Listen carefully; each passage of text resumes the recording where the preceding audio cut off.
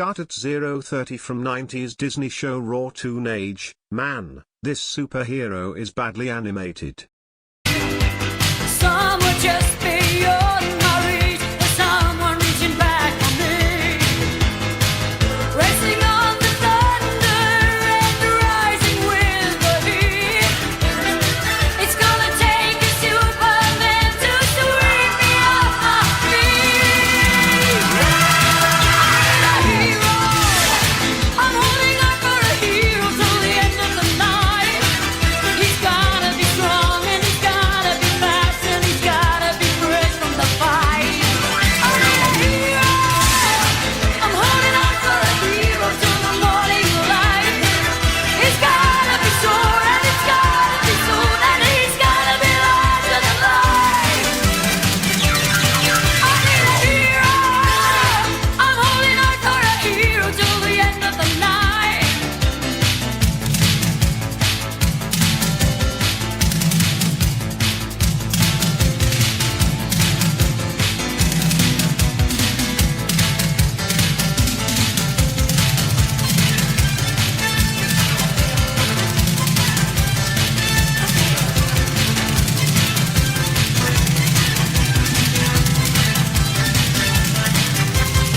Up where the mountains meet the heavens above, out where the lightning splits the sea, I could swear there is someone somewhere watching me. Through the wind and the chill and the rain and the storm and the flood, I can feel his approach like a fire in my blood. Like a fire in my blood, like a fire in my blood, like a fire in my blood. I need a hero. I'm holding on for a hero till the end of the night. He's gotta be strong and he's gotta be fast and he's gotta be fresh from the fight. I need a hero. I'm holding on for a hero till the morning light. He's gotta be sure and he's gotta be soon and he's gotta be larger than life. I need a hero. I'm holding on for a hero till the end of the night. He's gotta be strong and he's gotta be fast and he's gotta be fresh from the From Japan, Yatterman. fight. I need a hero. I'm holding on for a hero till the morning light. He's gotta be sure and he's gotta be soon and he's gotta be larger than life. I need a hero. I'm holding on for a hero till the end of the night.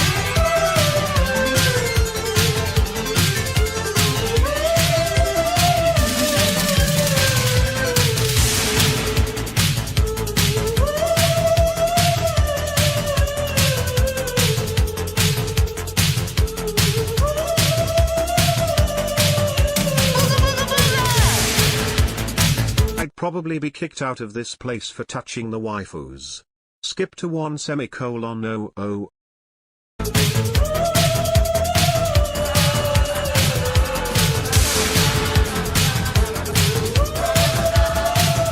My first MMO.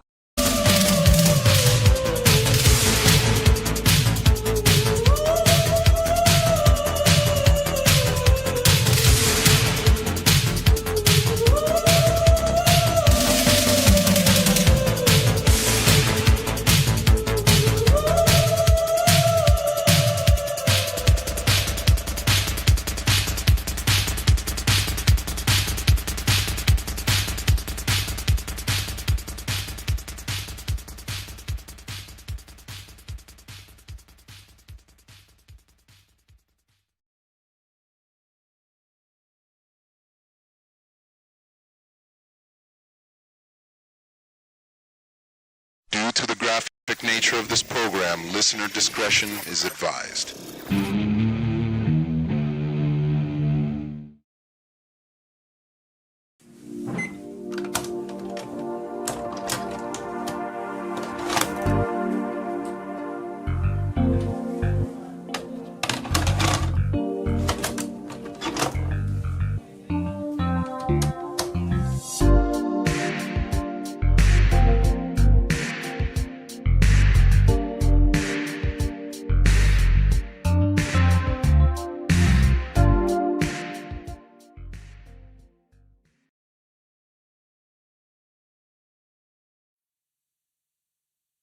Greetings, universe.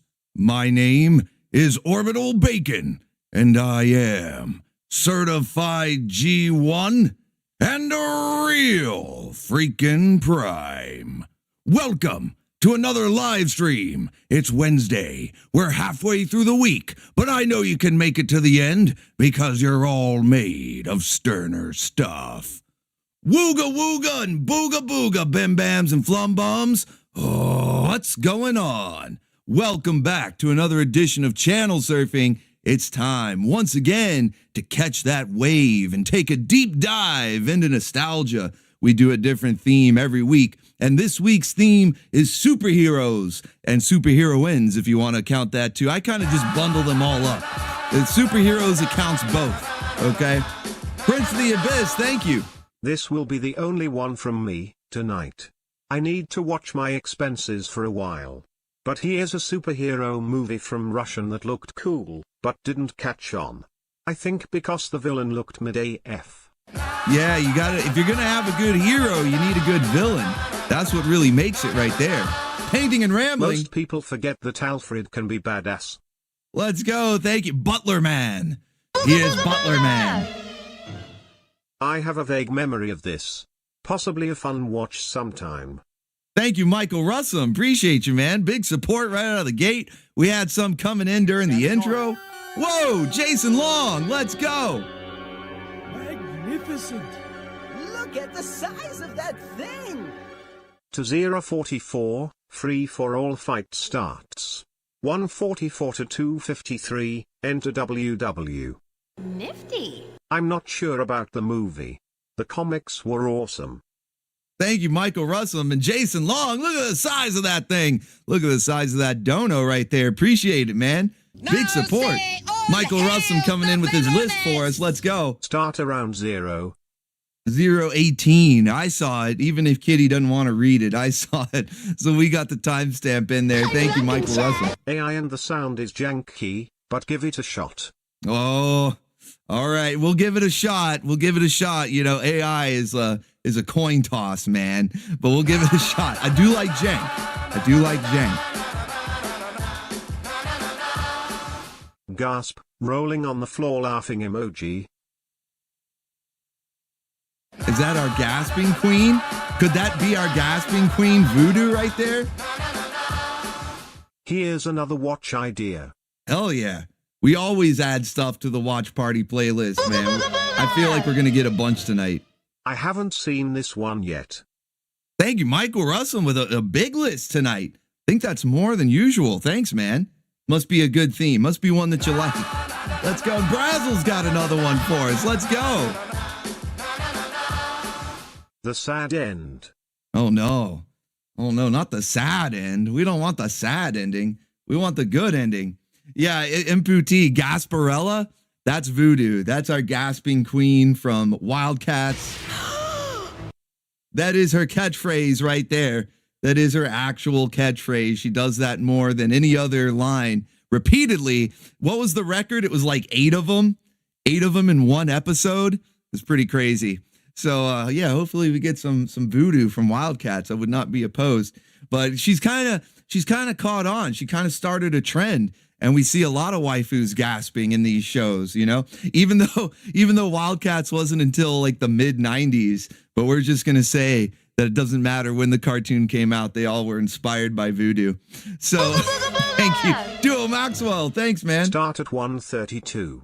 I never completely saw Linda Carter's 1970s Wonder Woman before, since it was a decade before I was born. But I found out a few months ago that she had her own sidekick, Wonder Girl. Yeah, and I think they even did a crossover at one point. I saw a clip where Batgirl from the Adam West Batman met Wonder Woman, but I don't think it was like the Linda Carter one, because the shows were kind of far apart. So I don't think it was Linda Carter. But yeah, they did have a little bit of a live action universe way back then in the 60s and 70s, even back then. But that's just the nature of comic books. Like, comic books have been doing that. So of course, if you're going to adapt them into any other medium like TV, movies, video games, then you can probably expect to see some crossover stuff happening, you know, their own expanded universe with sidekicks and everything. Wonder Girl, I don't know in the show if she's the same one that would eventually be in the comics. I don't, because I feel like Wonder Girl in the comics came later, so I don't know. But we'll find out. We'll find out soon enough. Thank you guys, man. Big support. Token Robots got one for us. Holy shit, we got quite a list already. Wanted to play this. You know, sometimes any excuse will do, right? We did that with the Dream Girls of the 80s theme a few weeks back, and it was just, for me anyway, it was just an excuse to play some more Sabrina Salerno. Like anytime, if I get a chance, she's going to be in there. So yeah, you know what? That's totally all right. Thank you, Token Robot, man. So yeah, we are doing superheroes tonight. It seems like you guys already understood the assignment. We got a ton of clips coming in already. And for anybody that's new here, we do this each and every Wednesday at 8 p.m. Eastern Standard Time. We do a different theme each week, so we always kind of focus on something. Dragon Ball Z has so many great heroes, but my favorite is Vegeta. Here is 1 minute of Super Saiyajin Vegeta whooping cells. Yeah, Vegeta was my favorite too. He was awesome. And it's kind of crazy because I heard that Akira Toriyama didn't really like Vegeta, and he didn't understand his popularity at first. He would later come around to it and realize, okay, he's a cool character. But yeah, at first he was like, why does everybody like Vegeta? I fucking hate him. So I'm paraphrasing, you know, that's not a direct quote, or maybe it is. I don't know. But yeah, he didn't like him. And then he was wondering, why does everybody like Vegeta? Because he's awesome. You know what it is? He's relatable. You know, how many of us have had that feeling before where you want to be better? You want to be stronger. You see other people out there, even if you don't have a specific rival. I meant to send this one. Thank you, Michael Russum. Well, should I not play one of the other ones, or are they like doubled up? I don't know. You let me know. You let me know. But yeah, like even if you don't have a specific rival, I think that we've seen how, whatever your goal might be, if it's like, getting in shape, a career goal, whatever, and you see other people that are further along in that journey, and it kind of drives you nuts. Okay, it kind of drives you nuts. So Vegeta is very relatable for that reason right there, because I think we've all been there at some point. And I don't know, man, he was just awesome. Plus, can we all agree he got the best waifu in the show? He got Bulma. Okay, she's always been like the top waifu of Dragon Ball or Dragon Ball Z, and he ended up marrying her, having kids. So he kind of got the best ending. I know Goku is already married and had kids and all that by the time Dragon Ball Z starts, but I don't know. Chi-Chi was never really my favorite. I was a Bulma guy, okay? So yeah, Bulma greater than Chi-Chi. That's right, Prince of the Abyss. Exactly. That's facts, okay? That is an objective truth. I will hear no arguments on that. All right. So Vegeta, he got the best ending. Okay. Even in Dragon Ball GT, he even started rocking a little mustache. He went full blown dad mode, minus the dad bod because it's Dragon Ball. So he's still jacked as fuck.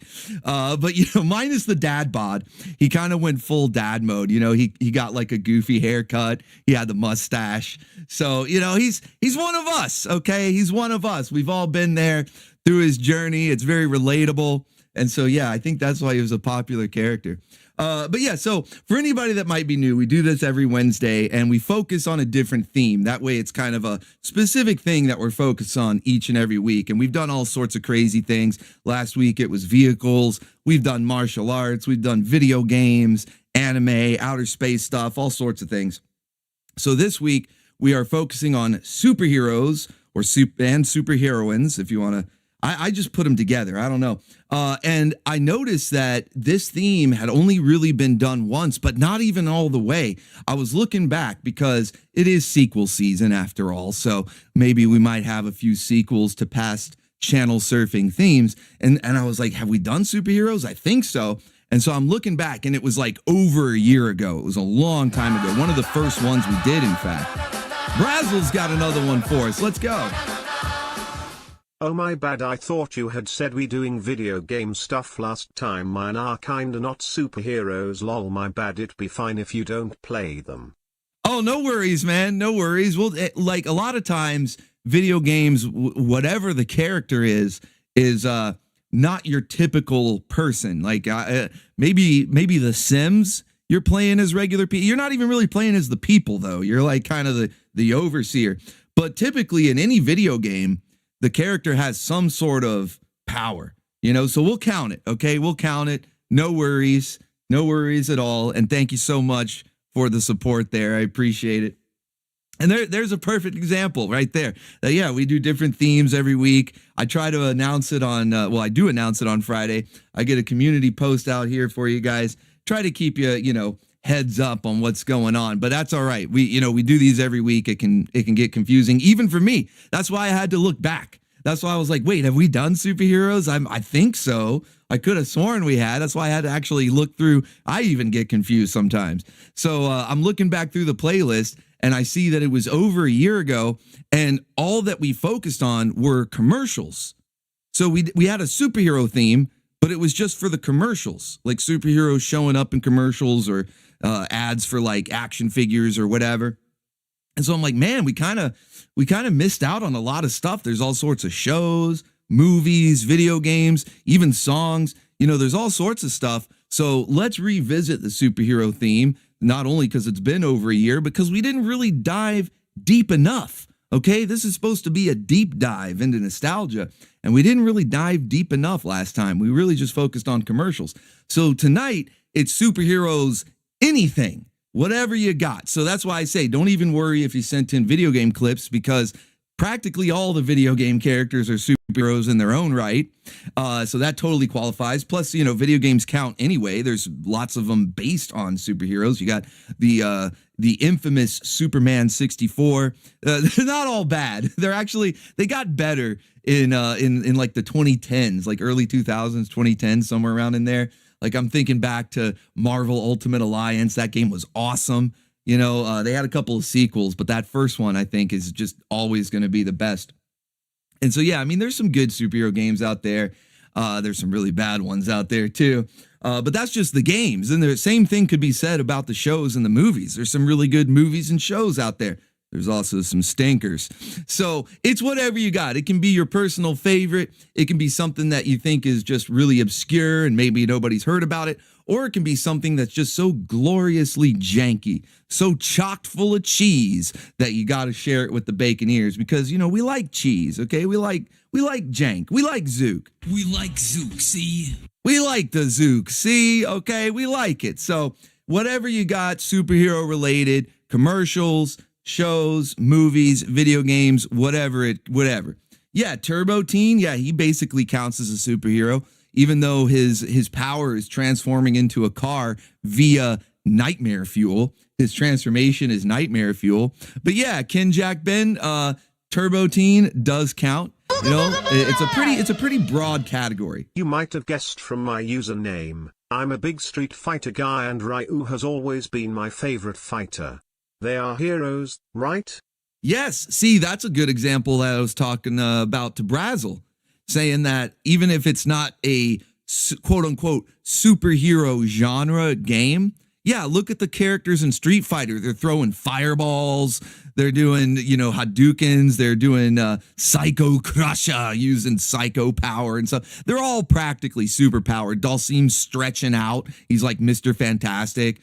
Blanca can electrocute people. So yeah, they practically all have superpowers. And you got villains in there. You got heroes, you got villains. So really it's a cast of superheroes. It really is. So yeah, it's a pretty broad category when you think about it, because all these characters, even if it's not what you would consider a, like a classic superhero genre show or game or whatever, but when you think about it, well, they do have superpowers. There's a villain, they're fighting a villain who either has superpowers or maybe they're like a mad scientist or something. They got some crazy tech, whatever it may be. So yeah, they're fighting villains. They got powers. That's a superhero in my book, So yeah, think outside the bun. Okay. Remember, Taco Bell taught us back in the day to think outside the bun. So, don't just focus on like Marvel and DC.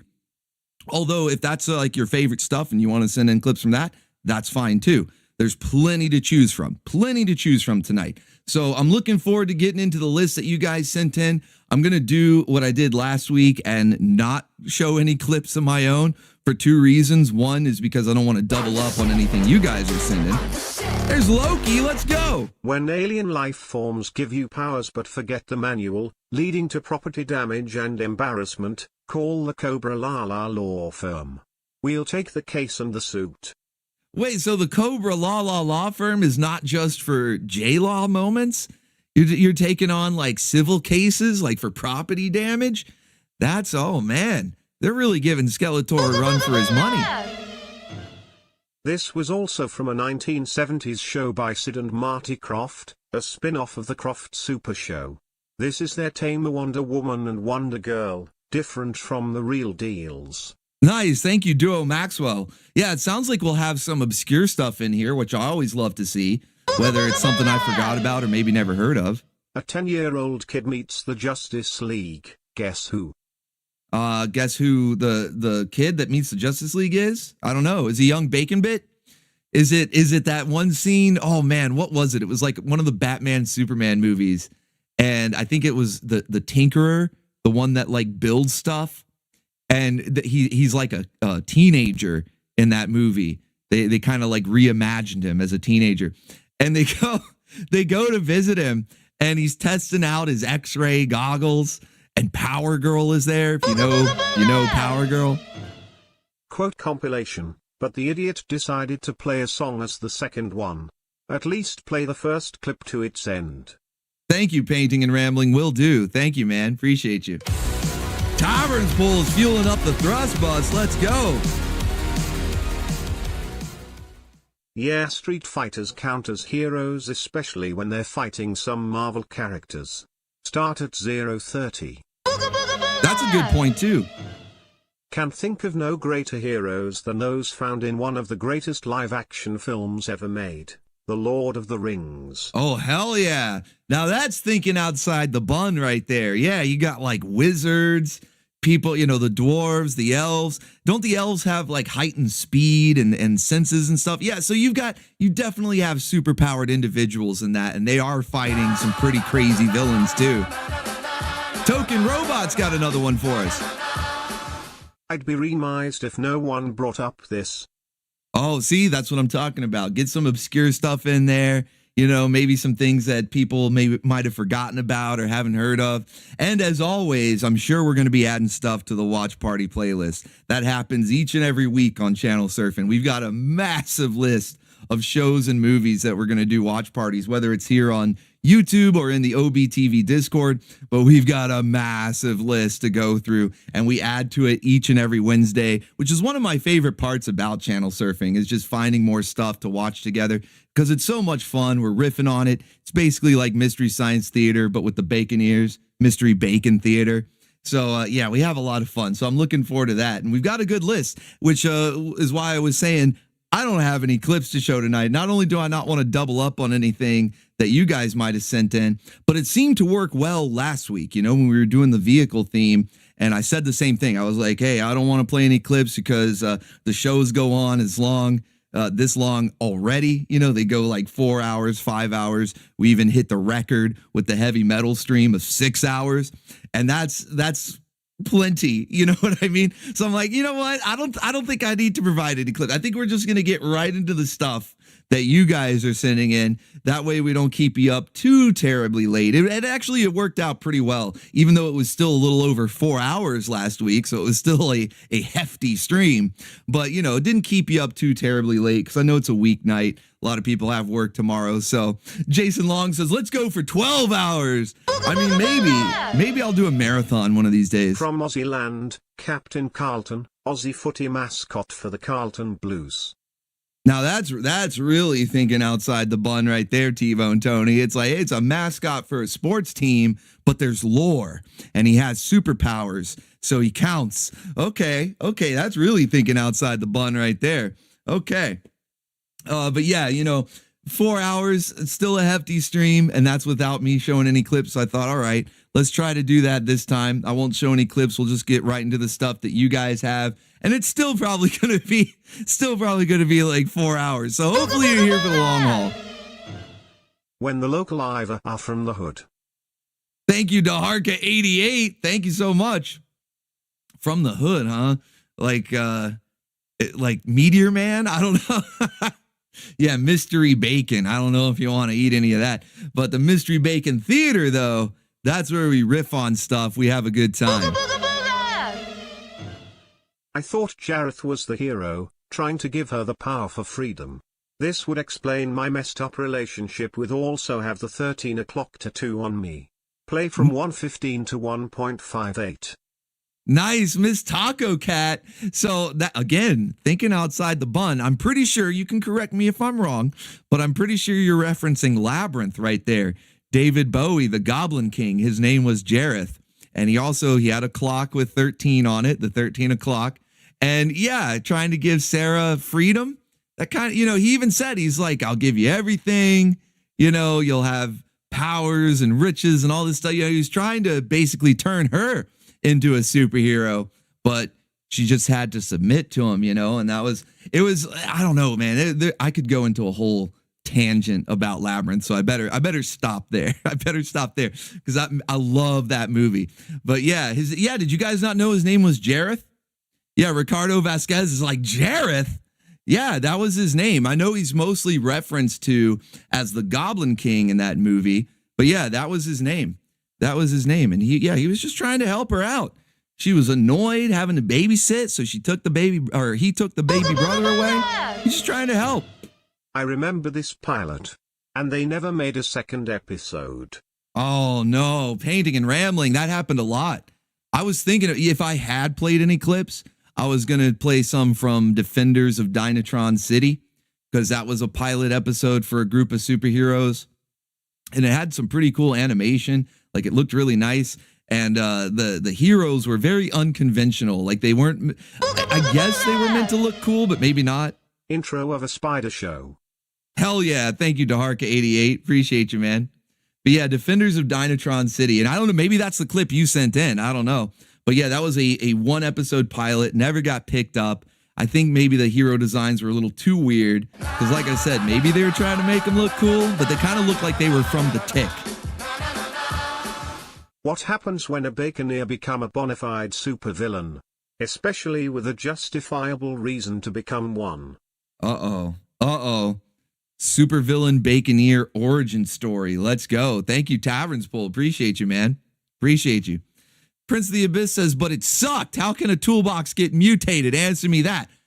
See, that should be one of the reasons why it's awesome. I don't know what you're talking about. It did not suck because a toolbox got mutated and turned into a sentient hammer. Okay? What are you talking about? That doesn't suck. That's awesome. All right? You had Buzzsaw Lady. Her feet turned into a buzzsaw. She kept the rest of herself because she was too nice to be mutated. She looked good, but her feet turned into a buzzsaw. You had the hammer guy. I think there was a guy who could fire his head, just his head, like a rocket. So what are you talking about? So that was fucking awesome. What are you talking about? So anyway. To each their own. So yeah, we're going to get just right into the clips that you guys have sent in. It looks like we got a really good list already. So we're going to just get right into it, go through all that stuff. So hopefully you guys are here for the long haul and hopefully you're doing well. How's everybody doing tonight? Okay, it's Wednesday. We're halfway through the week, halfway there, living on a prayer, trying to make it to the weekend. I know you will, though. You guys are going to be fine. I never have a doubt. But hopefully you're doing well, having a good week here so far. I'm surprised that Disney kept the cake in the show. Well, see, Disney wasn't always shit. All right. There was a time when Disney was actually pretty good. There was a time. I know it's so long ago. It seems so far away that we probably, these days you just think, man, Disney's just been shit forever. But no, they used to be all right. They used to produce some good stuff. Gargoyles, Demona. When you say I'm surprised they kept the cake, I mean, I've got one word. Demona. Okay. So, yeah, but no, thank you though. Appreciate the super chat. So, let's say hi to the folks we got in the chat though. It looks like we got a really good crew here. You guys be sure to like up the stream for me if you're ready to take that deep dive into nostalgia, catch the wave. All right. We're going to be catching the wave, doing a little channel surfing here. And, looks like the moldy oldie Baconeers, they already know when it's time to say hello. But for anybody that's new, I'll let you know what to do. You just got to put that bacon in the sky, send it way up high, all the way up into orbit, up, and away with the bacon. Look at it going. Look at it going, just flying up into orbit right there. The sky is full of bacon. I love to see it. All right, let's see who we got in here. I see Imputi Hey Sushi says he's feeling great and gaspy. My goodness, man. I hope you're doing okay. Best ever. No need for CGI. No crappy woke actors. Yeah, practical effects will always reign supreme, even if it's like janky stop motion or an obvious green screen, they'll always reign supreme. Talica Man, what's going on? Any of you folks watch the Maxx? Yes, I actually have that series. It was a short run. It was only like, 12 or 13 episodes? And the episodes are short too. They're like 10 minutes. So there's really not a lot of content, unfortunately. I want to say that it aired on MTV's Liquid Television. I want to say it was around the time of like Aeon Flux. But for some reason, I always equate, or not like equate, it's very, very much different, but I always associate it. That's probably a better word. I always associate it with Spawn. I don't know why. I have no idea why I always associate the Maxx with Spawn. Maybe because McFarlane Toys put out an action figure of the Maxx. And of course, that toy line was mostly, the vast majority, it was mostly Spawn characters. But they did branch out and do a couple other characters too, at least in the early days. By now, I think they do a whole bunch of stuff. In fact, they had the rights to the DC for a while. McFarlane was putting out DC figures. But back in the day, when it was a new company, and it was kind of crazy seeing how detailed all those Spawn figures were. I remember seeing a figure of the Maxx, and so I think that's just stuck in my brain. And so now I always associate him with Spawn, even though he's got like nothing to do with Spawn. But yeah, that show was crazy though, man. I need to show that in OBTV. I've tested uploading it to YouTube to see if we could put it maybe on like a late Friday night or maybe even part of the Anime Grindhouse or something. But unfortunately, that one gets blocked. MTV, I don't know who the parent company is, but they don't want like Aeon Flux, the Maxx, any of that stuff getting up on YouTube, unfortunately. From the UK, a British bacon bit eats banana, turns into Banana Man. Yeah, see, there you go. And then he teams up with the hammer guy from Defenders of Dynatron City just to piss off Prince of the Abyss. I'm just messing with you, man. All right, I'm just messing with you. But let's see. Going back to shout outs here. Imputi, Hey Sushi. We got K Ojo. What's going on? Taverns Pull. Hail, brother. O/ with the bacon. Spyro Man is here. We got Loki Thorson. What's going on, man? Representing the Cobra Law firm. Sean Dodson is here. What's up? We got Gojira, aka Philip. Retro Ryu is here, representing Street Fighter. They definitely count as superheroes. They got superpowers, okay? Definitely not Hunter Batista is definitely not fooling anybody. That's Hunter Batista. I know it is.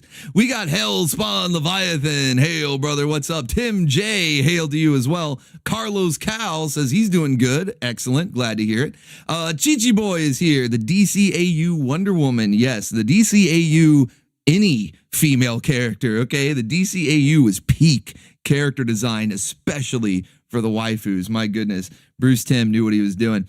Bruce Timm's a baconeer, okay? Jason Long, hail brother, what's up? We got Neo 007, No Name OVA, what's up? Let's see, we've got Sane Adam, hail brother, O/ with the bacon to you as well. Michael Russum, what's going on, brother? Hopefully you're doing well. Duo Maxwell is here. We got Ricardo Vasquez, Miss Taco Cat, one of the baconettes. Greetings, what's going on? We got Tomatoes, Killer Tomatoes with the yee and O/. You know, Kamen Rider, they're superheroes too, and Shocker's the villains, or super villains, if you will. Let's see, we've got Ken Jack Ben says, yes, Disney wasn't always excrement. A very, very classy way of describing it. But yes, you are correct, 100%. Prince of the Abyss says, up, and away. Let's go. Like all the bacon going up, and away, right into the sky. Love to see it. Let's see who else we got in here. I got to scroll down. That's a lot of bacon, man. I'm going to lose my spot if I don't pay attention. All right, we've got Beer Drinking Dwarf. Cheers, buddy. What's up? Token Robot is here. We got T-Bone Tony. T-Bone, the Bard. What's up, buddy? Kyle Conklin is here. Good to see you. We got Sir Random. It's bacon, bacon, bacon, bacon. That's right, buddy. Gerald Black is here. What's up? Book Golem. Let's see who else we've got. Habuk. Hold on. Habukuk Gibson. I don't know. I probably butchered that name. We're just going to go with Gibson. What's up, Gibson? Let's see. We've got Rice 6145. Alchemy is here. Rice says he's a newbie, but I think you're going to fit right in. I noticed you got the brand from Berserk as your profile picture, so I think you're going to fit right in around these parts. Alchemy, good to see you as well, sir. There's James D. Morris with Bacon and Roses time. Tony Nuggets is here, says he's hanging out as always, most likely with the Nugget clan, so shout out to Luke and Spelunky as well. Jason Long's got some superheroes in there flying up with the bacon, going up, and away. Blazing Vulpix is here. What's up? We got Batman Jokes, LMAO. What's up, man? A very appropriate name for tonight's theme. Talika Man is here. What's going on, man? Thank you for the super chat earlier. Let's see who else we've got. Scrolling down. Hopefully I didn't miss anybody. That's a lot of bacon to go through there. There's Tron Javolta. I don't know why. It's just such a simple reversal of the letters, but it's hilarious. It sounds hilarious. I like that. Tron Javolta. Let's see who else we got in here. Sean Weitzel says Spawn was a wild series. It really was. Those first 100 issues, because they really stick so close to the story arc, and then it starts kind of going off the rails after that. Very minimal filler, although there was some filler in those first 100 issues, but very minimal, and they kind of stuck to the main story, and it was awesome. It was awesome, but after issue 101, it's like immediately you could tell, because a lot of things get resolved in issue 100, and I was kind of like, wow, where are they going to go from here? In issue 101, it's like, oh, they're going crazy. They're going off the rails. And like I stopped reading for a long time, and then I looked back in on it just to kind of see like whatever happened. Like it's hundreds of issues later. What's going on with Spawn? And it's only gotten more insane since then. A couple of cool looking moments, you know, some spawns from other points in time start showing up, and they form their own like Justice League of spawns. And like it's kind of cool. There's like an old Western one, you know, the Dark Ages Spawn. There's She Spawn, which I believe is Jessica Priest, who ends up getting turned into She Spawn, but still kind of batshit. 1 o'clock to 2:01 by the description. I'm pretty sure this was submitted already, but just in case I'm wrong, and nobody will complain about seeing it again. I was about to say, well, maybe it's a clip that's so nice we want to see it twice. So no worries there. Okay, no worries there. Thank you for the dono. But yeah, it was still kind of batshit insane. It was like just bonkers. So I don't know. Let's see. Did I catch everybody though? I want to make sure we give all the shout outs. So I think I got everybody. We got through all the bacon here. If I missed anyone, just put some bacon in the chat. That usually catches my attention. Or you can yell at me through a super chat, even though Kitty doesn't really yell. He's usually pretty chill. No, man, he's just zooking out. He'll be okay. He's just zooking out. Kitty's just zooking out over there. This one is from my childhood in Australia. Think it's from the UK. Oh, Miss Taco Cat, I did not know that your childhood was in Australia. So we got a couple of bacon ears from down under. Because we got T-Bone Tony, otherwise known as The Bard. He started our lyrical super chat meta. He's from down under. And now we got a baconette. Although it sounds like you no longer live. If you grew up there, I'm guessing you don't live there anymore currently. But still, pretty cool, pretty cool. I see Cyber Changeling in the chat. What's going on, man? Rob TV is here. We got Painting and Rambling. Kitty is the real superhero. He does have a power. He's got a pantsu power. Pardon me. Pontsu. Yeah, Kitty's got pantsu power. So yeah, he's our own. He's the station's own superhero, okay? He's saving the day, rescuing the waifus from their pantsu. You know, those things are, you know, they're just a hassle, okay? They're just a hassle. They're an annoyance, an obstruction.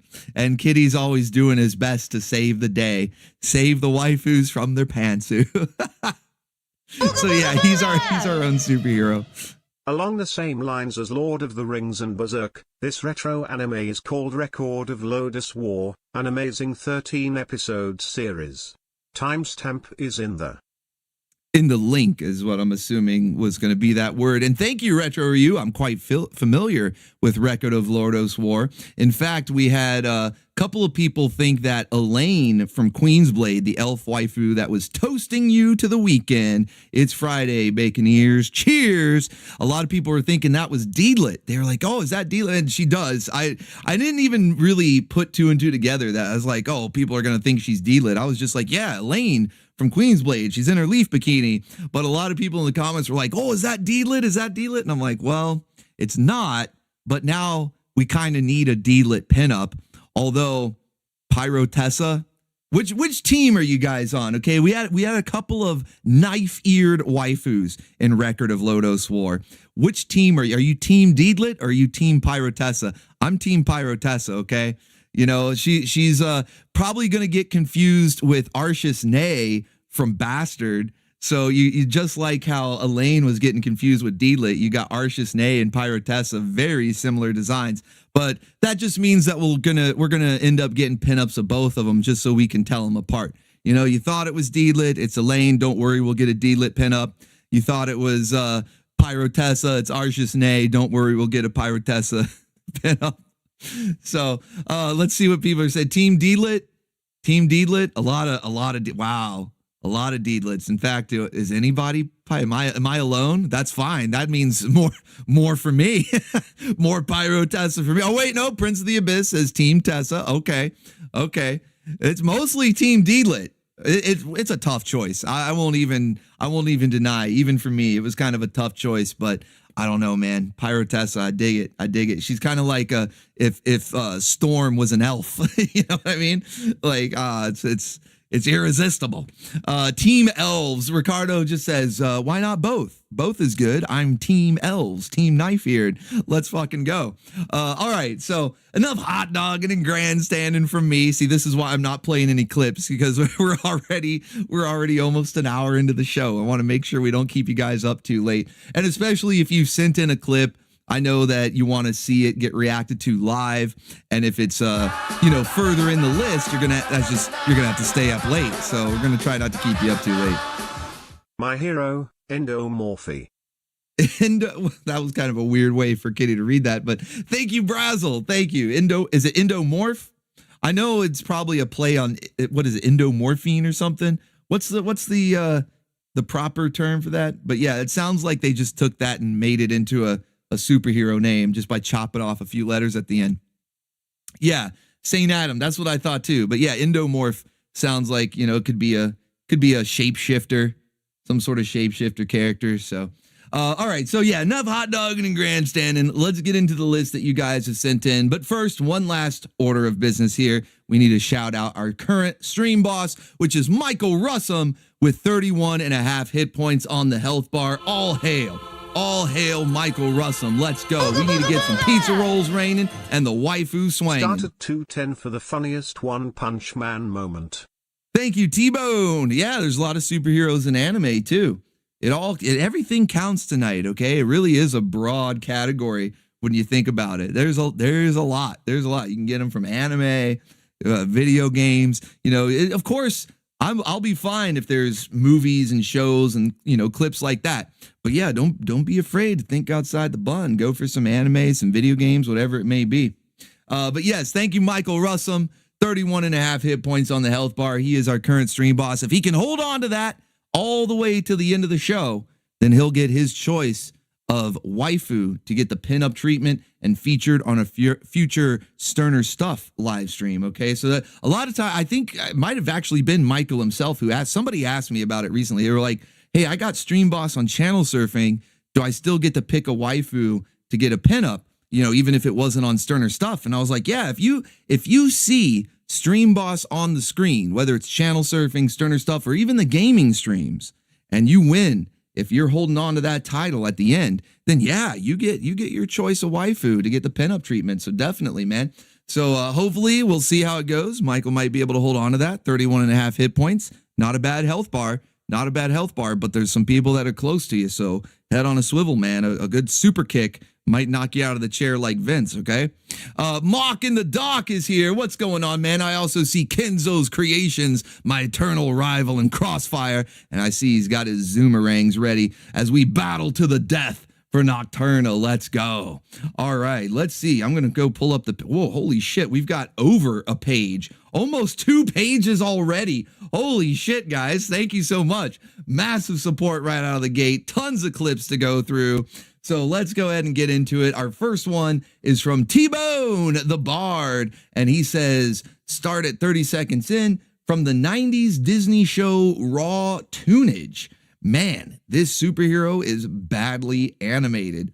Wait, something from Disney was badly animated? From the 90s?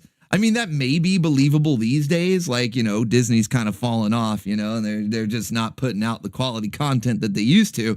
But the 90s was like the heyday, you know, like the Disney Afternoon, the TV shows, those were all wonderfully animated. Of course, the movies around that time.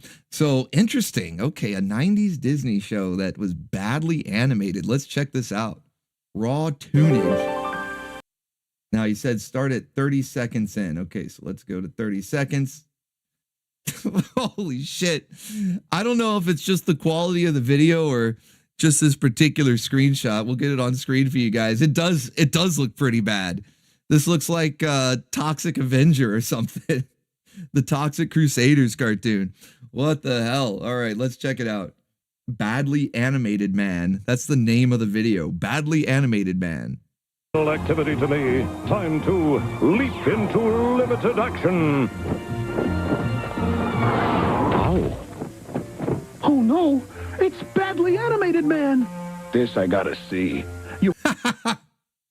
He's basically chat. I gotta see this. The guys in OBTV know me. Let's go. Thank you, Tony Nugget. Appreciate you, brother. I like how this guy is basically chat. He's like, badly animated, man. A badly animated 90s Disney cartoon. This I gotta see. Bring on the jank. He's just good. That's how he stops the crime. He doesn't actually fight him or anything. He's just like, behold, my janky animation. And they're so distracted, the cops have time to arrive. You've also got to see his cheesy title sequence. He even says you gotta see his cheesy tunnel sequence. What? How did they know? Animated Man. This I gotta see. You've also got to see his cheesy title sequence. Please tell me we get to see the cheesy tunnel sequence. That's right. When there's trouble and you can't afford a well-drawn superhero, there's always Badly Animated Man. 1, 2, 1. He's defeating them with the power of jank. I never thought I'd see the day. I never thought I'd see the day where we've got a superhero whose powers are jank. Whoa, and this is from the 90s. I could see something like this being made nowadays because they're like, hey, we can't come up with anything new, so let's just reference the old stuff all the time. But no, back in the 90s, they were already like, hey, let's just have a guy that moves in like 2 frames of animation. His superpower is jank. Like, even the characters in the show are like, hey, you got to see his cheesy tunnel entrance, okay? It's pure cheese. And the bad guys just stop what they're doing. I got to see this. That's a pretty effective superpower, actually. Cheaper than a 10-cent toupee. He's bald! Oh, but she's into it. Wait, she's into it. More two-dimensional than a corporate yuppie. Able to... He just pulled a Poochie. I have to go now. My planet needs me. More two-dimensional than a corporate... Like the landing, yeah, it was a little janky. I mean, that's the whole joke. But it's like, okay, I've seen that in other shows where the hero just lands like they're already standing. But the way he takes off was Poochie, like to a T. The only thing missing was the dialogue of like, I have to go now. My planet needs me. For a yuppie. Able to leap tall buildings in a single drawing. He's Badly Animated Man. Wow, I can't believe that's real. How have I never heard of that before? Is this from another show? There's no way. There's no way that this guy got like a full series. This has to be a segment from another show. Or like one of those shorts they'd play during commercial breaks. I need the lore. I need the lore on badly animated man. But thank you, T-Bone Tony. Appreciate you. T-Bone's got another one for us. I think these were the ones he sent in during the intro here. So the second one says, from Japan, Yatterman. All right. This is another one that I'm probably not going to be able to believe is real, but let's check it out.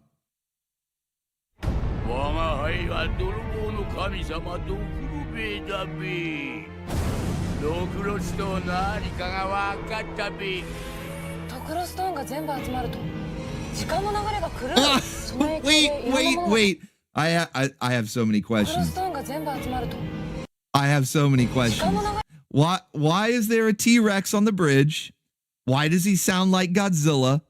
Why does the bridge just suddenly disintegrate and it seems like only the T-Rex is falling? The cars are still floating in the air.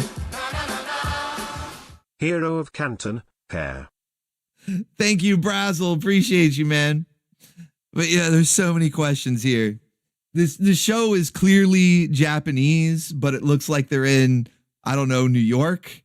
Isn't this New York, that bridge? The backdrop, yeah, it's clearly not Japan. That's for sure. I have a lot of questions like, yeah, it's New York City. Yeah, this is made in New York City. No, this is Japanese, but apparently it takes place in New York. There's a T-Rex on the bridge who sounds like Godzilla. The whole bridge disintegrates out of nowhere, and only the T-Rex is falling through it. The cars are fine. This is pure jank. I kind of like it. I kind of like it already.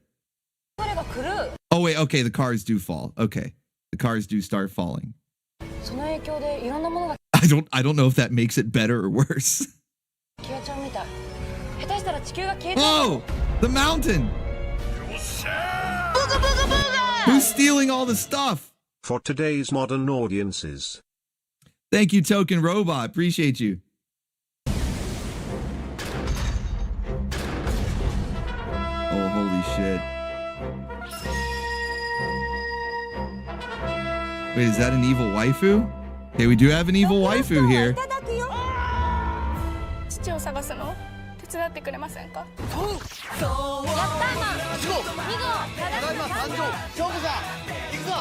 We're here to save New York. 願いが叶うドクロストーンをめぐりドロンボーと正義の味方ヤッターマンがスクリーン狭しと大暴れ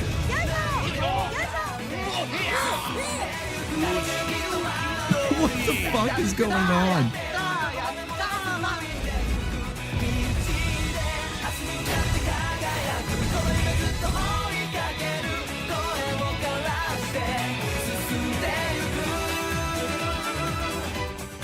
Yeah, why does this look like the greatest thing I've never seen? Like, I don't know. The evil waifu looks kind of familiar. Like, I could have sworn somebody has sent in a clip of just her before. Weren't they doing like a musical number? Do any of you remember? Is this jogging anybody else's memory? Is it just me? But I'm pretty sure we got a clip of just her. Maybe a couple of henchmen were in the clip, but it focused on her and they were doing like a musical number or something. No idea what it was from at the time it was sent in. This is like a full trailer right here for Yatterman, Yatterman, however you say it, from 2009. And yeah, this basically looks like the greatest thing I've never seen. I've never even heard of this aside from this familiar waifu from a clip that I think has been sent. I don't know. No, wait, Ricardo, you're like, yeah, I do. Okay, I remember. Okay, so I'm not going crazy. She's in an anime? Spyro Man says I've seen her in an anime. So maybe this is like the live action adaptation. I have no idea, but Yatterman in America. Yeah, in America. Oh shit, the stream's gonna drop if I say that too many times. But yeah, Yatterman. There you go. Yeah, I think we need to watch this one. I think this one's going on the watch party playlist. We got to see this. It looks ridiculous in all the best ways. 私は泥棒の神に帰依した女。お前の心を盗ませてもらうよ。日本国民待望のエンターテインメント超大作いよいよ登場。ヤッターマンがいる限りこの世に悪は栄えない。Yatterman. There you go. That's how you say it. Yeah, this got it all. This has got it all, though. It's got the janky CGI. Nothing really makes sense. The costumes are ridiculous. It's packed with cheese and jank and just utter nonsense, just the way we like it. Just the way we like it. Jam 16 bits, or I'm sorry, I don't know why I thought that was a J.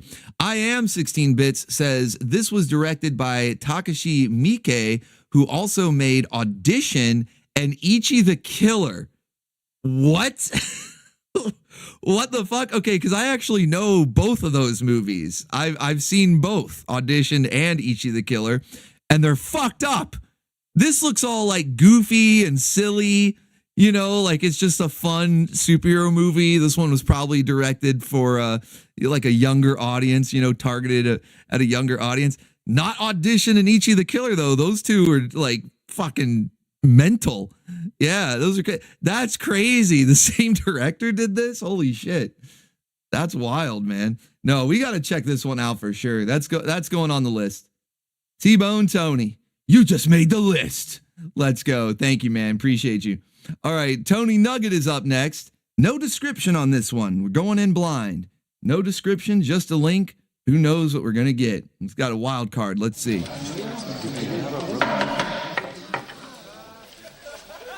Good evening. Evil Waifu and her hench Baconeers song. Just for you all. Is that the clip, T-Bone? Is that the one I was thinking of?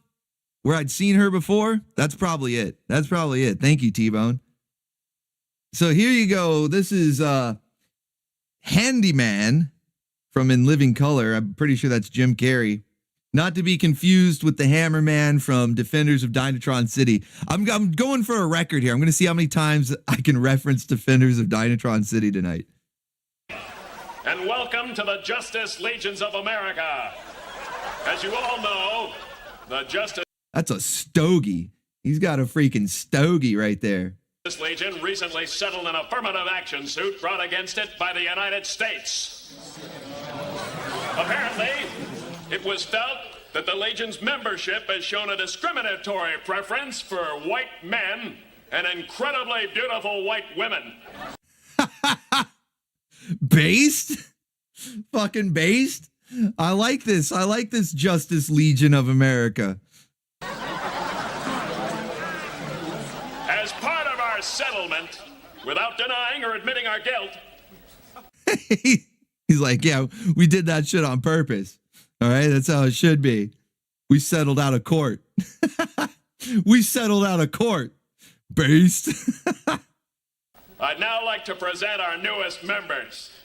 Oh shit. Oh shit. I'm gonna take a guess where this is going. I'm assuming we're about to get some heroes from the hood. Please welcome our first Jewish superhero. Oh no! Beard. No, it's even worse. It's even worse than I imagined. Man.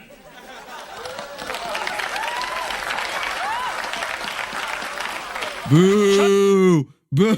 Boo this man! Psycho, the human computer. Our first Oriental. I'm a computer. Stop all the downloading. Being good at math is just, it's like normal for Asians. If that's a superpower, then like they're all superheroes. Okay? If being good at math is a superpower, then there's like a whole country of superheroes out there. And of course, the woman who originally brought the suit against us, Angry Woman. The world. Okay. Are they gonna go there? Is it gonna be an angry black woman? World's only black feminist lesbian superhero. Oh shit! Shit! The one who brought the lawsuit up, the one who was complaining in the first place, angry black woman. And last but not least, let's give a warm Justice League welcome for the newest handicapped superhero, Handyman!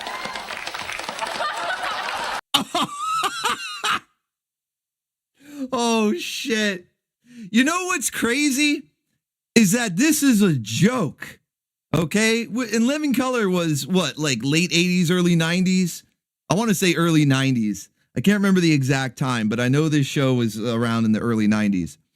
And this was considered a joke. They were making fun. They were like, yeah, we're gonna bring in all these diversity hires and stuff. Now it's real life.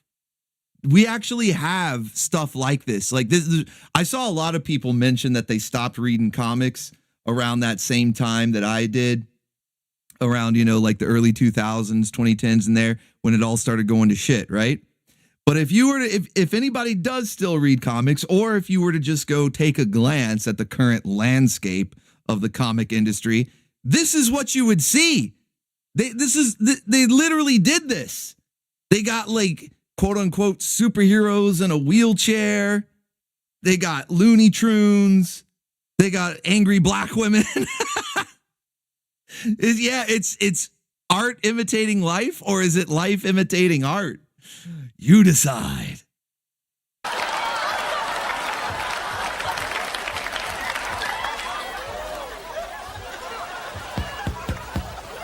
Thank you. I'm a man of few words. Holy shit. Holy shit. And again, much like the Asian being good at math, if that's a superpower, well, I'll let you figure out the rest. If the Asian is good at math, if that's considered a superpower, that means there's a lot of Asians with superpower. Well, if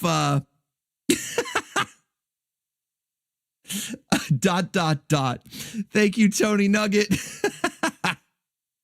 All right, let's see. Beer drinking dwarf is up next.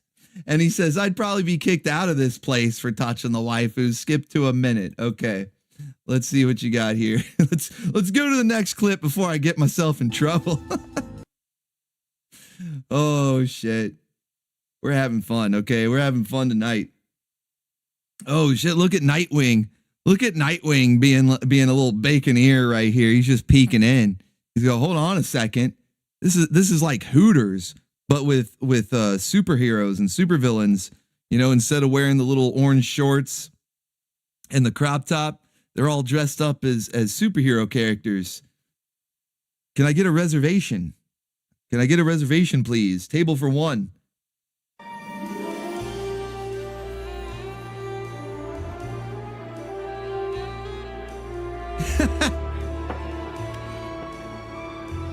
This is just the cafeteria on board the orbital station. Okay, this is literally just the cafeteria in the orbital station. They even have the modified outfits. Look at Batgirl here. That's not how her costume normally looks. This almost is as if Master Kraken was doing the costumes, doing the wardrobe. This is literally just the cafeteria on the orbital station. All the waifus from our favorite shows walking around in slightly, or maybe in this case, more than slightly altered costumes, apparel. It's fucking perfect, right? Again, where can I make a reservation? Table for one, please. Whoa, buddy. Well, this really is like Master Kraken's version of all these characters. It's fucking awesome. Oh, we got a Starfire. We got a Starfire. We got a Killer Frost. Man, they got everybody here, and that's the new 52 Starfire, which I don't think we've ever seen officially in animated form. I mean, technically, I don't know if this counts because these aren't the actual characters. These are just like random chicks dressed as them. Again, kind of like Hooters or the Tilted Kilt, if you're familiar with that one. But it's probably the closest we're ever going to get to the actual new 52 costume. That one's very divisive, very polarizing. Some people love it, like myself. Some people hate it. So I don't know that she'll ever get this one, like the actual Starfire, in any animated movie. So enjoy it while we can. Enjoy it while we can. Yeah, there's some frosted cake right there from Killer Frost. I see, is that Artemis in the background? like way in the back. You can see Harley Quinn back there, the girl in the green bikini. I think that's Artemis.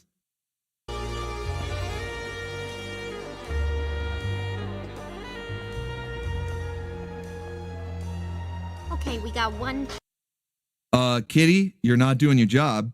Pardon me. Pontsu. We need a hero. Where's Kitty? Where's Kitty when you need him? Somebody put the Pantsu signal in the sky. The big spotlight with just an outline of Pantsu instead of the bat. This is the chief. Right, got it. When the greatest actor and Super EEEEE era meet. Thank you, Stevesy. Snuck an elongated E in there. I see what you're doing.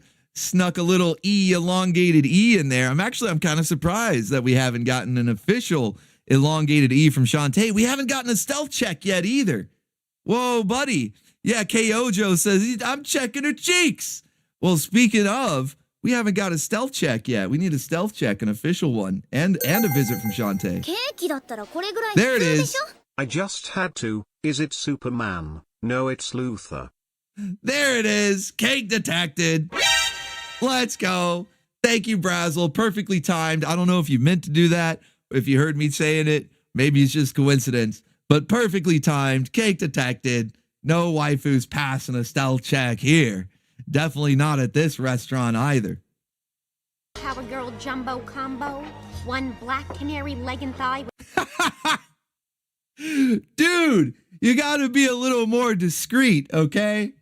You got to be a little more discreet. There's an art to this, okay? You can't just lean in like that and start checking her cheeks. Hey, he's checking her cheeks.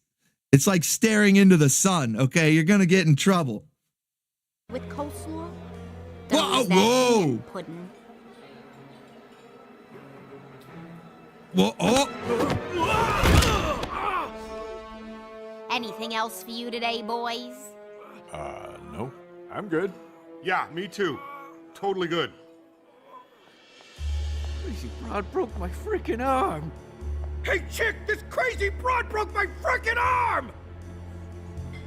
He's like, well, you shouldn't have just stared into the sun like that. You were trying to check her cheeks. We got a policy.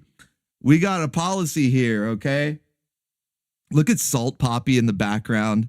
Look at fucking Salt Poppy back there. He's sprinkling the salt like he's doing the meme. He's doing the meme. Yeah, he fucked around and found out. That's right, Imputi. That's right. Read the sign. We got a policy. No checking the cheeks, okay? You can look, but don't touch, all right? Holy shit. Oh shit. It actually says just that. Well, there you go. Booga, booga, booga! Some of my favorite heroes know Kung Fu. Jet Li is one of the best. This is from Fearless. Thank you, Retro Ryu. Yeah, a lot of those Kung Fu movies, they're doing some crazy superhuman feats. So that definitely counts as well. Thank you, man. All right, beer drinking dwarf. Now I see what you mean. I was kind of wondering what you meant about the description. You said I'd probably be kicked out of this place for touching the waifus, and I'm like, wait a minute, isn't you asking to touch the waifu? That's like your catchphrase. So what could this be? But now it all makes sense. Yeah, you gotta follow the rules, okay? Every establishment, they have their own rules. You have to abide, all right? You have to abide. But yeah, that is definitely the cafeteria on the orbital station. It's kind of funny how accurate a couple of those costumes were to the way that Kraken will redesign them. Very, very fitting right there. I love it. All right, Brazzle is up next, and he says, my first MMO. Is it going to be City of Heroes? Oh, that's going to take me back. Let's fucking go. Oh no, it's Asheron's Call. I don't even know this one.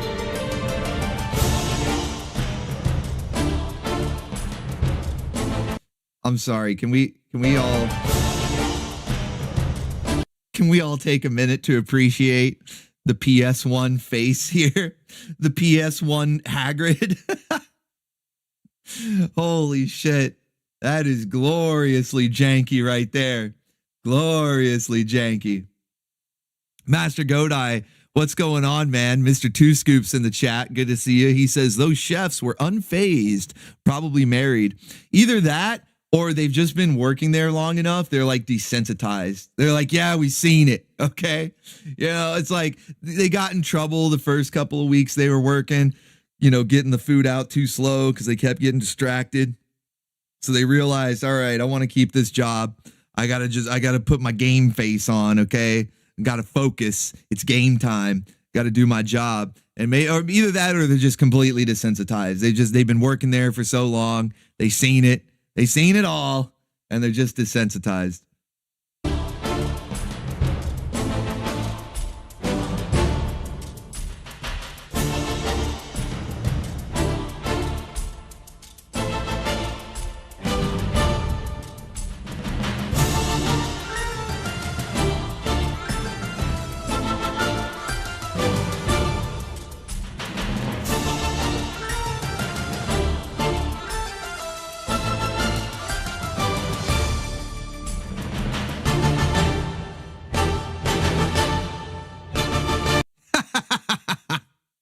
I'm sorry, but these janky graphics, like, I don't even know what's going on there, but it looks amazing. Now, Retro Ryu, he says for PS1, it looks good.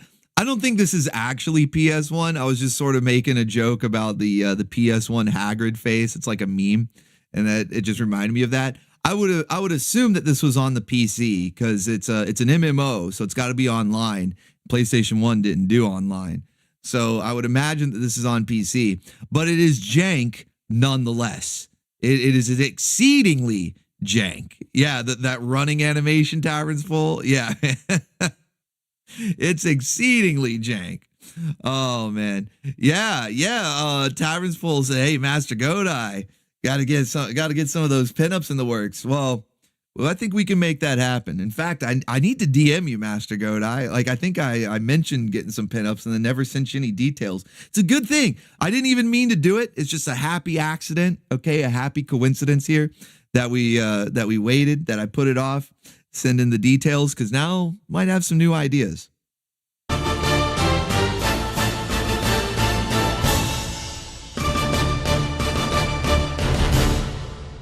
Zone.com.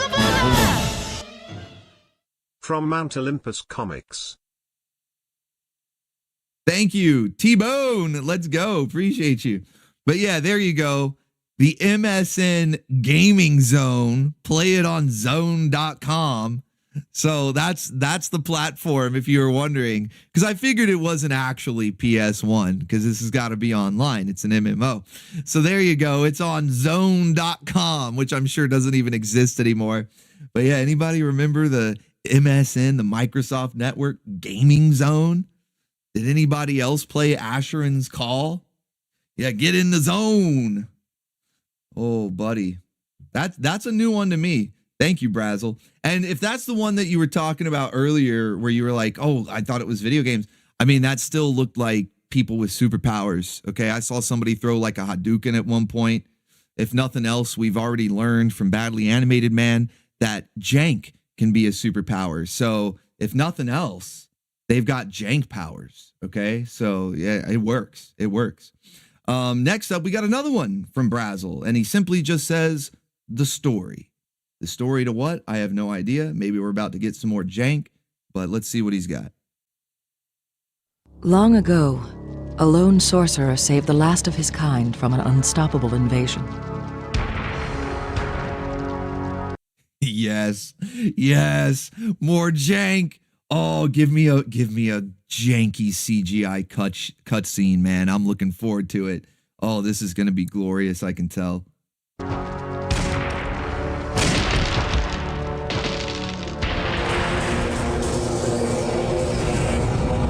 The Empyrean left this world to a race of insects. Well, they're all dead. The Ulthoi. Holy shit. That actually looks pretty good for an old cutscene. But how could the sorcerer know that what saved his people would also call us here? My name is Elisa Strathalar. Years ago, I was a commoner of Ispar, seeking nothing of adventure. But adventure, it seems, sought me. The Hive. Sometimes the jank finds you. ran with brutal precision, slaves and drones bent to the will of the Ulthoi Queen. I learned their patterns, to recognize the foul scent of their coming and going. I ran. She learned to recognize the foul scent of their coming. When the time came. After searching for hours, I found a way out. Soon after, I met Thorsten, my love. Together we sought a way to liberate the land. The tower was a mystery in a world of mysteries. I searched for a way in and found him, the sorcerer, Acheron. We were the first humans he'd seen, having spent years seeking a way to eliminate the Ulthoi he'd brought here. He had knowledge and magic, but he could not stop them alone. We would be his champions. Our fellowship sneaked back into the... Man, Bethesda better watch out. We got a Morrowind killer. Yeah, that's right, Talica Man. This was a Morrowind killer. This was the new hotness. It was going to take the gaming scene by storm. Main hive. Thorsten led the charge. Our goal? Attract the attention of the Queen. It worked. He died from that? I watched as she sliced through our fellowship. I watched as her dark majesty slew the one I love. One arrow fired in vengeance ended her reign.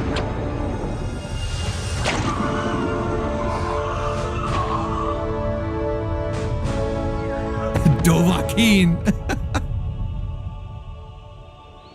The Ulthoi War is over. More humans arrive every day. Together, we strive to make Dareth our home. And I pray the beasts that took my love from me never return to take yours.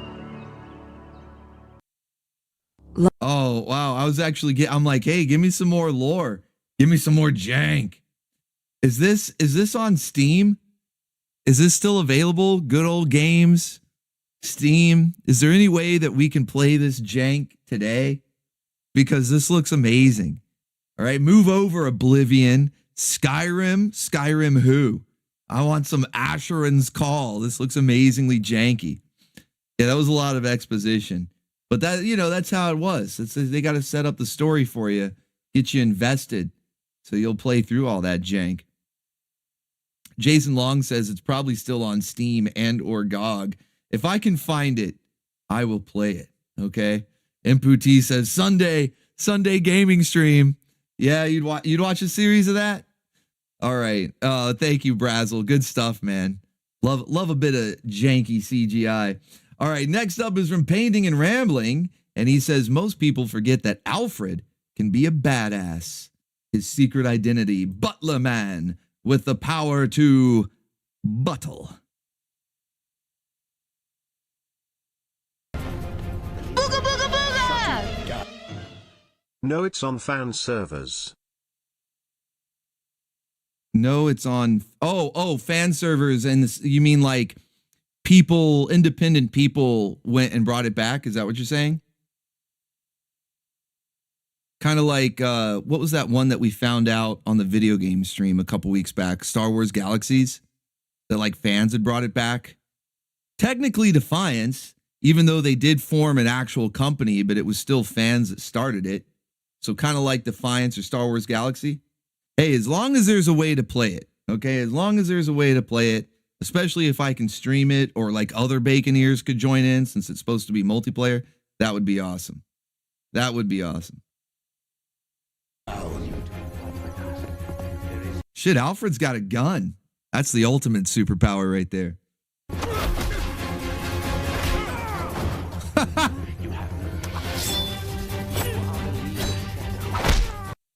He's doing like fucking martial arts and stuff. This is insane.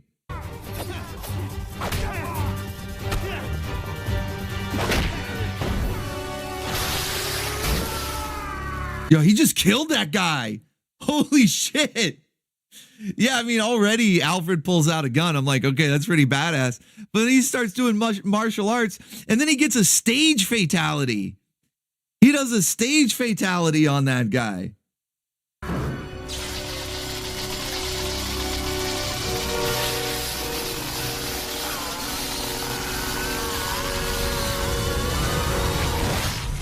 Holy shit! Whoa, buddy! A double stage fatality. First, he knocks that other guy into the wall. He gets electrocuted, and then he blows up Mad Hatter's head. Like he's dead. I was kind of joking about the first guy being dead. Maybe he was, maybe he's not. But Mad Hatter, he's fucking dead. Look, head is gone. Just a smoldering neck hole. Holy shit. Dude, Alfred, he's like, Batman may not kill you, but I will. That's insane. Batman has the no killing rule. Alfred, he never agreed to that. Banzai Girl, from Jinky Coronado, a 2000s American comic, inspired by Sailor Moon, many re-releases of the trade paperback over the years. Thank you, T-Bone. For a second, I thought he said Janky Coronado, and of course, that's what we're going to refer to it now, from now on, forevermore.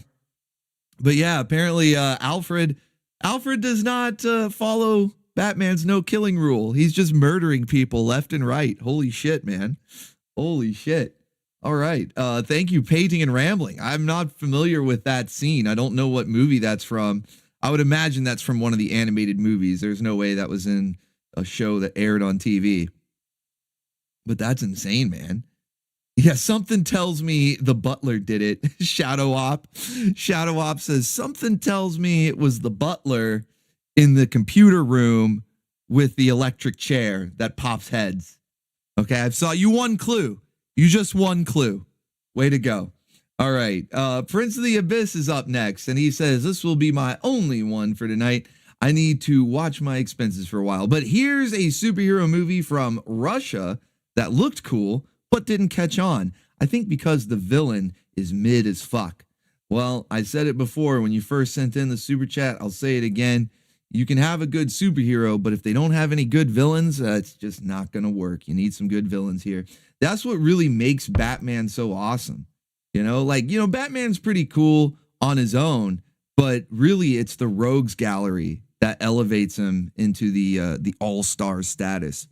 But let's check this out. Here we got a trailer for a Russian superhero movie. Guardians is what it's called.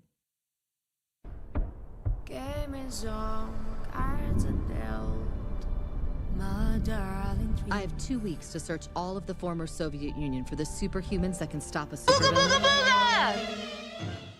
Speaking of Batman's no-killing rule. Oh, shit. Is it Alfred running wild again? That would be like the greatest line ever if Alfred walks into the room, you know, Batman's like fighting a villain, you know, he kind of beats him up, you know, incapacitates him, but he won't kill him. You know, the villain's maybe like taunting him or something. Like, you can't do it, Batman. You can't do it. You can't break your one rule. And then Alfred just slowly struts in. He's like, Batman may not kill, but I do. He just fucking murders him. Holy shit. This looks interesting. For some reason, I didn't think it was going to be live action. For some reason, I was assuming it was going to be like animated or CGI. Yeah, this looks interesting. Okay, so back to this this Russian superhero trailer. Exactly right. These people I like how the English dub sounds like it was AI. Are our only hope. What's the name of the mission? Guardians. War is over, we were and cold inside. We're all. This is fucking. Wait. There's a bear man. There's a fucking. Look at his shoulders. He's half. It's man, bear, pig. He's half man, half bear, half pig. The bear man. We're all the same. Lair. Cos. Arsis. Oh, what? Arsis? Arceus is the giant bear man. Holy shit. What the fuck? He looks like something out of Altered Beast from the Sega Genesis. You want to know who did this to you? Come with us. Rapid military attacks on Moscow continue. Army turned out to be He's a useless against werebear. the opposition forces. Well, it might be Ursus. That makes sense, like Ursus, but you guys heard it, right? He said Arceus. Okay? Like Ursus makes sense, because Ursa is what is that, Latin for bear? Ursa. So Ursus makes sense. But he clearly said Arceus. All attempts to stop it ended up with a complete shutdown of any machinery. Now, is that the villain right there?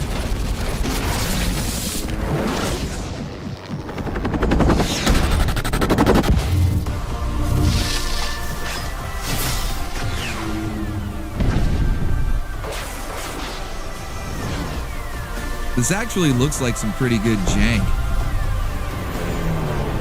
It's from Russia, so it's Slav jank.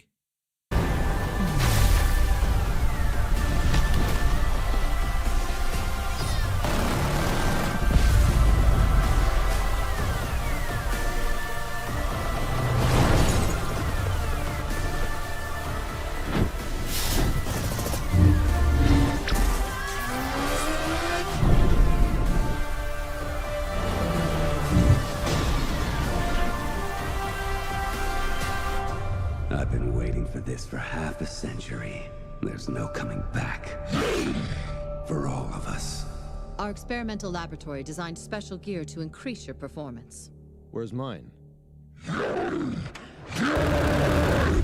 Well, you turned into a giant man bear pig, so you didn't get a cool outfit. But we did give you a Gatling gun, because as if being a giant werebear wasn't good enough, let's give you a fucking Gatling gun.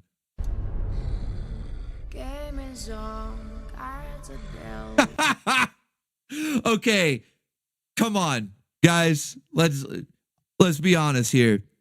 Who wants to watch this? This actually looks kind of amazing. I don't care if the villain is mid. Yeah, that's what I said, Mike. I said, yeah, he looks like Altered Beast from Sega Genesis. Yeah, I thought the exact same thing. But yeah, for real though, who wants to watch this? Because this actually looks kind of awesome. This is good jank, Slav jank. Okay, this looks amazing, and it says that it's the English trailer, but I'm hoping it got a full-on English dub, because then it'll just add an extra layer of cheese onto this jank fest. So yeah, we got to check this one out. I see a lot of people saying they'd watch it. Some ones are being put up, which is another way of saying yes. So yeah, it looks like everybody's on board for some good Slav jank here. I'm down. I got to find it. I don't know how to find this movie. I don't know if Russian movies are more difficult to find than movies from anywhere else. But yeah, we got the Altered Beast werebear with a Gatling gun. We got Timu. What would that be? Snake Eyes, Storm Shadow. I don't know. He's got like weird ring weapons. This guy has a fan in his chest. I didn't even notice that before, but he's got a big old air conditioning turbine on his chest there. Oh, somebody went up. I love how she just phases into the shot. Seamless, flawless, perfect. Her janky transformation, invisibility powers, whatever that was. Yeah, Winter Soldier. I could see that too.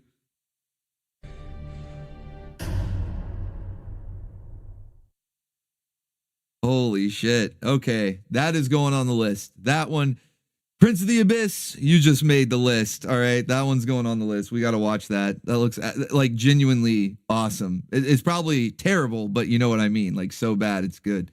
All right, Jason Long is up next, and he says, free for all fight starts, and then enter WW, which I'm assuming is Wonder Woman.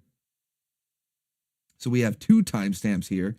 The first about 30 or 40 seconds, and then skip ahead to 1:44. All right, let's see what you got here for us. Looks like we're in this together. If you call me. Oh, I know this episode well. I know this episode very well. This is one of the best. This is basically an episode much like that clip we saw before, which I think was from the Batman Harley Quinn movie, but this is from an actual episode of Justice League, and it was like for the bacon ears. It's just waifu wars. Like this whole episode is just waifu wars. It's awesome. Call me girlfriend. I'm gonna drop kick you into the next county. Now don't go all sentimental on me. Let the waifu wars begin.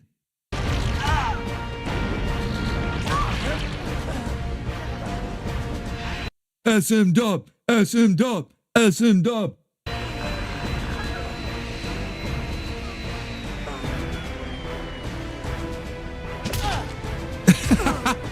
She ran out of batteries, but still has the headbutt.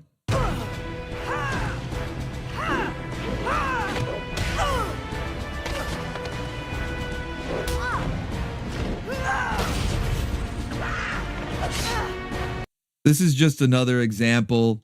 I mentioned it earlier, but this is just a perfect example of how the DCAU was peak.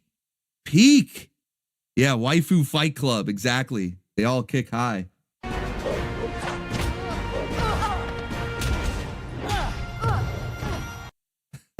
Damn, Black Canary's getting her ass kicked. All right, let me skip ahead here because we can't do the full clip uninterrupted. 144, Wonder Woman shows up. Here we go.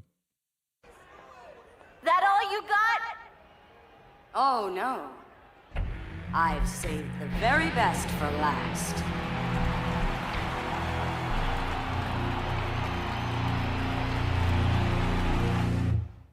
Let's fucking go. Yes, that's really Wonder Woman, ladies and gentlemen. I love how they have to clarify. I promise that is not somebody just dressed up in a costume. This is not that restaurant that you saw in the previous clip. That really is Wonder Woman. I promise. No refunds. Is on! And even these four beautiful bruisers stand up to the Amazon powerhouse herself. Anybody got a plan? Yeah, try to stay alive. Anybody got a good plan?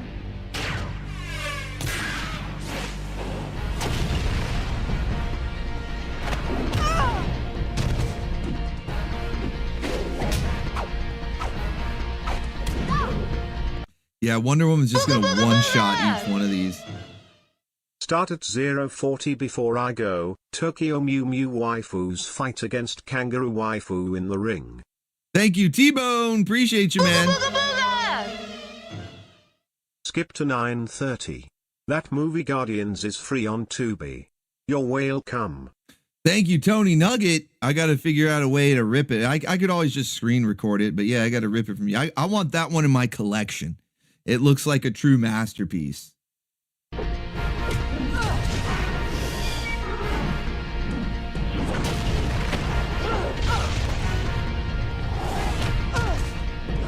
Wrangled. They got Wonder Woman wrangled and tangled. She really could just one-shot each of these waifus, though. But yeah, that is a classic episode. Love that episode. It's just waifu fight club the whole time. In fact, I don't think there are any male characters in that episode. I'm pretty sure it's just all waifus. It's just waifu wars for like 25 minutes. So thank you, Jason Long. Good stuff right there. All right, next up, we got a few from Michael Russum here, back to back. First one up says, I have a vague memory of this, possibly a fun watch sometimes. Hey, man, we've already added a few things to the Watch Party playlist. What's one more gonna hurt? Let's see what you got.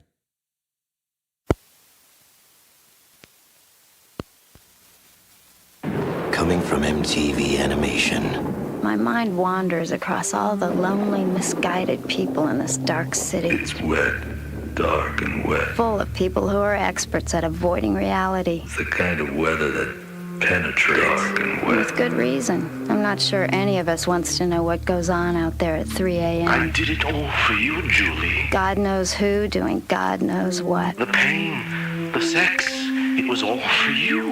Best not to think about it. Just push it down and go on. Lots of other people could use my help, but somehow I always come back to old Maxx. He really thinks he's some kind of flaming superhero. Not that the city couldn't use one.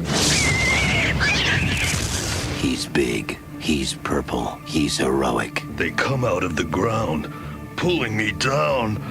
I have to fight back or be destroyed. He just may be out of his mind. Oh, God.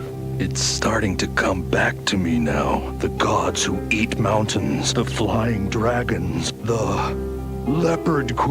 The waifu in a jungle bikini, kind of like a furkini with leaves as well. So it's like part leaf bikini, part furkini, all jungle bikini. Yeah, this show was awesome. This show was awesome. And I mentioned it earlier. I don't know if it's coincidence. Whoa! Giving back to my fellow Baconeers. I would like to donate my 2 pinups to the 1RST and second place donors for this week's Sterner stuff. All hail Orbital Bacon. Thank you, Johnny Hollywood, and very nice of you as well. Yeah, you are a previous stream boss, and so he's donating his picks because I believe you were in the 200 club, so you got 2 picks, and he's donating those to the first and second place stream bosses tonight. Very generous of you. Thank you, and also generous with that super chat right there, getting a little dance from Yuri. Appreciate you, man. Thank you, Johnny Hollywood. You're awesome. You're awesome. Thank you so much. But yeah, it was kind of, I don't know if this is coincidence or if you sent it in because you heard me talking about it. But yeah, I do have this full series. It's only like 12 or 13 episodes. They're short. They're like 10 minutes each. So we could probably get it all in one night, I would imagine. We could probably watch through the whole thing just in one night. So yeah, maybe before we start the next show. In fact, yesterday we just finished Spawn, the HBO series, which is also kind of crazy because I was talking about how this show always reminds me of Spawn, or at least this character does. And we just finished that. We just finished that last night. And I was going to start on Archer next because every Tuesday and Thursday we do animated shows in OBTV in the Discord. And I was going to start Archer, but because tomorrow's Thursday and it might be better to start a brand new show on a Tuesday so that way it's kind of even, you know, we got 2 days that we watch it during the week. Then maybe Thursday we'll just do the Maxx and then go over to Archer. Queen. The Maxx, ruler of the jungle, scourge of the city. A few women who can't take care of themselves get messed with, and you ride to the rescue. Who are you to assume responsibility for their lives? I am the Maxx. Turn-ons, Pez, cheers, and justice. Pez, cheers, and justice. Killed my hostage. You killed my hostage. You killed my hostage! Turn-offs, serial murderers. Don't you lovely ladies have something you could be doing right now? Vicious sharp-fang parasites, bubble baths. Journey to worlds undreamt of. With the Maxx, you've never seen a hero with feet this big. What the fuck? Even the trailer is zooked out. Obviously, if you can tell by what we saw here in the trailer, the show is clearly on the Zook, but even the trailer is zooked out. No, he's not really like the Tick, Chi-Chi boy. I mean, like if you took the Tick and mixed it in with the world supply of Zook, then yeah, you'd get the Maxx, but otherwise not much relation. It's a fucked up show. Yeah, it's a very fucked up show. So yeah, what do you guys think? Thursday, tomorrow night? Tomorrow night, should we just binge through the Maxx and then we'll start on Archer next week? Yeah, rated R Tick. Yeah, that's another thing. This one was definitely not for kids. You know, the Tick was a Saturday morning cartoon, and this was MTV, Liquid Television, definitely not for kids. Okay, I'm seeing a lot of ones. Yeah, I'm in. Okay. All right, that's what we'll do. That's the plan. That's the plan. It's official. Hell yeah, man. A lot of good stuff. A lot of good stuff already. Thank you, Michael Russum, for that one. All right, next up, also from Michael, he says, I'm not sure about the movie, but the comics were awesome. Well, a lot of times the movies don't live up to the source material, but we'll see. We'll see. Maybe it's got some janky qualities or something that we might enjoy. We'll see here. Wait, is this the one with Jason David Frank?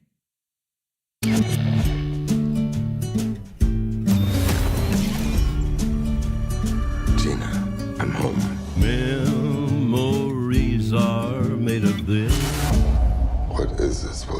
I'm sorry. No, wait, that's Vin Diesel. Hold on, that's Vin Diesel. For some reason, I thought it's Bloodshot. If anybody's wondering, this is Bloodshot. I could have sworn Jason David Frank did this character, but no, this is Vin Diesel. Tell you this, but you got yourself killed. At RST, we rebuild the most important assets in the U.S. military. Soldiers like yourself. You're the first who we've successfully managed to bring back, but improved, enhanced. With the technology in your veins, you have an army inside you that will not only make you stronger, it will heal you instantly. Holy shit. Now tell me, do you remember anything?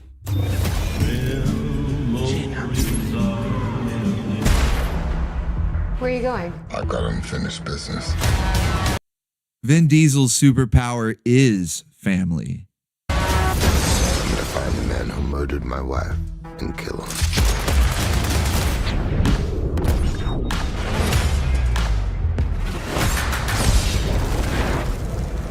Oh, that's not good. All right, shut him down. And initiate sequence. Okay, who is the next target for elimination? Memories are made of thin. Tell me, do you remember anything? Do I know you guys? I don't think so. They've been manipulating you. What you think is real sometimes ain't. And initiate sequence.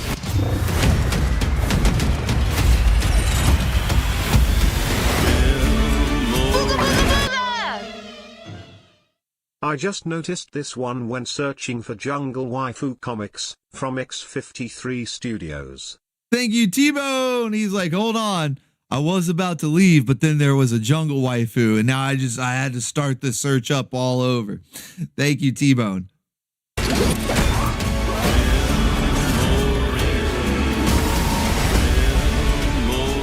can't control me forever. Sure about that? Revenge is what makes a man like you exceptional. You know nothing about men like me.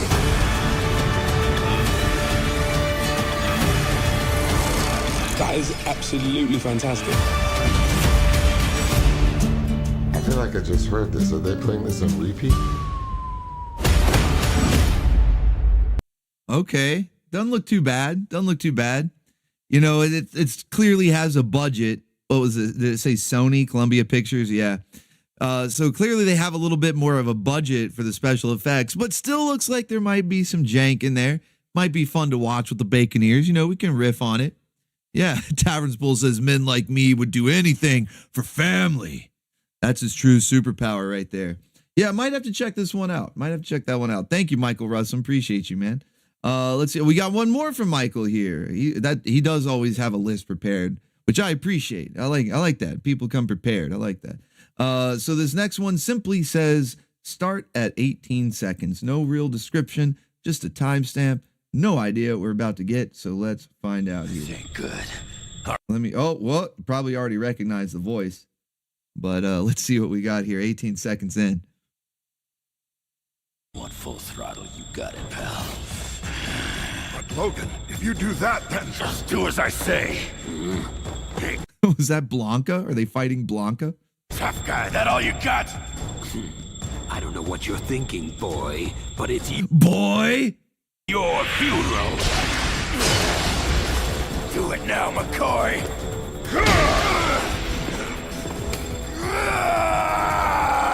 Are you all right? I told you to keep hitting me. Punching me makes me stronger.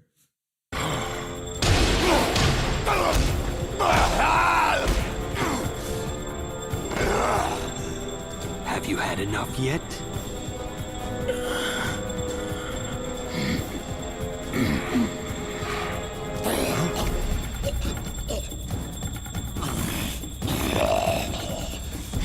Is he okay? Sounds like he's hawking up a hairball.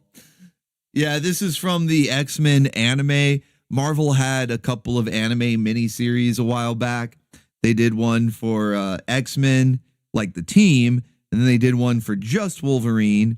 I believe there was one for Blade I think. Trying to remember. I think there was one for Blade. And then was Iron Man? Was Iron Man the other one? Yeah, you have a DVD set of this, Kyle Conklin? Nice. I just have X-Men. That's the only one. Because I've always been a big fan of X-Men. And the anime was like okay. It was just okay. It didn't have any of the classic villains. They did like kind of a weird thing with their own villains in this.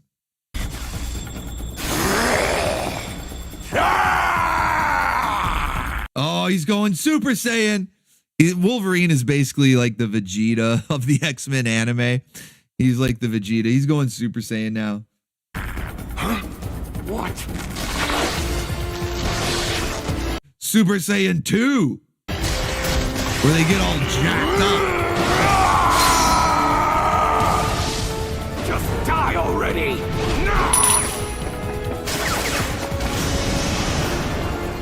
He's lost in some kind of berserker rage, and now he can't feel the pain anymore. Thank you for letting us know. For anybody who's not familiar with how Wolverine works, there you go. Classic though, man. Yeah, it wasn't bad. It just, I was hoping for more of the classic X-Men villains to make an appearance. Because they did have really cool designs. I'll give them that. The designs were pretty awesome. But thank you, Michael Russom, for that. Duo Maxwell is up next. And he says, for us, he says, I never completely saw Linda Carter's 1970s Wonder Woman before, since it was a decade before I was born. But I found out a few months ago that she had her own sidekick, Wonder Girl. So let's see, start at 132. Let me get that queued up. And let's check out the sidekick here, Wonder Woman's sidekick. It's just like mini Wonder Woman.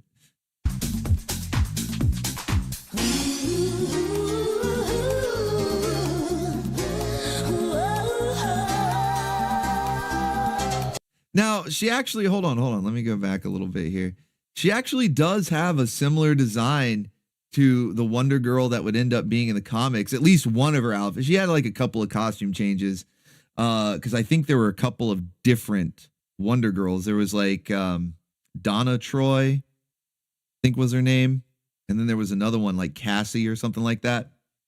And she did actually have the red tank top with stars on it. So I don't know. I don't know if it's meant to be a reference or maybe the comics were referencing this. I don't really know which one came first.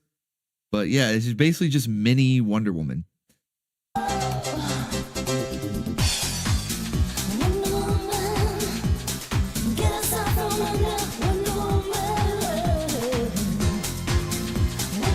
We need that in slow-mo. How come they didn't do the run in slow-mo?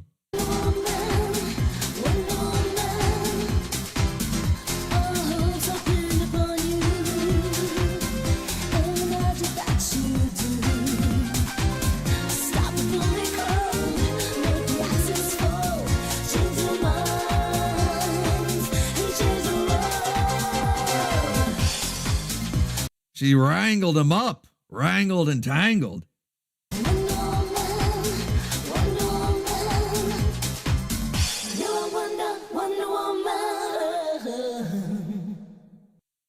Might actually have to watch this show.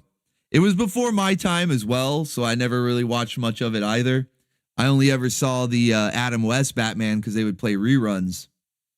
So I don't remember reruns of this show being on, or if it was, I never caught any. Because, yeah, it was also about a decade before my time. But might have to check it out. Might have to check it out. I do like that. That had to have been like a remix or something. I don't think that's how the original song went. But not bad. Not bad. Thank you, Duo Maxwell. Another thing for the Watch Party playlist right there. Michael Russom is back with a couple more for us. It says, AI and the sound is janky, but give it a shot. Well, the AI part has me nervous, but the janky part has me intrigued. So let's see what you got.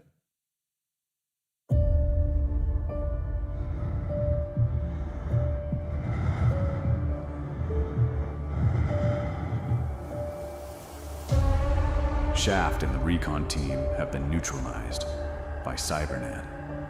He's the only one that survived. Yeah, Painting and Rambling, they kind of run like tests, don't they? Operation Youngblood. Oh, shit. Is that Chapel? We just saw him in the Spawn series too.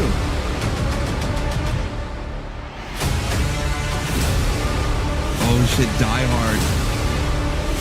Kind of an interesting take on Die Hard. Totally not the thing. That's totally not the thing. When we land, unleash Totally hell. not Ben Grimm. Totally not Hawkeye.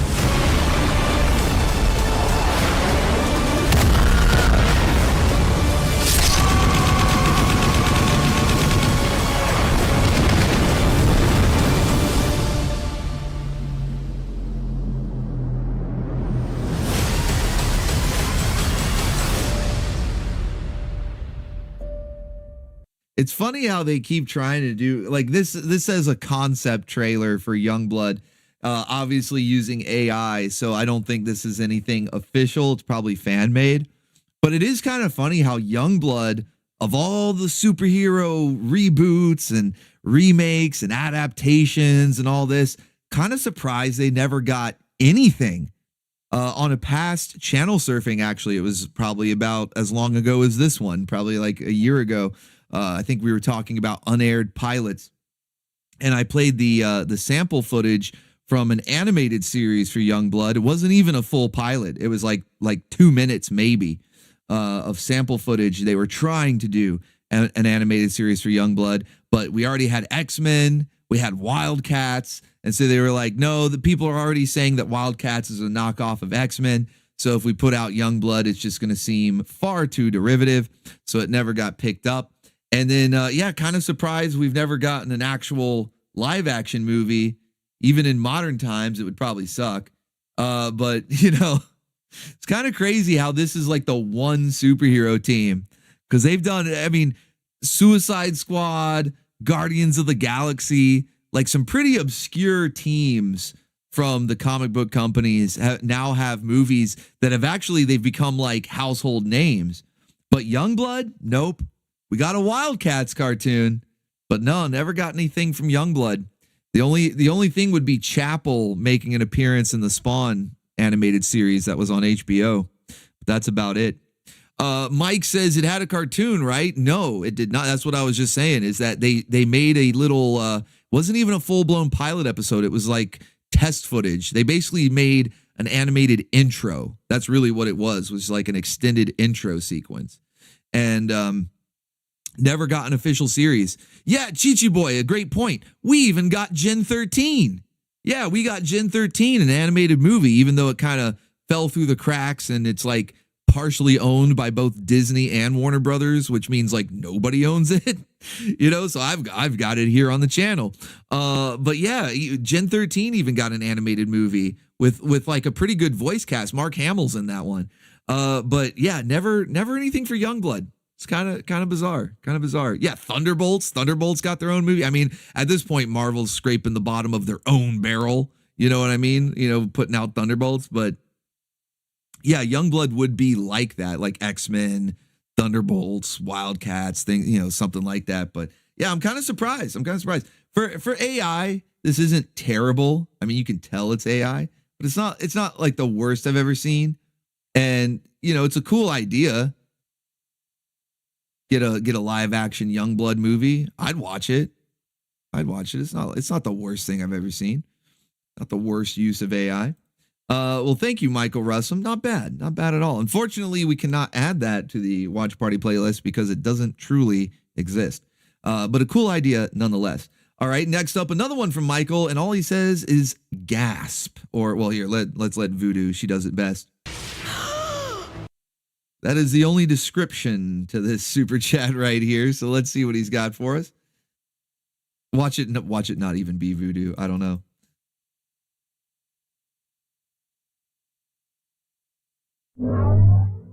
Oh, we got some upscaled nostalgia. Yeah.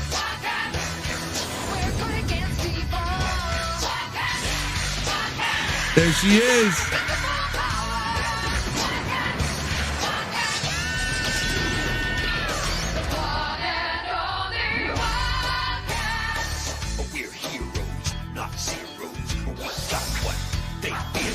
The fact, so we got power to the matching of what tough as nails. When all else fails, call.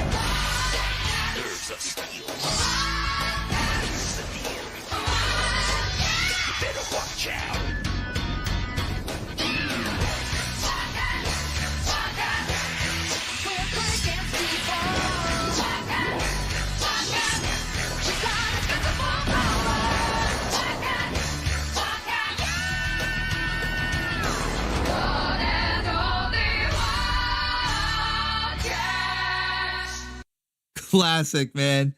I love that intro. It's so cheesy, like the lyrics, and it's a bit of an earworm too.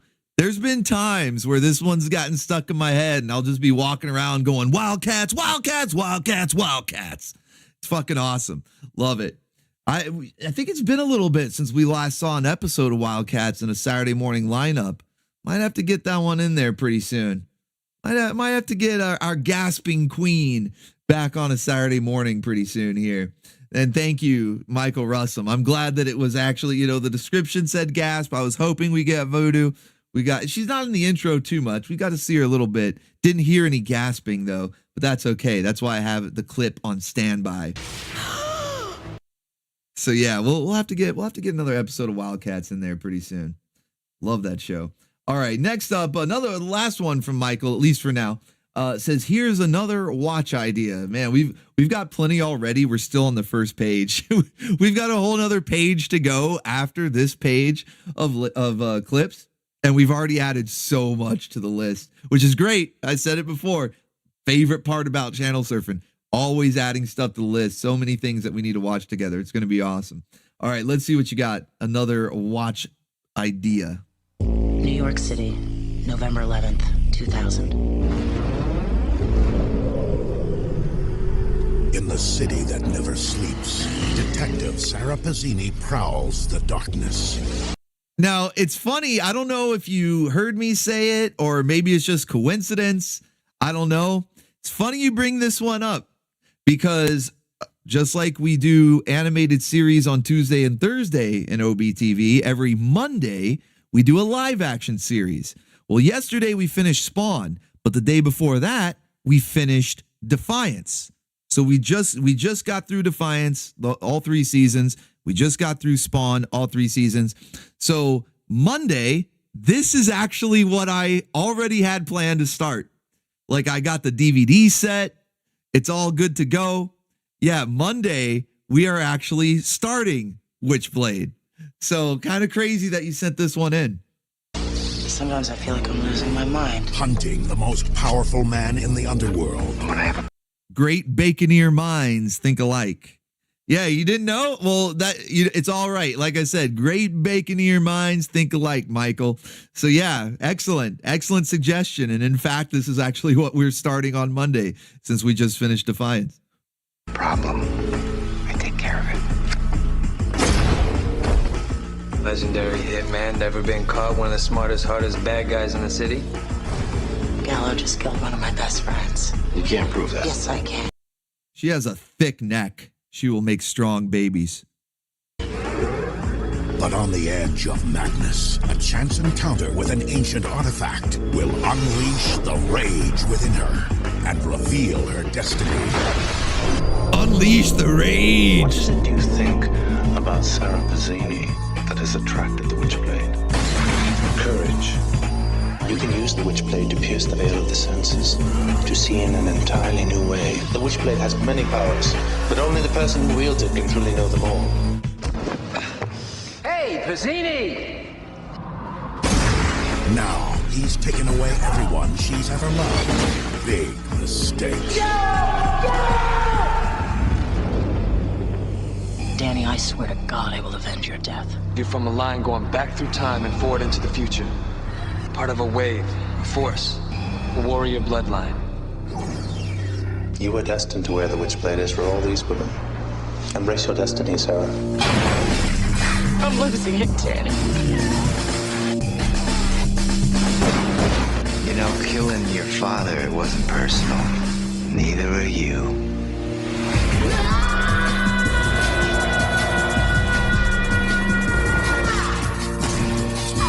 Based on the best-selling comic book, TNT presents the story of a woman who started out a warrior and became a superhero. Fortune is like a woman.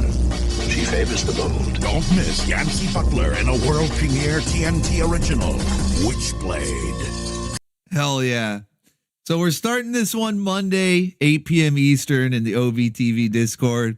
It was already planned, but great Baconeer minds think alike. So Michael was like, hey, how about this show? Well, no worries. Yeah, we're starting this one on Monday.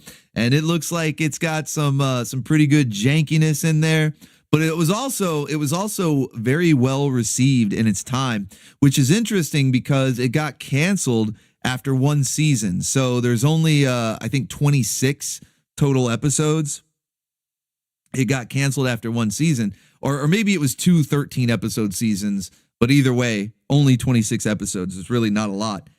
And the reason why, it wasn't due to low ratings or anything. In fact, according to the showrunner, one of the showrunners anyway, this was like the highest, still to this day, this was the highest rated TV show to get canceled. Like of all the shows that have gotten canceled, because normally it is for like low ratings or they, ran out of money, whatever it is. But this one was actually doing well, getting good reviews, highest rated drama on TNT and all that kind of stuff.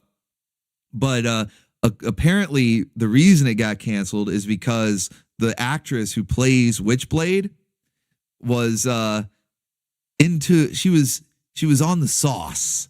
Okay, she was hooked on the sauce. She was getting drunk all the time and actually had to check herself into rehab because of how hooked on the booze she was. So I'm wondering if that's going to show up in any of the episodes. It's kind of like watching the Super Mario Brothers movie. If you didn't know, you would just think, okay, it's a goofy movie. But then you find out behind the scenes that Bob Hoskins, who played Mario, was like drunk the whole time because he was fucking miserable on the set. And so you go back and watch the Super Mario Brothers movie and you can kind of tell, like in certain moments, you're like, oh shit, he is fucking wasted. So I'm wondering if we're going to be able to tell if Witchblade here was wasted during any of these episodes. But yeah, that's apparently the reason why they canceled it, is because the main actress, like the star, the titular character, she was on the sauce, man. She was on the sauce. Yeah, method acting went too far. But yeah, we'll check this one out. It's gonna be streaming in the Discord starting Monday. We're going to go through all 26 episodes. Thank you, Michael Russum. Good stuff, man. All right. Retro Ryu is up next. He said, Dragon Ball Z has so many great heroes, but my favorite is Vegeta. He's my favorite, too.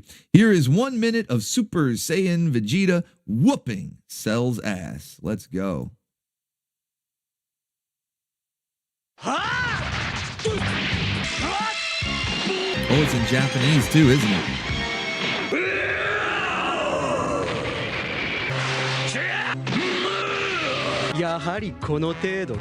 Dragon Ball Z is like the only anime that I can think of anyway. There might be a couple more out there, but this is the only one that I prefer English.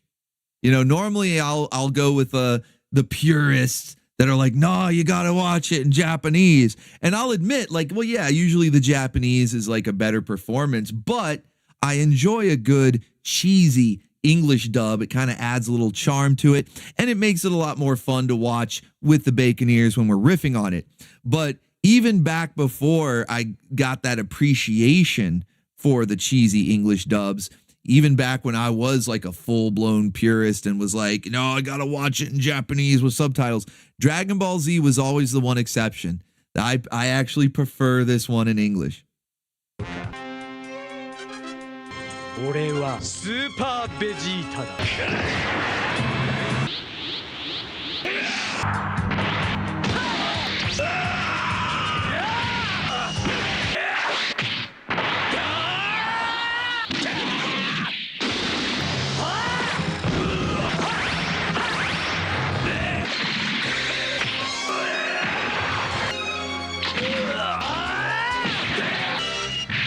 来いよ。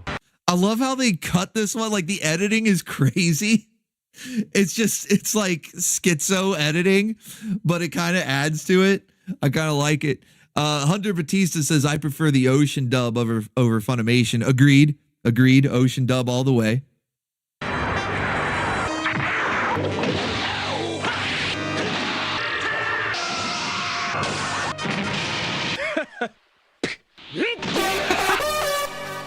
Let's go! Commies are not people with a bass dono. Start at 35:46 mark. Listen to the hero. Thank you so much, Commies are not people, for that bass dono right there. Appreciate you, man.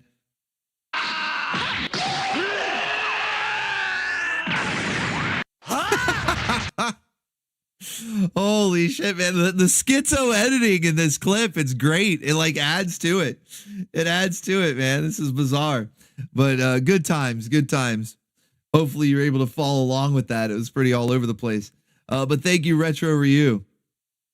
Oh, and I just noticed, I didn't even realize we've got a new stream boss. Brazzle is actually taking over stream boss with 41 hit points on the health bar. So all hail Brazzle. Let's go. Let's get some pizza rolls raining and that waifu swinging for you, sir.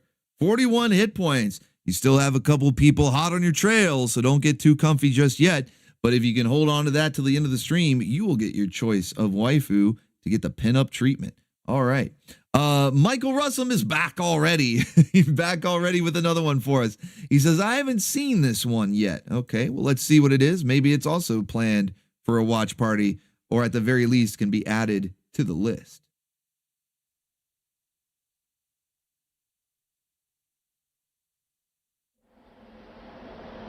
Razzle, razzle.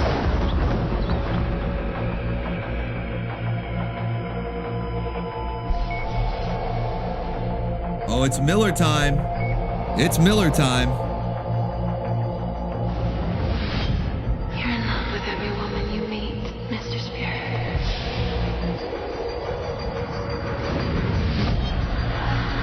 You say lovely things to all of us, and you mean every word you say.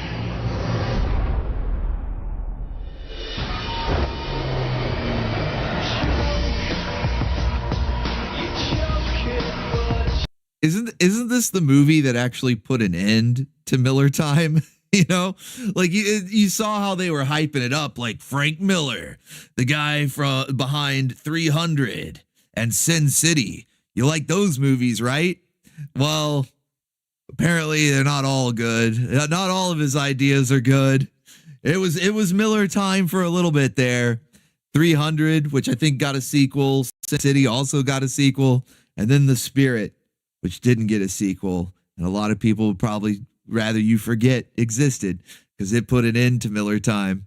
Hands behind your head. You sure about that? His face. Keep the mask on. I feel like breaking all kinds of rules. You want the mask on or off? Off, please. Too bad. The mask stays on. Yeah, 300 and Sin City were both way better. Yeah, that's what I'm saying, Jason Long. Is that, yeah, like 300 was good. Sin City was pretty good. The sequels to both those movies, not so much. But I would take the sequel to 300 and or Sin City over this movie. Like this movie, yes, it's a dud. Duo Maxwell. This is, like I said, this is basically what put an end to Miller time. He was like all the rage for a while. Like he was already well known in the comic book industry, for not just for those comics, but he also did some stuff for Marvel and DC. He had a run on Daredevil. In DC, he did All-Star Batman and Robin, which is kind of like infamous now for how janky it is. But it had its moments. It had like when Batman asked Robin if he's retarded, and I'm not making this up, okay? I shit you not. In the comics, in All-Star Batman and Robin, Batman asks Robin if he's retarded and says that he's the goddamn Batman. I'm the goddamn Batman. What are you, retarded? Those are actual lines from the comic book. So yeah, like Miller already had like made a name for himself in the comics, and so they started making movies. 300, Sin City, and hey, these are pretty good. What else you got? And then The Spirit comes out, and that was the end of Miller time. Yeah, Dark Knight Returns, which is actually, that one's actually really good. A lot of people are fans of The Dark Knight Returns. So yeah, he did some good stuff. He did some good stuff, but they weren't all winners.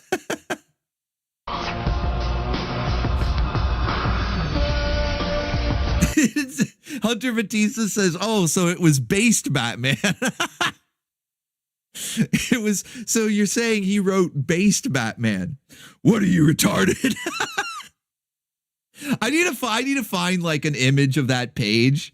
I don't know. Maybe it can be like a moment of Zook or something, or maybe I just got an idea for the nostalgia spotlight on Friday. Oh, buddy. Oh, buddy. I just got an idea for the nostalgia spotlight on Friday. A little Frank Miller Batman, anyone? A little goddamn Batman, anyone? What are you, retarded? Holy shit. Okay, yeah. We'll save that for Friday.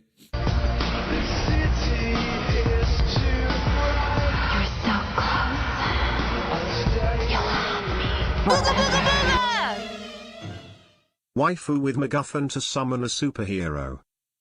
Thank you, Neo 007. Appreciate you, man. What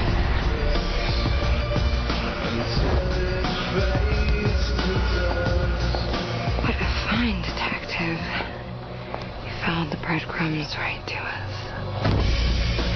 I've known some pretty strange women in my time. But this one, she's got the final word on strange. He's like, I'm looking for some strange women. Yeah, this trailer actually makes this look like it might be okay, but then you see the actual movie and you're like, oh no. What is it with you and women? The octopus always finds his nemesis so distracting. Spirit, we're two of a kind, you and me.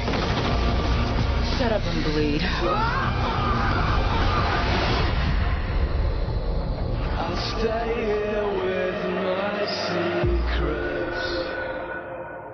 So yeah, The Spirit, the movie that ended Miller time. I mean, it's probably fun to watch in a group. Like I could see us doing a watch party for it and riffing on it, and we'd have a good time. And yes, Prince of the Abyss, you did see that correctly. Samuel L. Jackson in an SS uniform, heresy. Okay, but I could see us, having fun ripping on it. But see, I watched this by myself back in the day. And I think that I went with a couple friends, but in the theater, we couldn't just openly riff on it, and so it was not fun. I'm just gonna put it that way. It was not fun, but I think we could have fun. I think with the bacon ears, it would be a good time. We could do a watch party for that if you guys are interested. If you're interested, I mean, we got plenty of other things, but Michael Russum said I hadn't seen that one yet. It might be better off that way. I don't know. But we could, like I said, I think it would be fun for us to riff on. But I wouldn't recommend watching it on your own because I don't think you'll have a good time. But Brazel is up next, and he just simply says the sad end, the sad man. All right, let's see what you got for us.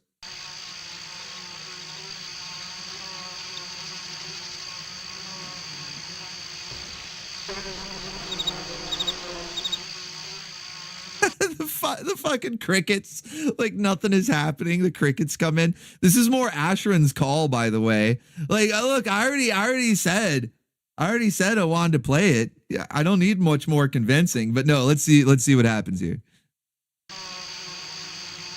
No, this is the WoW killer.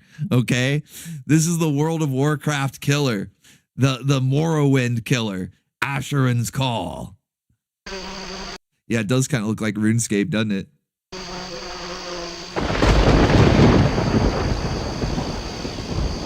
This guy's up to something. This guy's up to something, I can tell. He's about to... Oh. Roll credits. Roll credits.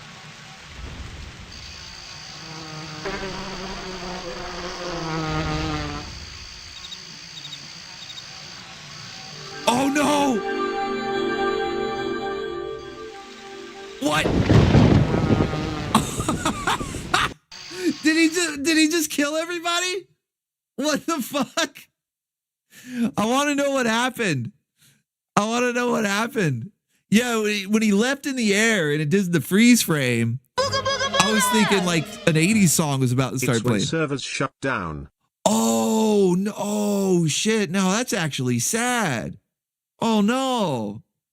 Oh no! See, I thought when he leapt in the air here and it just did the freeze frame, I was waiting for an 80s song to start playing and the credits are going to roll. They all got snapped. I don't think he did it. Brazzle says this is when they shut down the servers. That really is sad. That actually is sad. Yeah, we got to see it one more time though.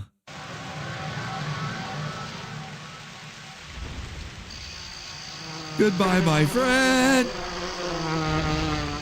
America.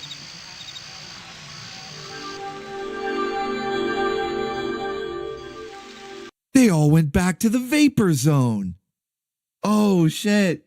They all went back to the vapor zone. America. And it just like crashes. Game over. Holy shit, man. Yeah, they got vapor zoned. They got vapor zoned. That is pretty brutal. Thank you, Brazzle. That is like an actual sad ending. Not that I have any connection to this particular game, but I have played MMOs, Defiance, and we were just talking about it. Talking about Defiance, both the show and the game in some of the recent live streams that we've done. And I was around for the shutdown of that. I remember getting on the last day that the servers were up. Now, I wasn't like all the way to the end like that, where like everybody just drops dead. I have no idea what happened when they actually flipped the switch. But I do remember it being kind of like this party atmosphere where a lot of people were on, one last hurrah. Everybody was kind of like partying, you know, doing the little dance emote and stuff. People were partying. It is. It's like a bittersweet, you know, like it's fun to have like that one last hurrah, but you know, it's sad that the servers get shut down. Luckily, Defiance is back now. And apparently this game is too, according to Brasley. He said there's fan servers that have it back up. So luckily we can still access those games. But yeah, even if you've never played that particular game, if you've ever been on any MMO, and the servers are taken down, it's sad. All right, Token Robot is next. He says, just wanted to play this. Just looking for an excuse. That's okay. There's definitely been some clips in the past where I just want an excuse to play this one. Sabrina Salerno? Does she count as a superhero? Guys, I need feedback from the chat. Is Sabrina Salerno a superhero? Because I need an excuse to play more of her clips, okay? I need an excuse to play another Sabrina Salerno music video. Is she a superhero? She does have super physics. She does have super physics. She can defy gravity. Actually, she might have a superpower. Because if you've seen some of these videos, if you know the one I'm talking about, she's able to defy gravity. She has her own physics, okay? So maybe she is a superhero. So yeah, I might just have to play a music video later. Okay, let's check out this clip from Token Robot though.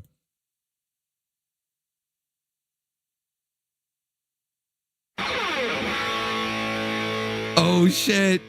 Let's go. I know what this is.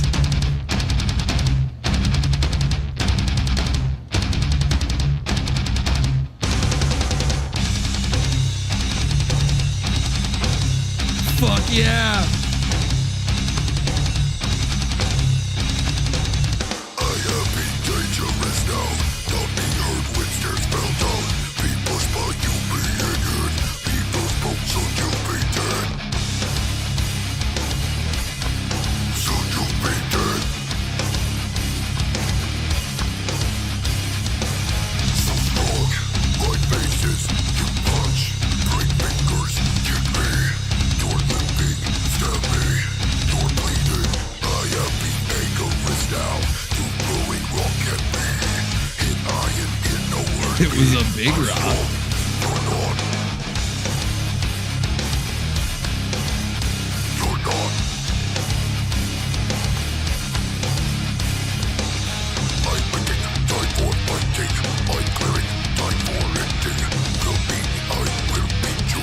Our schedule is permitting. I pick out, hunting outfit. Don't want my pants to die. Be close to free to beat you. You'll be bitten down tonight. I'm so fucking tough, I'm so fucking tough, that's right. I'm so fucking tough, I'm so fucking tough, that's right. I'm so fucking tough, I'm so fucking tough, that's right. I'm so fucking tough, I'm so fucking tough, that's right. You ain't no bad, you're as dumb as sand. You're my fucking bad, you're my little rat. You were understand. You have sex with cake? I forgot when he starts ripping on all the other ones. Your mom screwed a rat. He's talking shit to Splinter. Your mom screwed a rat. Hold on, we gotta see these again.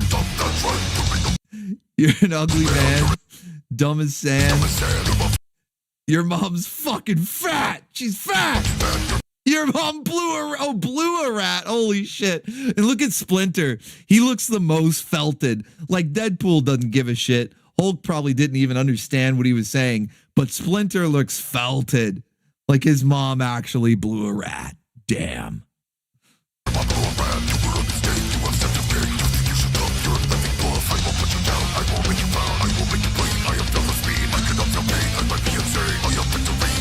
Oh shit, he stole Harley.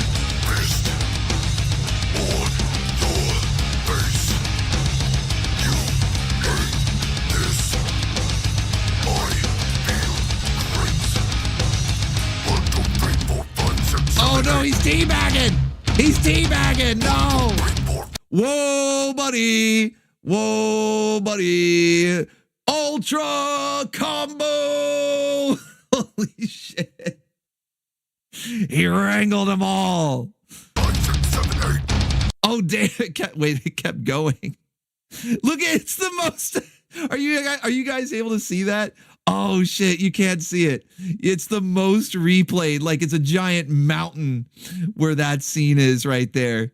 It's not even close.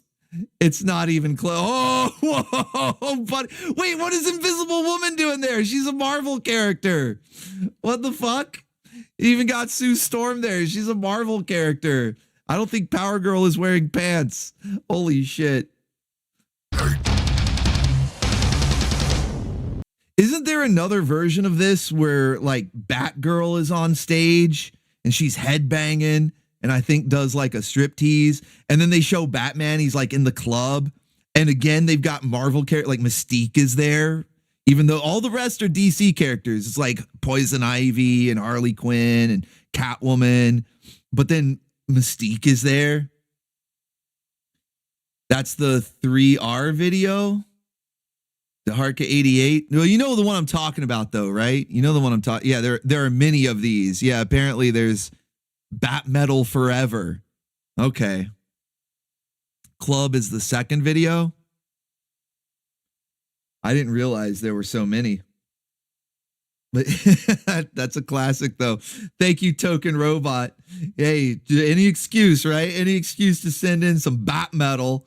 I won't turn it down. Okay, so let's see. Got to refresh the page. Holy shit, we ended up with over 2 pages. It was like almost 2 full pages. I refresh and now it's like almost 3 pages. So we got plenty more to go here. Michael Russum is up next. He's got another one for us. He says, I meant to send this one too. Well, you did. You did send it. Here it is. Let's see what you got.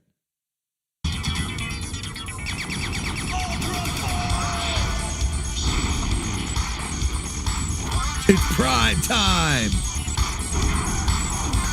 Let's force it. This guy doesn't really have a catchphrase.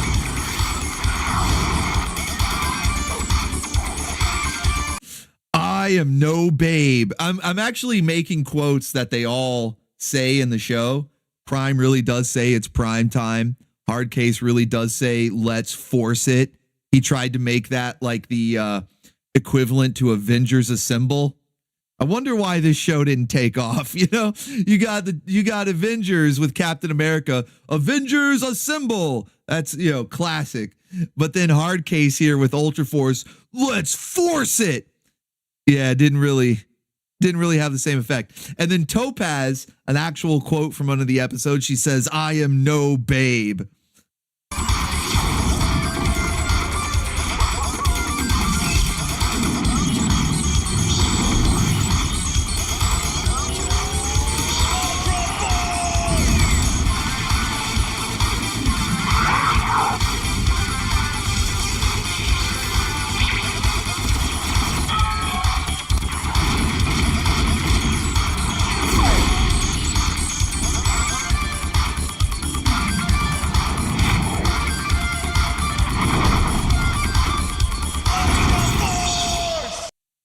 unironically love this show. This is another example. Like, we got 13 episodes of Ultraforce, but didn't get Youngblood. How did that happen? We got WildC.A.T.s, we got Ultraforce, but never got Youngblood. That's crazy. But you know what? I'm not really complaining because I love Ultraforce. Like I said, unironically, I actually love this show. Most of you guys probably know, but in case you don't, Ultraforce is where we get Zook. Zook comes from Ultraforce. There was a 2-part episode that was basically a very special episode, 2-part, that was all about, not getting addicted to drugs. And of course, it's a fake drug because it's a Saturday morning cartoon. And the name of the drug was Zook. So all these sound clips. No, man, he's just zooking out. We like Zook, see? All come from Ultraforce. Zook, Zook, Zook. Yeah, when they're chanting for it, all comes from Ultraforce, man. And it's such a shame that this show ended up getting purchased by that guy who bought up most of the BKN library. Not quite all of it, but he got a lot of it. And Ultraforce was one of them, along with Sky Surfers and Roswell Conspiracies. And it's so unfortunate that, not necessarily that he purchased them, because he could have purchased them and then left them on YouTube and left everything alone. Because at the time, even Lasso Group stopped policing these shows. But this guy then took it into his own hands and started personally striking things down if you didn't take it off your channel. So unfortunately, we will never get to see Ultraforce again, at least for the time being, if the rights ever get bought out by somebody else, but he owns them for the foreseeable future. So very unfortunate, because I loved Ultraforce. With only 13 episodes, we were able to get the whole series up on the channel, both in various Saturday morning lineups as well as its own separate volumes. So many channel impacting memes. I mean, Zook is such a major part of the channel. It all comes from Ultraforce. So that's a little bit of a bummer, but I still love the show. It's great that we can at least have the intro still up on YouTube so we can rock out to that. Yeah, fuck it. We'll do it live. We can always do an OBTV watch party just to relive Ultraforce, get a refresher, maybe some memes that we missed before it was taken down. Although I did milk this thing for everything it was worth, man. Not just the Zook, but the I Am No Babe from Topaz, the short mini skirt from Vale her name was Vale. And she had a tiny mini skirt in one episode, and like everybody, even Topaz was checking her out. And he might have said, "Who's the babe?" I know that's like a RoboCop quote that we use from Alpha Commando, but I think also Ghoul said it in this. "Who's the babe?" Yeah, or maybe he just said, "Whoa." But yeah, they were all reacting to the tiny mini skirt. Yeah, that's right. 3949. Chat is the real Ultraforce. We're carrying on the torch, okay? They passed the legacy on to us. Now we are the guardians of the Zook. We are Ultraforce now. Look at me. I am Ultraforce now. Look at me. We Ultraforce now. Let's go. Classic, man. I love that theme song too. Thank you, Michael Russ. I'm glad you sent that one in. All right. Brazzle is up next. And oh no, wait, there's no link. This is where he said, "Oh, I thought you were doing video games." But hey, that's totally fine, because the clips that you sent in of Asheron's call were they all had superpowers. So it clears. It checks out. Retro Ryu is up next, and he says, "As you might have guessed from my username, I'm a big Street Fighter guy, and Ryu has always been my favorite character. They are heroes, right?" Well, yeah, they got superpowers. They're good to go. How do you say it? I know that there's like an actual right way to say it according to how the Japanese pronounce it. But growing up, there was almost like a fight, Is it Ryu or Ryu? How did you pronounce it? 'Cause I remember and I'm talking little kid moments, like on the playground at recess, like, it's not Ryu, it's Ryu, or vice versa. Kids getting mad at each other for the way they pronounce the character's name. Oh man, imagine like that's all you have to worry about. Like, it's such simpler times. You go back. to the times when the biggest thing you had to worry, the thing that you would get into arguments over, just how a character's name in a video game is pronounced. It's Ryu with an elongated E. Ryu. Yeah. All right, so let's check it out here. We got a clip of Street Fighter. I wonder, is this going to be the game? Oh, no, it's from the movie. King!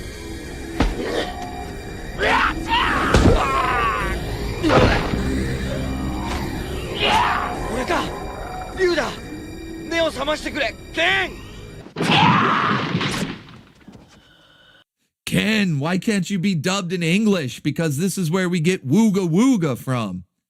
So it's kind of like back-to-back clips, giving us some deep lore into some of these memes that we have on the station here. So we got Zook from Ultraforce, and Wooga Wooga actually comes from the Street Fighter movie here. Oh wait, was the screen not up? I hit the button. Was it not up? 1 second, guys. My bad. Is it up now? Yeah, okay. It's working now. I don't know why that didn't pop up. Sorry. Well, I rewound it. You didn't see anything. My bad. Yeah, this is from the Street Fighter animated movie. However, this one's in Japanese. But if you watch it in English, like we did originally before it got taken down, so it's much like Ultraforce, another show that we used to have, got a lot of memes from, and then it got taken down. Same thing with the Street Fighter 2 animated movie. Used to have it up on the channel, got some memes from it, and then it got taken down. But yeah, Ken is giving Ryu, some noogies, and he's like, wooga, wooga, wooga. So that's where we get wooga, wooga from.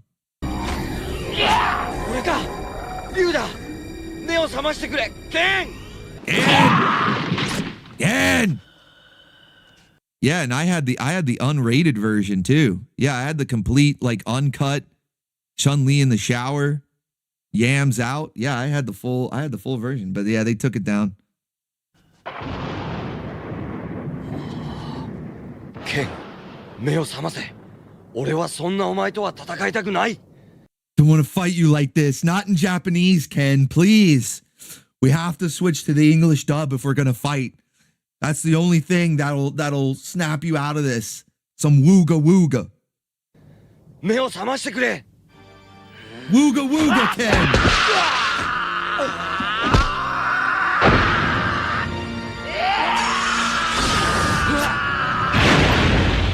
Damn, he's violent, Ken. He's become violent, Ken. Do you guys remember that? I think it was like a secret character in one of the games. It was basically just evil Ken. They called him Violent Ken.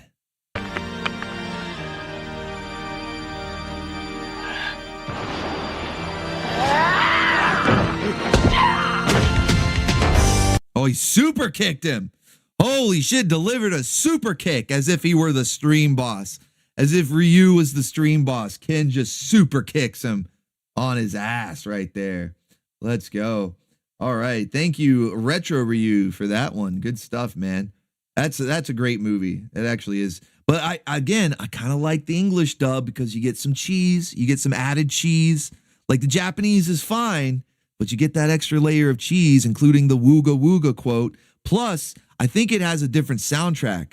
I'm pretty sure that the English dub is where you get the KMFDM song during the Chun-Li Vega fight. I don't think that's in the Japanese dub. I could be wrong, but I that's how I remember it. So yeah, I kind of prefer the English. On that one. But still, great movie and a good clip. Thank you, Retro Ryu. Loki's Lord of Snake Mountain is up next, and here he is shilling for the Cobra Law Firm. Says, when alien life forms give you powers but forget the manual, leading to property damage and embarrassment, call the Cobra Law Firm. We'll take the case and sue. We'll sue for you. We're ready to sue for you. All right, let's see what you got.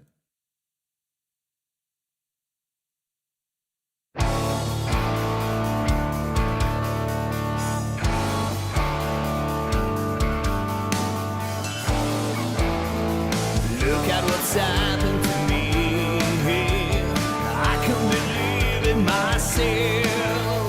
Suddenly I'm up on top of the world. It should have been somebody else.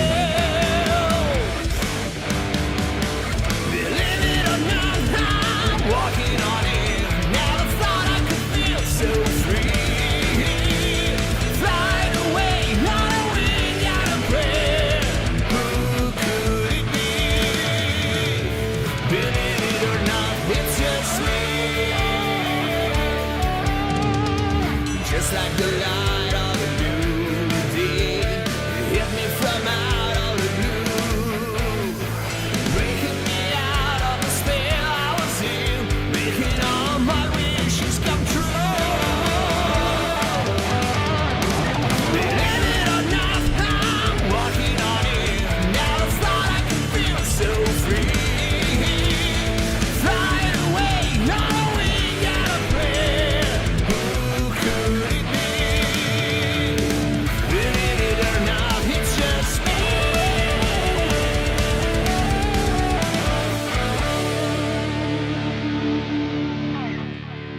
Yeah, this is like a theme song that even if you've never seen a single episode, maybe if you've never even heard of the show, but you know this theme song. It's such a classic. The greatest American hero, believe it or not. A nice metal cover there of Believe It or Not.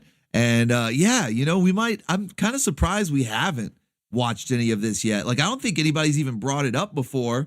I might just be forgetting. Maybe I missed it. I don't know. But kind of surprised we've never even talked about watching this one. Definitely going on the list. Thank you, Loki Thorson. You just made the list. Let's go. Appreciate you, man. Duo Maxwell is up next, and he says, this was also from a 1970s show by Sid and Marty Krofft, a spinoff of the Krofft Super Show. This is their Temu Wonder Woman and Wonder Girl, different from the real deals, as Temu would imply. So let's see what you got. Oh shit, I know this one. Oh, buddy.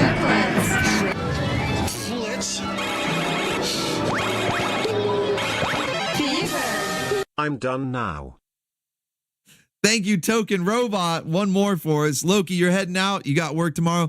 I know, man. A lot of times these streams run late. I know it's a weeknight, but thank you. Thank you for being here. Thank you for the super chat. Do me a favor, like up the stream on your way out, and have a good day tomorrow, sir. But yeah, Electrowoman and Dynagirl. I actually know this series. It very much is a knockoff of like Wonder Woman or Batgirl, you know, any of those other female superheroes around the time. But it's very janky. It's very goofy. I think we would have an absolute blast watching this show. So this one's technically it's already on the list because I've been wanting to show it to the Baconeers. I'm just trying to figure out a time slot, you know. But yeah, we are going to be watching this one. Look at the jank. Look at the jank. Oh, it's so good. Soak it in.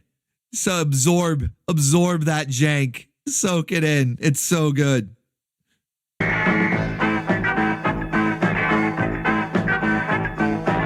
Electrowoman and Dynagirl, fighting all evil deeds. Each writes for a magazine, hiding the life she leads. Electrowoman and Dynagirl. Something to Electra, faced by Electra, come they wear.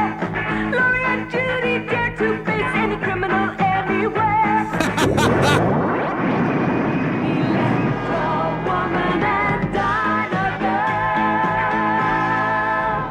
Yeah, Electrowoman and Dynagirl. Yeah, we're definitely checking this one out. That is some top tier, high quality jank right there. Oh man, they don't make jank like that anymore. It's a lost art. That is high quality jank, man. We are definitely checking that one out soon. Thank you, Duo Maxwell. Good stuff. All right. Painting and Rambling is up next, and he says, quote compilation, but the idiot decided to play a song as the second one. At least play the first clip. Okay. I'm assuming the idiot is, I guess, whoever put the compilation together, and it's supposed to be quotes, but he put a song over it. I could understand the frustration there. But let's check out this first clip. How far does it go? I guess I'll know when like music starts playing. Yeah, there's no real indicator as I scrub through the timeline. So I guess once the music starts, we'll know it's over. That's how you know I'm Luthor. When I augmented your powers, I also made sure I can override your abilities. Would anyone else care to try me?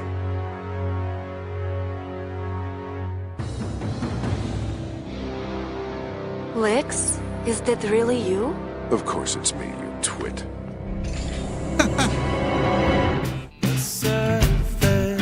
No. Oh man, that's a short. So the rest of this is just like a music video. That's the only quote we get. Him being mean to his goth girlfriend there. He's got a big titty goth girlfriend. He's being mean to her.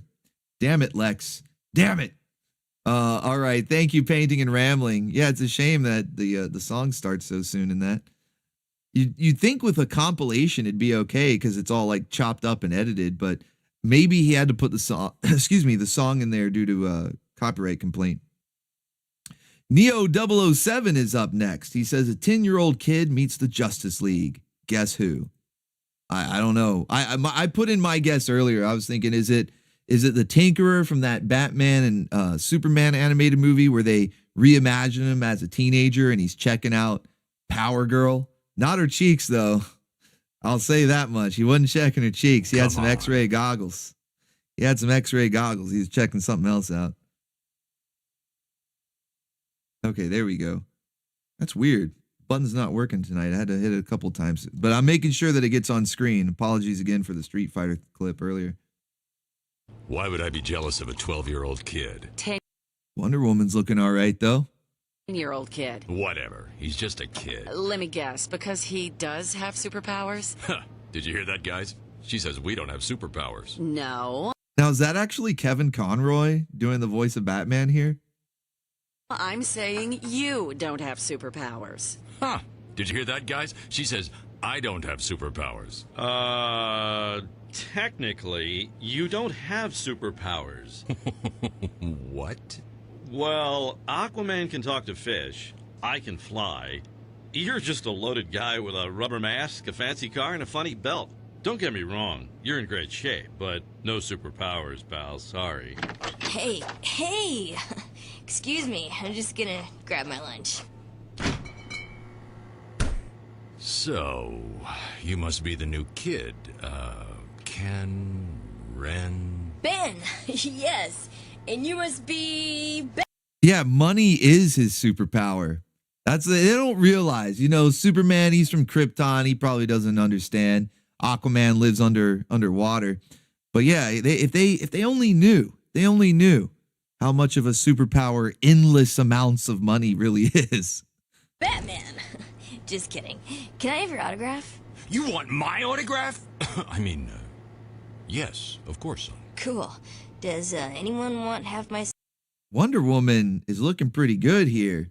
This is a parody, right? I'm assuming this is a parody. Like, it's animated nicely, but it's obviously not official. Kind of a shame, though. Wonder Woman looking pretty good right there. Yeah, exactly, Master Godai. Screw your powers. I have money. Sandwich? Oh, I do. Thanks. You know what, Superman? I used to have pajamas that looked just like your outfit. You did? Well, gotta go. It was great meeting you guys. Oh my God! Did you hear that? His pajamas look like my outfit! I know! And he asked for my autograph! Yeah, and he shared his tuna fish sandwich with me! I knew it was going to be tuna. I just knew it.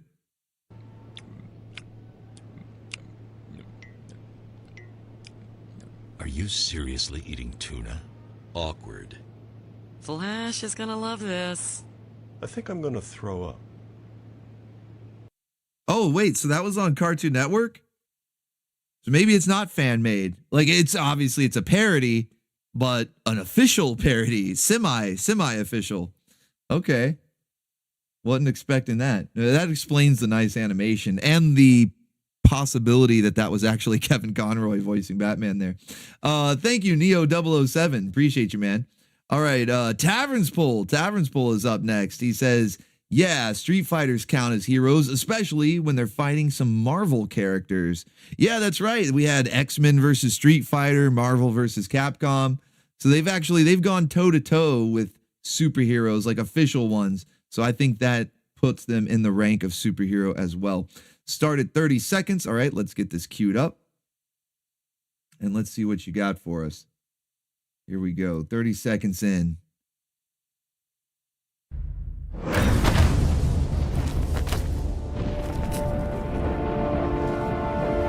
Oh, and that was Tara Strong voicing Ben. Okay.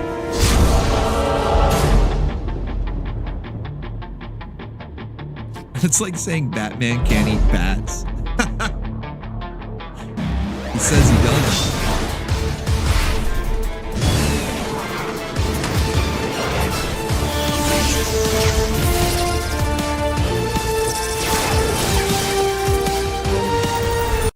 Iron Man shooting at Morgan is so out of character. He would, like, Iron Man would take one look at Morgan and try to find a more peaceful resolution, if you know what I'm saying, okay? It's very out of character for Tony Stark. See,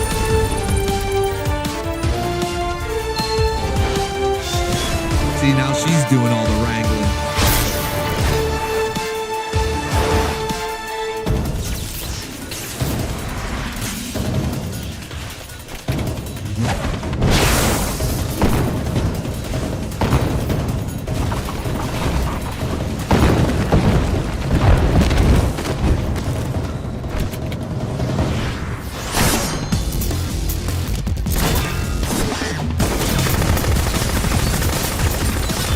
Deadpool versus Dante is so appropriate.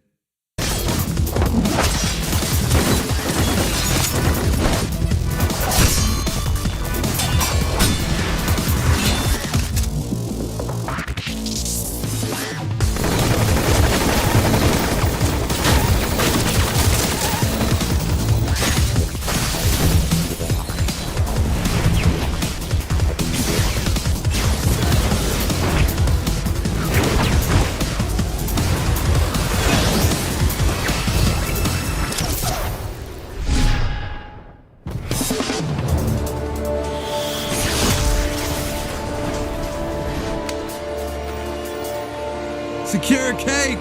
Secure cake! He secured it. Cake secure.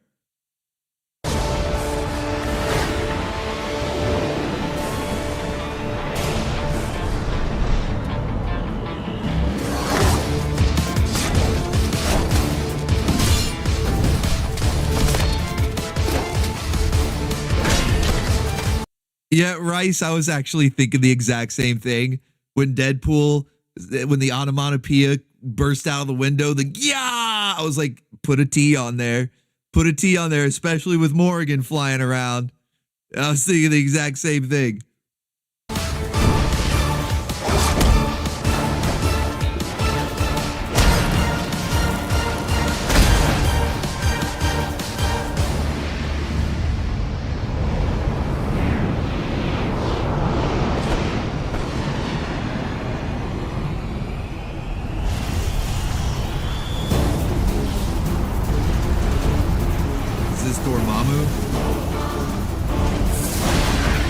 Yeah, that's Dormammu.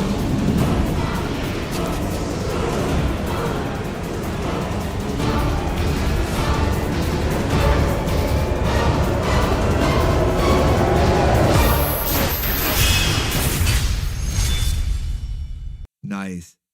Man, I haven't played this game in forever. I thought Dormammu was like a playable character. Was he the big bad?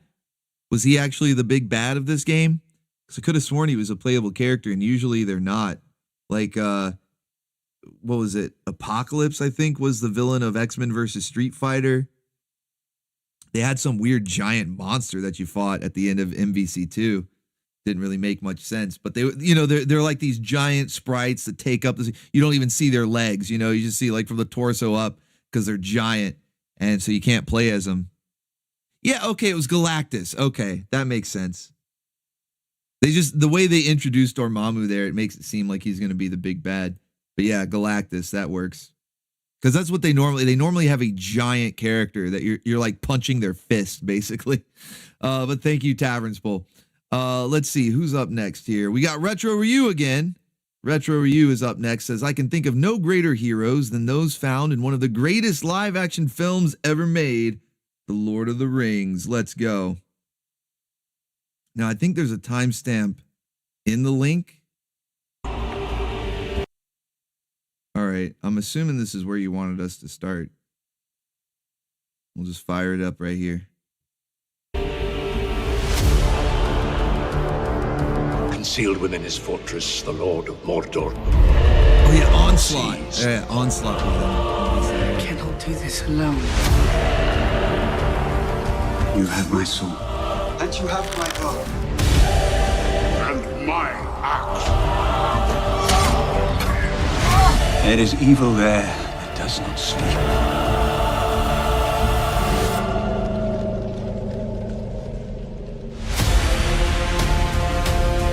The enemy is moving. None can escape it. Night, or you will fall.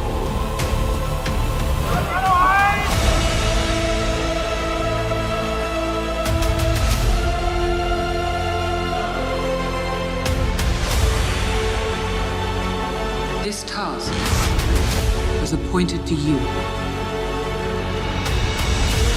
And if you do not find a way, no one will.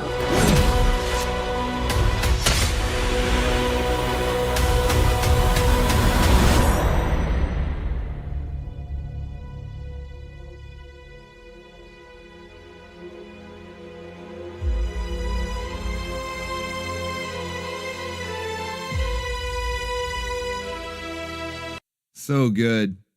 Although I wouldn't have minded if they broke down into they're taking the hobbits to Isengard. They're taking the hobbits to Isengard. But still, epic trailer. I'm so glad I got to see these in the theater back in the day. What an experience, man. Thank you, Retro Ryu. Classic. Those are like classical heroes. You know, it's not like comic book cape wearing superheroes. Those are classical superheroes right there. Excellent stuff. All right, Token Robot is up next. He's got another one for us. Says, I'd be remiss if no one brought this guy up. Well, who is it? Who is this guy? Who is it? Pepsi Man! The greatest hero ever. Pepsi Man.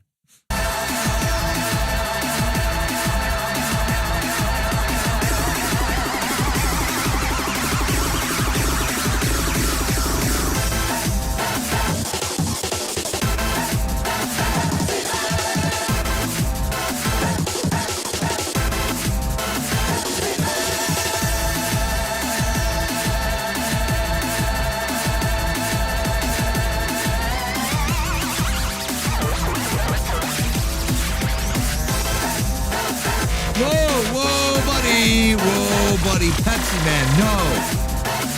Pepsi Man, that is not a good... Pepsi Man, no. That is not a good example.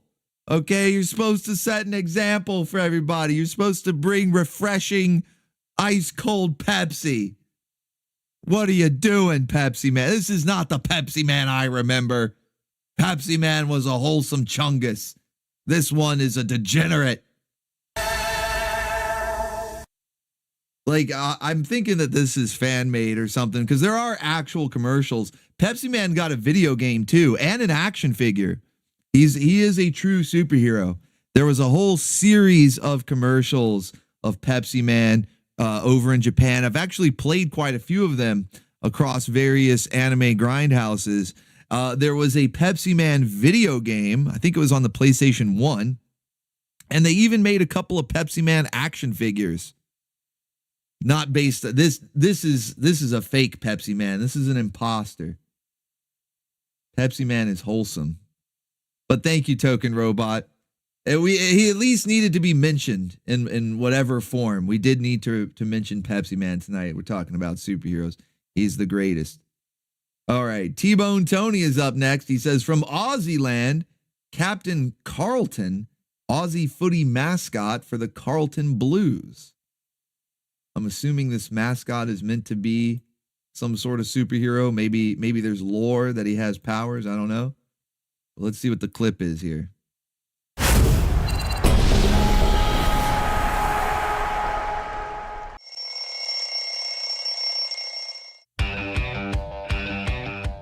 Hey guys, it's game day and I'm pumped. Now, some really important things go into my pre-game routine, so come along and let's check it out.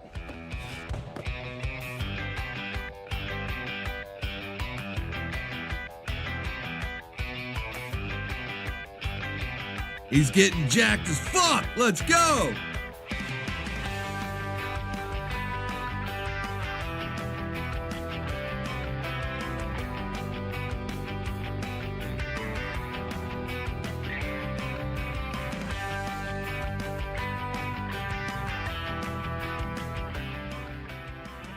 For breakfast, I like to smash down a bowl of cereal, eat plenty of fruit and drink a lot of water. It gives me the fuel for a big day at the footy.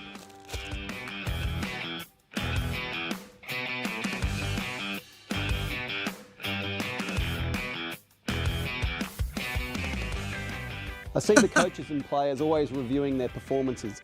I like to do the same to see where I can get better. He's Captain Aussie. I think his name is Captain Carlton, but yeah, he's basically Captain Aussie. Crikey!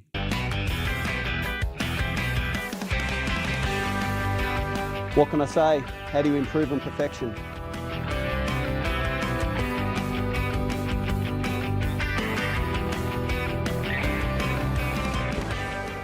I've had a great preparation, so I'm off to the footy. Wish me luck.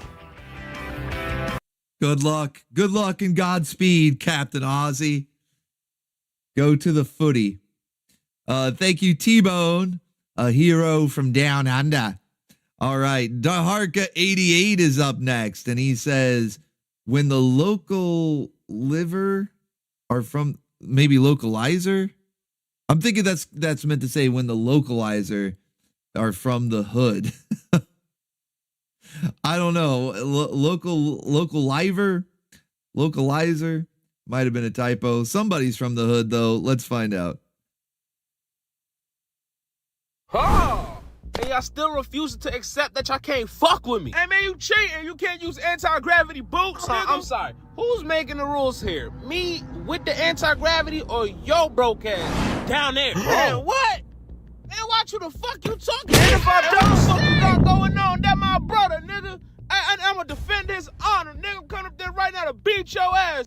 Oh, shit. Okay, goddamn. Okay, we in trouble. Huh, this for you and his honor, bum ass nigga. Oh, shit. Oh. What the fuck? All right. Thank you, Daharka88. You know what? That reminds me of the X-Men. There was that sort of hood parody where it was, I'm the Juggernaut, bitch. I'm going to break you in half. Yeah, look at my suit. It's so tight. This kind of reminds me of that.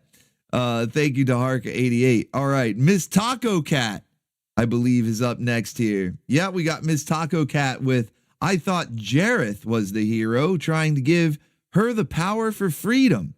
This would explain my messed up relationship with men. I also have the 13 o'clock tattoo on me. Labyrinth ruined an entire generation of women. You guys know the meme, the Scott Pilgrim, Ramona Flowers ruined an entire generation of women. Well, before that, there was Labyrinth, okay? Before Scott Pilgrim and Ramona Flowers, there was Labyrinth that ruined an entire generation of women. All right, play from 115 to 158. Let me get that queued up real quick. Classic. No, I've said pause. All right, here we go. 115. Oh shit, this is actually the scene I was referencing too when you first sent in the super chat. And I was like, yeah, he wanted to give her like power and take care of her and all this. She just had to serve him, you know? She just had to worship him. This is, I'm pretty sure, because I recognize the outfit, I think this is that scene where he's like laying it all out, you know, giving her the deal. And she's just like, nope, it's not enough.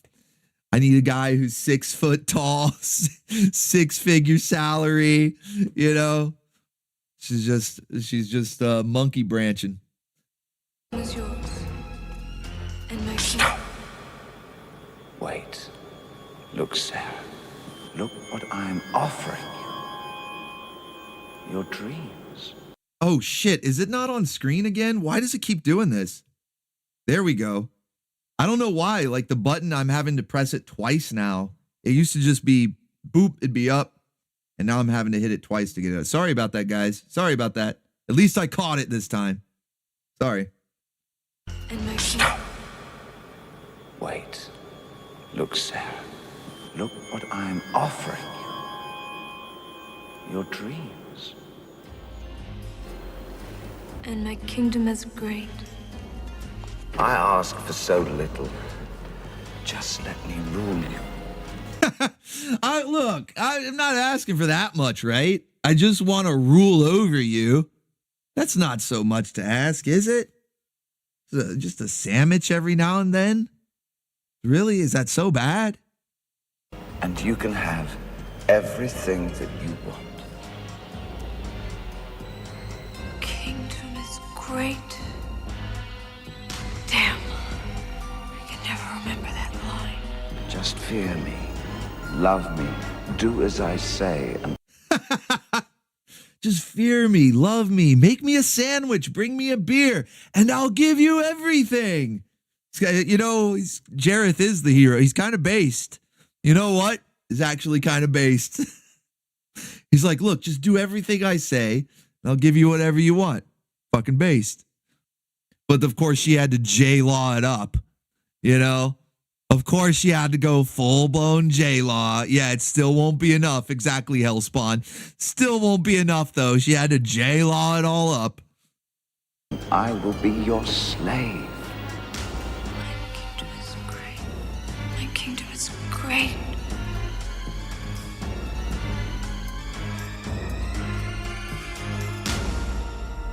You have no power over me.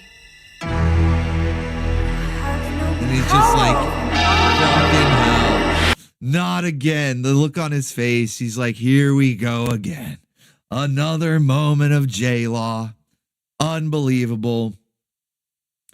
Can't even win her over in this movie starring the Bulge. Bring me a bitch.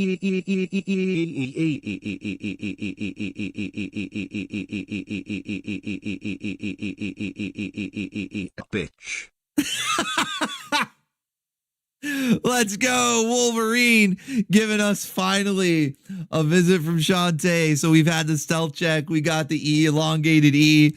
Bring me a B here, bitch. That was a good one. That was a good one. Thank you for the E, elongated E. Let's go. Oh, man. Yeah. Another moment of J-Law. He's like, man, I thought starring in a movie. I'm not even the star of the movie. The Bulge is.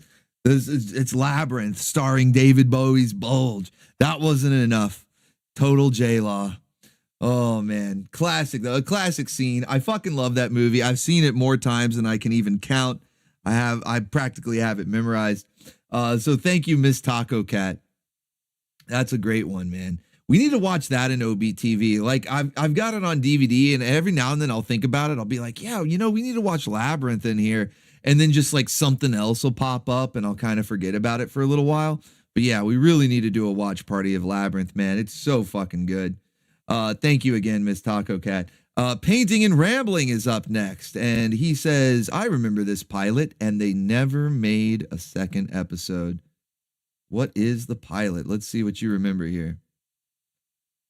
He's a brilliant scientist with a dream. I want to walk again. But what he becomes... Oh, wait, wasn't this guy in Living Color skit? The handicapped black guy? Wasn't this from In Living Color? I think we saw this one. Will defy imagination. What are you, man? From the writer of Batman and the director of Darkman. Put all your... Darkman, come on. The jokes just write themselves on that one. And jewels in the bag. You won't win. Comes a new breed of superhero. Who are you? Call me the Mantis. Mantis premieres Friday, August 26th. Does anybody know what Mantis stood for? What did Mantis stand for? I don't know. I'm not like quizzing you. I don't know, but I'm wondering, does anybody remember? Chi Boy says, watch party with mystery men. Mantis. It's weird because I remember seeing commercials for this and I always assumed it was like a full-blown show because I saw so many ads for it. I didn't know it was just a pilot and never got picked up into a full series. I saw so many ads for this back in the day. I just assumed it was a full show, but I never checked out the pilot. It just wasn't for me. But thank you. That was Painting and Rambling, I believe. Yeah, Painting and Rambling. Thank you for that one. Darka88 is up next. Let's see what he's got for us. He says, intro of a spider show. I'm hoping the 90s one. That's the best one. but let's see. Look, up on the building, it's Spider-Woman. Oh shit, Spider-Woman. Now, she doesn't get enough love, you know? A lot of people, obviously, I was even thinking it was going to be Spider-Man like from the 90s or something. But back in the early 80s, when Spider-Man had his own cartoon, and then it would eventually become Spidey and Friends, where he teamed up with Iceman and Firestar, Spider-Woman got her own show. And this is like the old costume too, you know, before she got like kind of the Venom knockoff, even though she didn't have the symbiote, but for whatever reason, they made her costume look like it was a Venom symbiote. But this is like the old costume, the black wig and everything. And this show is pretty zooked out. I actually have this show. I have like the full series, and it's pretty zooked out. It's pretty wild. We might have to watch this one. In fact, I think we should at some point. I think you guys would enjoy it. It's stacked and packed with waifus as well. But yeah, you know, she's underrated, underappreciated. We need to give some more love to Spider-Woman.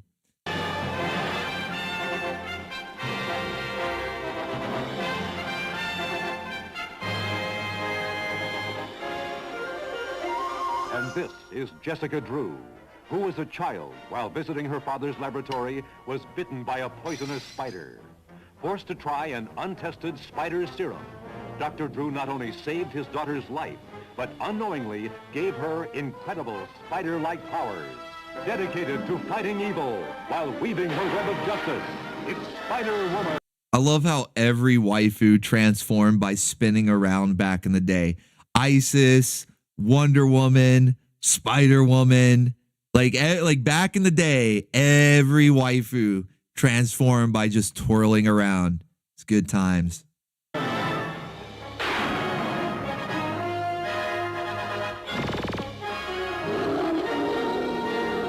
What the fuck?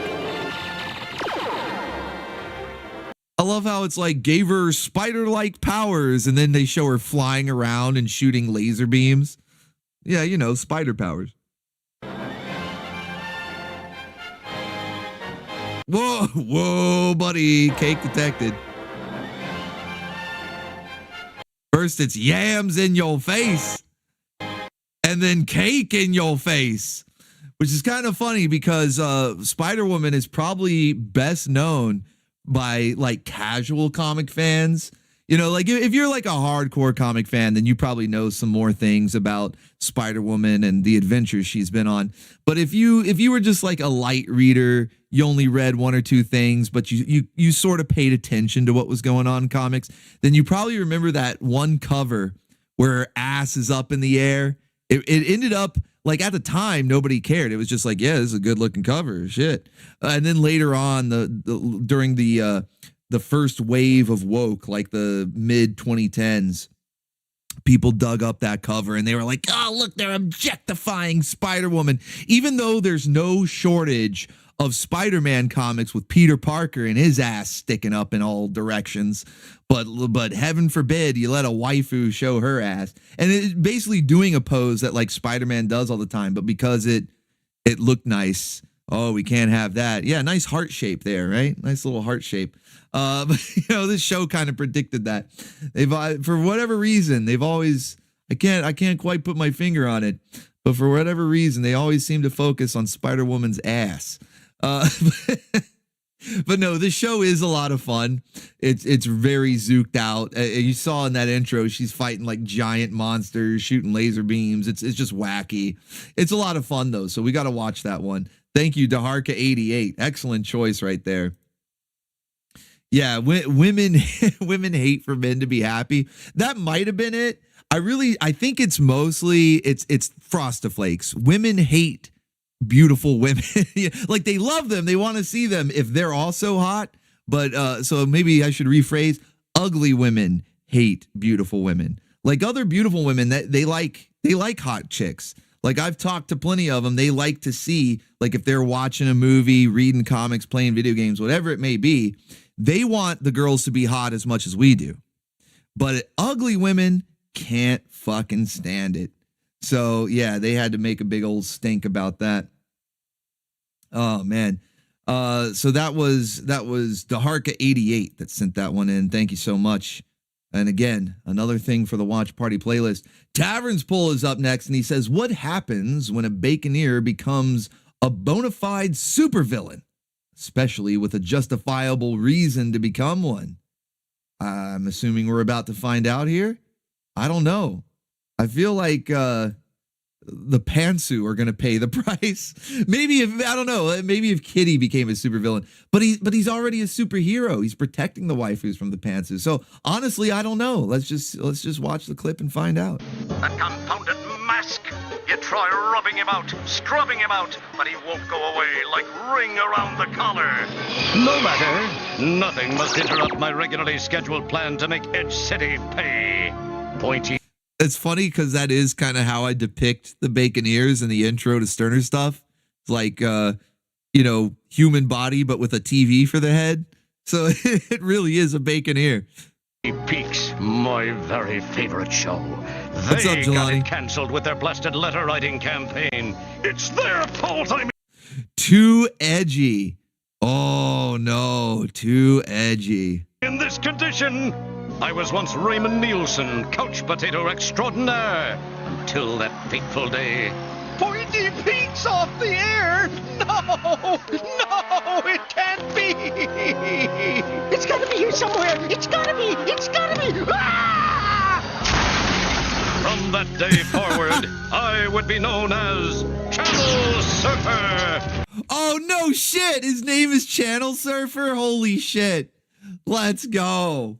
Let's fucking go. Channel Surfer. When I'm through, Edge City will have no choice but to watch what I want to watch. Then they'll know the meaning of quality programming. But first, a word from our sponsor. Is this from like Freakazoid or something? What is this from? No, it's not the Tick. If this was from the Tick, I would have already played this episode like 3 times on Saturday mornings. This has got to be from like Freakazoid or shit. I'm trying to think. Is that the Boomerang logo in the corner? Oh, the Mask. Okay, it's from the Mask. All right, I do have that show, but it gets blocked on YouTube. I can't remember who does the blocking. Maybe NBC Universal, whoever it was. I've tried it before, it gets blocked, but I do have it. I think it's only like 13 episodes. It only lasted 1 season. So I've got it all. We will do a watch party for that because, yeah, we got to see the Channel Surfer. We got to see the Channel Surfer, man. That's awesome. I might have to incorporate that clip maybe for like the intro of these streams or maybe like part of the outro that I do for every stream. That's not going away. That's too cool. Thank you, Tavern's Bull. Appreciate that. Dahark88 back with another one. He says, I am surprised that Disney kept the cake in this show. Well, let's see. I was saying how, well, Disney wasn't always crap, but maybe this isn't that old of a show. Because if it's a newer show, then yes, it would be surprising that they kept cake. But if it's an older show, then it should be, this looks newer. I don't recognize it. So Big Hero 6. Whoa, buddy. She's doing the pose. It's the pose, the rogue pose. Look at the size of that thing. It's magnificent. Even Nico looks over. That's my favorite part of that GIF, when even Nico has to look over and check it out. Like, whoa. Yeah, okay, that is surprising. Yeah, Big Hero 6. I'm pretty sure that was one of the newer movies, like from the 2010s. I didn't even know they made a series. So yeah, at this point, that is surprising. Yeah, that is surprising that they kept it. I'm okay. Nobody cares. Go back to the cake. There we go. Pause. Perfect pause. Oh, man. All right. Thank you, Daharka88. Excellent. All right. Let's see. Talika Man had sent in a super chat asking if any of us watch the Maxx, which is cool because Michael actually sent in a clip of the Maxx earlier, and we're going to watch it tomorrow, in fact. So let's go. No clip, though. He was just asking. Painting and Rambling has our next clip, though, and he says, best ever No need for CGI. No crappy woke actors. It sounds like a good time already. Let's see what you got.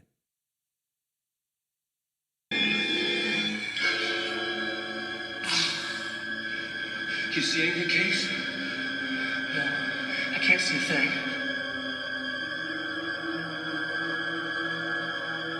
How deep is this thing anyway? He's zooking out. He's zooking out down there.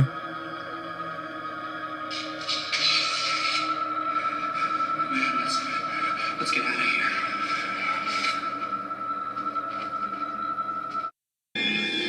Oh, I was hoping we'd see the full-blown transformation. Maybe that's all they could get away with. But yeah, classic Incredible Hulk right there. Thank you, Painting and Rambling. T-Bone is up next, and he says, from the UK, a British bacon bit eats a banana, turns into Banana Man. Sounds like he could join the defenders of Dynatron City. Let's see what it is. See what it's all about. This is 29 Acacia Road, and this is Eric, the schoolboy who leads an amazing double life. For when Eric eats a banana, an amazing transformation occurs. Eric is Banana Man, ever alert for the call to action. What the fuck? This is way jankier than I expected it to be. I mean, the premise already, I'm like, okay, it's probably going to be pretty silly, but this is some serious Zook here. Banana Man with their totally not ripping off the Superman theme right there. It's similar yet legally distinct, okay? That is a similar yet legally distinct theme from Superman. But thank you, T-Bone. Appreciate you, man. All right, we are down to the final page. We're doing pretty good. Time is flying by. I can't believe it's already been over 3 hours. I thought, oh shit, we're actually going through this really fast. I thought it was still maybe like 10 or 10:30. No, it's almost 11:30, but that just means we're having fun. So not a problem at all. But we are at the last page, so this will probably keep us from going too terribly late. So it seems like we got a good game plan here. Just getting right into the clips that you guys send. That's probably what we'll do for channel surfing. Unless there's a, like a Sabrina Salerno music video, I just have to play it. But otherwise, we'll keep going with this formula. It seems to be working. All right, Painting and Rambling is up next, and he says, by the description, I'm pretty sure this was submitted already, but just in case I'm wrong, and nobody will complain about seeing it again. Oh, we got a clip so nice, we got to see it twice if it has indeed been sent in before. But yep. And it was as you said, it is so nice. We need to see it twice. Very much so. In fact, pause screen right here. Nightwing basically chat. Okay, Nightwing basically doing the emojis in chat for us. He's got the eyes bugging out. But yeah, let's take another gander into the orbital station cafeteria. Every waifu dressed to code, the orbital station dress code. Okay, let's check it out. So a couple I missed the first time, I was a little distracted. So we have an updated Power Girl, very reminiscent of a Master Kraken design. So yeah, definitely orbital station dress code approved. I like how Catwoman, they didn't have to alter at all. They just went with the long Halloween boob sock outfit. That's what people call it too. They call it the boob sock outfit because there was just a brief period in time, didn't last for too long, unfortunately, where Catwoman wore this purple suit that was like more skin tight than usual. If you can believe it, if you can imagine. Yeah, it was Jim Balent. Yeah. Jim Balent's Catwoman. That's right, Spyro Man. I'm kind of impressed that you know that. Jim Balent would go on to do a comic book called Tarot, which was about like a superpowered witch and her superpowered witchy friends. They were kind of like gothic or whatever. Definitely not for kids. That comic was like, whoa, buddy, yams out. Okay, but he did the design for this, and when you see both, if you know about like both this design of Catwoman and his tarot comic book series, you're like, yep, that's definitely his design. But yeah, unfortunately, it was kind of short-lived. But yeah, it was, you know, most of her costumes are skin tight, you know, like most of them are. The one from the Batman animated series, the comics, even Batman Returns, it's all skin tight. But this one was so skin tight that people would joke about that it had to be like boob socks because, I mean, it's like painted on. You know, it's painted on. Okay. So yeah, she had this outfit on in the Long Halloween comic series. Unfortunately, they didn't use this one in the Long Halloween adaptation. There's a 2-part animated movie that covers the story of the Long Halloween, and Catwoman's in it, but she's not wearing this. Kind of unfortunate. But that's why I find it kind of amusing that it's like the only costume in this restaurant that they didn't alter because they didn't need to. One more for Jesus. Play from 6.26 to 7.12. Thank you, Miss Taco Cat. Christ is King. Thank you so much. Oh, look, it's Supergirl. How did I miss Supergirl the first time? She's in the thumbnail. Although the thumbnail, same image that we used for the community post, I would dare say that one's even better. I mean, this is not a bad update to Supergirl's outfit, you know, to fit in with the theme. But I dare say that the one that we had, even better. And then, of course, didn't miss this one. I didn't miss it. This one caught my eye the first time. Batgirl. And, like, seriously, this is an exact Master Kraken style outfit right here. It's got the midriff and everything. Midriff City. Let's fucking go. Midriff City. Yeah, good look with no skirt. Yeah, you mean a Supergirl? Yeah, it does. A lot of these, you know, like this one is obviously pinup material. It's not like we're ever going to see Batgirl wearing this for real.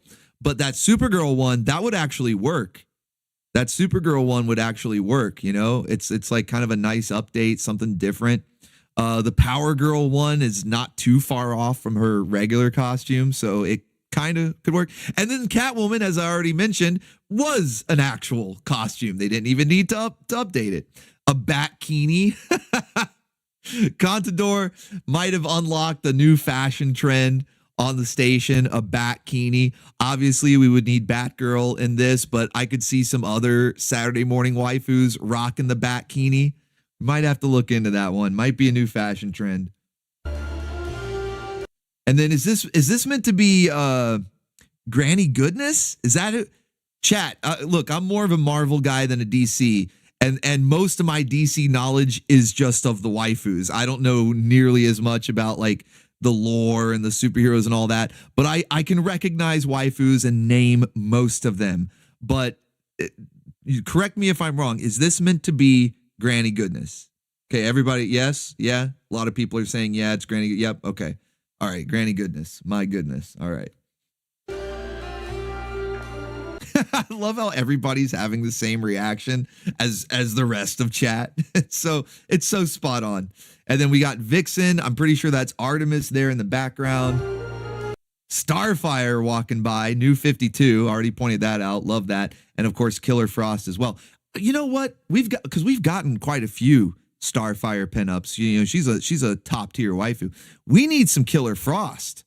I think Killer Frost is wildly underrated and underappreciated. We need to get some Killer Frost pinups in here. Cameraman doesn't even know where to look. Cameraman's all over the place. He doesn't even know. Okay, and then of course Harley Quinn. And isn't this the actual Harley Quinn? Pardon me. Pontsu. With the Pontsu. Kitty slacking on the job there. Oh man, classic. Thank you. Painting and Rambling. Yes, Eclipse, so nice. We had to see it twice. Thank you so much. Miss Taco Cat is up next with Baconette back again. Says this one is from my childhood in Australia. Think it's from the UK. All right, let's see what you got for us. 80s cartoons in UK. Super Ted? This is a story about an ordinary teddy bear When he was made, they found something wrong with him and threw him away like a piece of rubbish into an old... Oh, wait. Ricardo says that's Ice, and in the back is her friend Fire. Now, I thought Fire had green hair, though. I could have sworn Fire had green hair. I need to see more. I can't tell if that... maybe you're right. You could be right. Maybe it is Fire and Ice. But I could have sworn Fire had green hair, and the girl in the back was blonde, which would make her the DCAU version of Artemis. That's why I'm thinking that's Killer Frost. Because Killer Frost also showed up in the DCAU and had like the short white hair like that. Fire does have green hair. Okay, so I do. See, like I said, I don't know anything about like the actual lore or like the storylines or anything, but I know my DC waifus, okay? I do know my DC waifus, yeah. Yeah, and she was Brazilian, so she was a little tan, you know what I mean? She's a little darker. Yeah, so I'm pretty, not bad, good eye there. I could have very well been wrong, but yeah, because she was blonde, I'm thinking it was Artemis in the green. Old dark storeroom. Then, from outer space, a spotty man brought him... From outer space, a spotty man. Then, from outer space, a spotty man brought him to life with his cosmic dust. Sprinkle some crack on him. So this spotty man from outer space sprinkles some Zook dust on a teddy bear. It comes to life and becomes a superhero. UK was on all the drugs. He took him to a magic cloud where Mother Nature gave... It's the original cocaine bear. Him special powers. What? He just ripped his skin off. What the fuck? Holy shit, man. They're really zooking out with this one. Like the premise already. Okay, a spotty man from outer space sprinkles some Zook dust, but then the bear rips his own skin off to reveal his superhero costume underneath. Gave him special powers. Holy shit! That bear became Super Ted. Holy shit. Oh, yeah, this is awesome, right? Mvuti? This is awesome, man. This is insane. What is this? It's hardcore. Retro Review says, I watch this. I would watch this. Okay. Yeah, we might have to check this one out, man. It looks like an all-out Zook fest. It might be a hidden gem. Might be a true hidden gem right there, Super Ted. Thank you, Miss Taco Cat. First a clip from Labyrinth, and now some zooked out shit, like one of the most zooked out things I've seen in a while. You're on fire tonight, Miss Taco Cat. Okay. Retro Ryu. Oh, wait. Okay, I was about to say, is there a link here? I had to scroll down.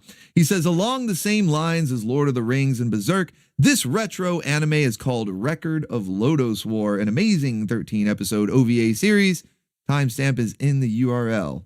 Yeah, this is what started a whole flame war. D-Lit versus Pyrotessa. Arshis Nay. Elaine. All these other knife-eared waifus. I do love this anime, though. It's so good.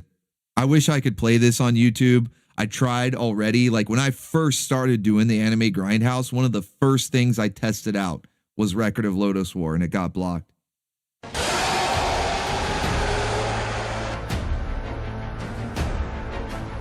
But look at the fucking detail in the animation. It's like crazy detail.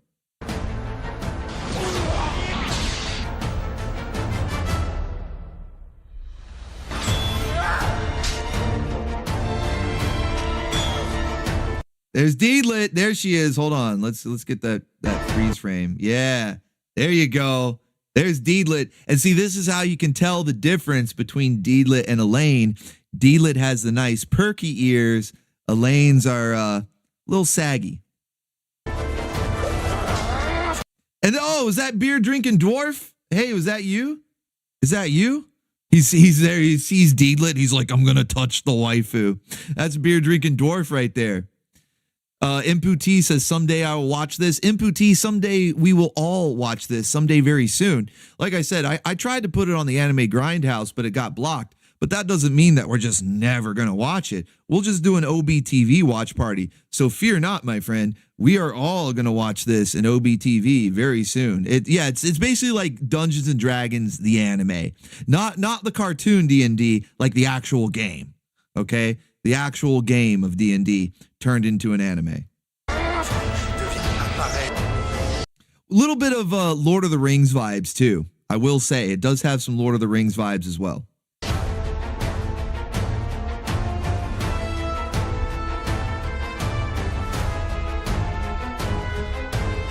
The elemental dragons. Oh, you've got the remaster, Retro Ryu? Oh, I need to get that. I've got the original. I had this back in the day. I had this on VHS. Okay. But I didn't get a remaster. I just, whenever they released it on DVD, I need to get the remaster though, because the detail in this is insane. And I would love to see a high definition version.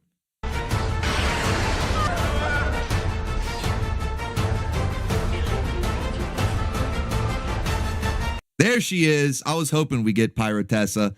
There she is. See? You see? This is why I'm Team Pyrotessa right here.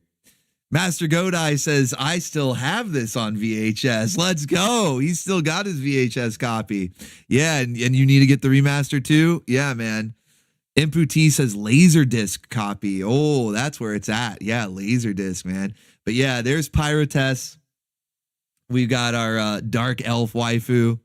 Just like in Bastard with Arceus Nay, Team Pyrotessa, Team Arceus Nay. Let's fucking go. Je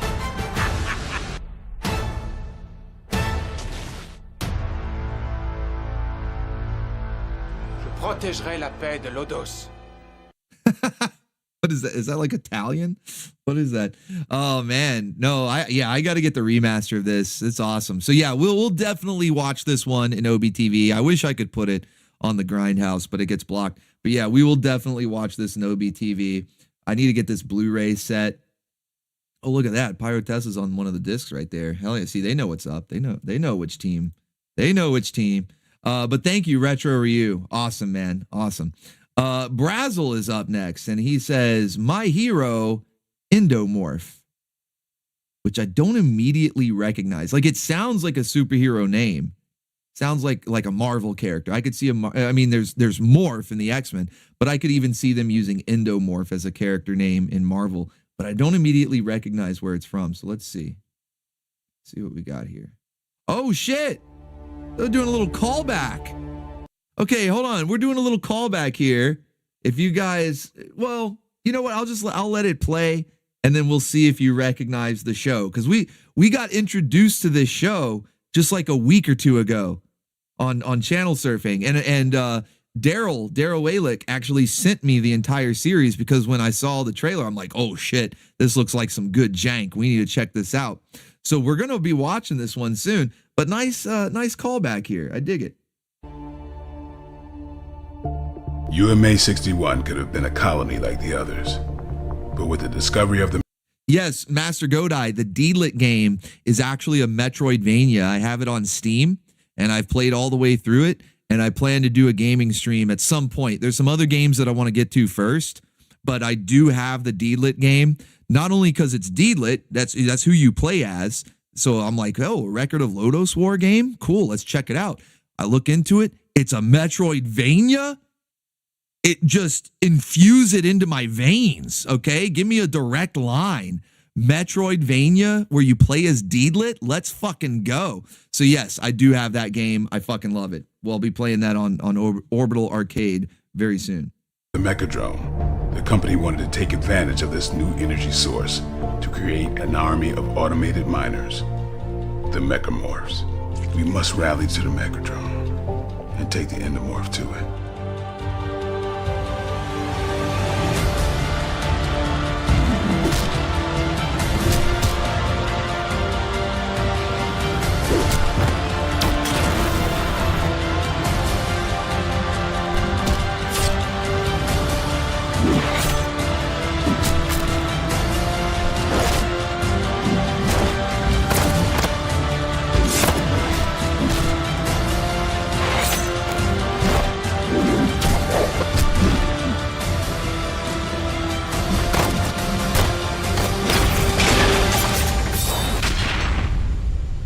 Let's go. Metal Hurlant Chronicles. So if you guys remember, just like a week or so ago, we saw this. I think it might have been last week. Yeah, it might have been last week for the vehicles. I'm not sure, but we saw a trailer. It was sent in for Metal Hurlant. Different episode. It wasn't the same trailer. It was a different one. This is a trailer for season 2, episode 1. But I was like, this looks awesome. It looks like a good level of jank, but with like actual epic moments as well. And a pretty cool cast. I know some of you were already calling out some of the actors like Michael J. White, who played Spawn in the live action Spawn movie. And so when I saw, I was like, we got to see this. We got to watch this in OBTV. This looks awesome. Daryl sent me, because it's a short series. There's only 2 seasons, and the seasons are only 6 episodes each. So it's really only 12 episodes. It's barely even what would be considered one full season altogether at only 12 episodes. But it looks awesome. Got a pretty cool cast. We are definitely going to be watching this. I already have it. I already downloaded it from what Daryl sent me. It's good quality stuff too. He sent me some HD rips. So yeah, we'll be watching this one soon. It's just pretty cool to get another trailer for it, you know, going full circle here, bringing back more channel surfing callbacks. I love it. Thank you, Brazzle. Thank you for that one, buddy. All right, I believe T-Bone is up next. Yes, we left off right here. So T-Bone is up next. He says, start at 210 for the funniest One Punch Man moment. All right, let me get that queued up. I know One Punch Man is a superhero, but I also know that it's a bit of a parody series. You know, they kind of poke fun at superheroes in that one. But I've never actually watched it myself. It's kind of hard not to know about it. It was everywhere for a while, a lot of memes and stuff, but I've never actually seen a full episode. So let's check out this clip here that T-Bone sent us for the funniest moment.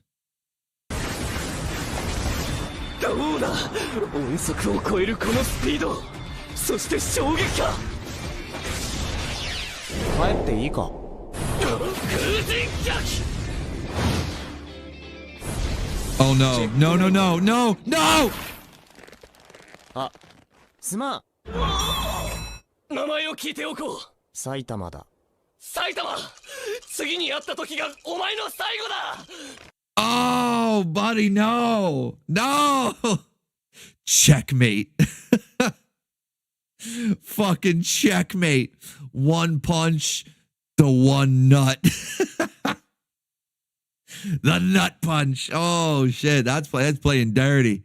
That's playing dirty. Checkmate. Whoa, buddy. Holy shit, man. Of course, T-Bone always finds the craziest anime clips to send in. And it's even crazier because he always finds ones that somehow match the theme. I don't know how he does it, but he not only does he find the craziest anime clips that also fit the theme. Fucking crazy. Thank you, T-Bone Tony. All right, Tony Nugget is up next, and he says, the guys in OBTV know me. Like know you? Know the clip? I don't know. Let's find out. Oh, shit. Oh, shit. What are we waiting for? Action!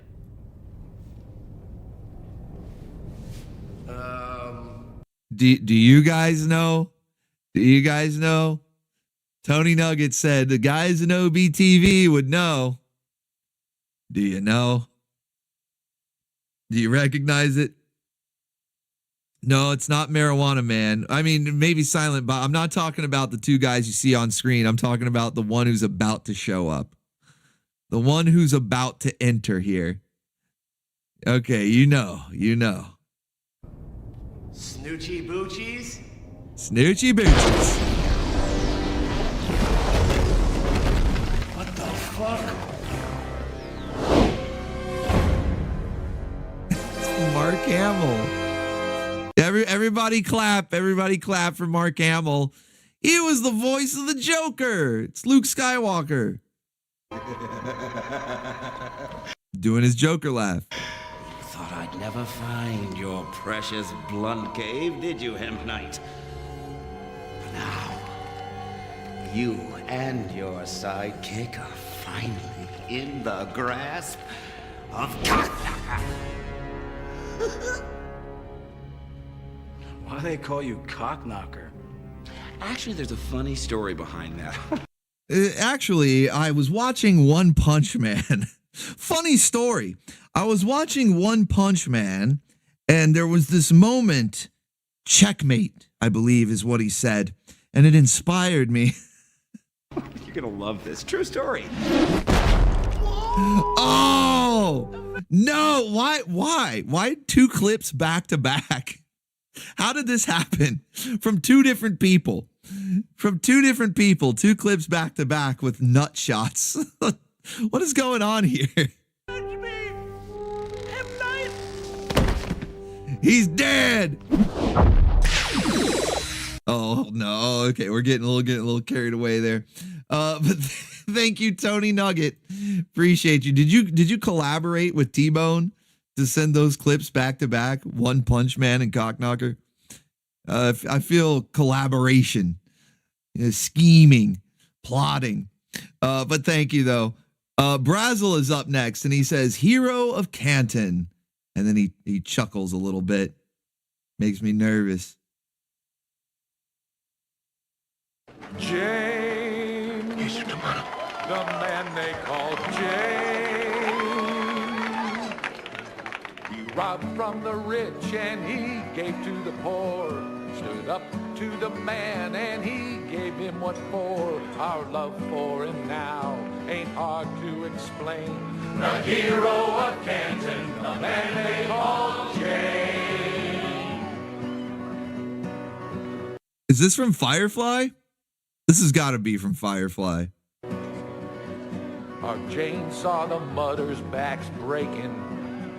He saw the mutters lament. And he saw the magistrate taking every dollar and leaving 5 cents. So he said, "You can't do that to my people." He said, "Can't crush Jane? them under your heel." Yeah, Mel. Jane strapped on his hat. You got any light you'd like to shed on this development? Would you like to tell us why the tavern's bard is singing your praises? Would you like to fill us in here? No, Mel. No, this must be what going mad feels like.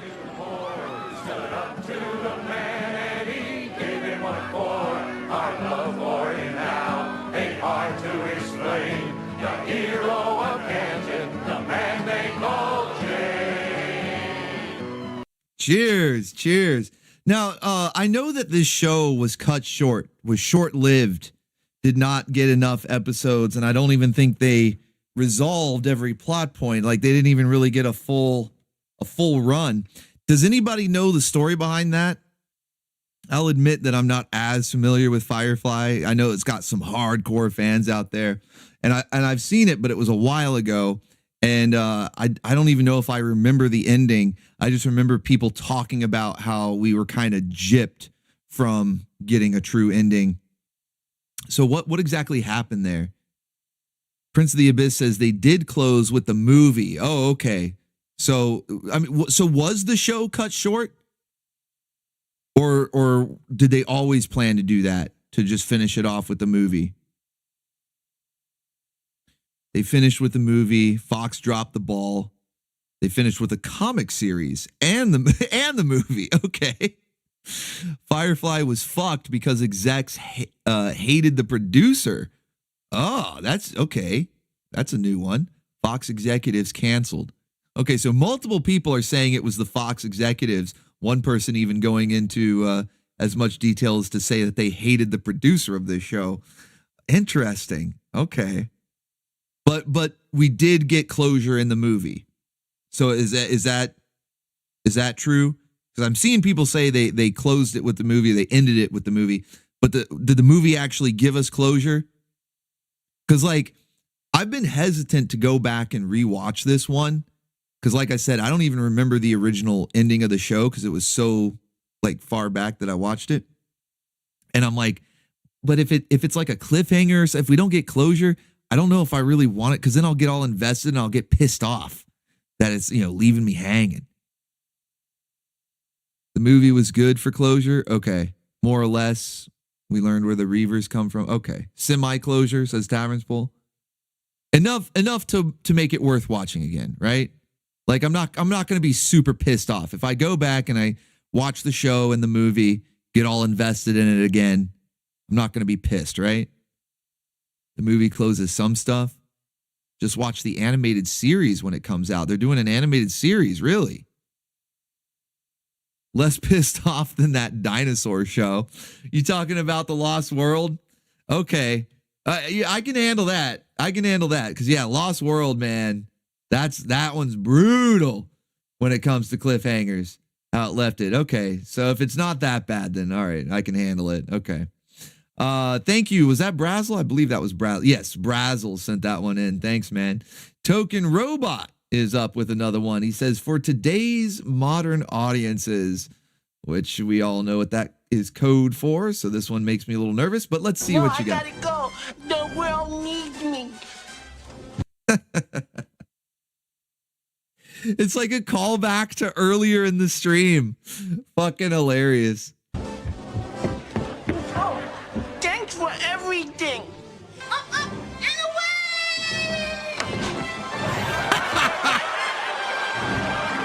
Oh man, it kind of spoils the joke that they show him actually flying around. It'd be a lot funnier if he just like falls on his ass, falls out the window, crashes on the ground, you know, while doing the up, and away.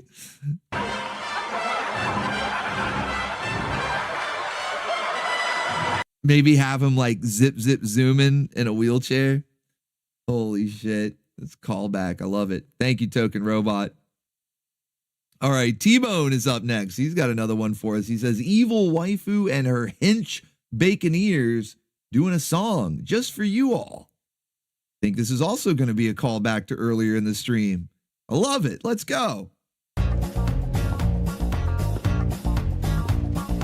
Walk like an Egyptian. Walk like an Egyptian.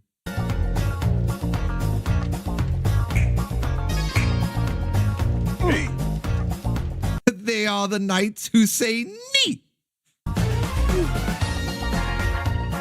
Was that a fucking opium pipe? Hold on.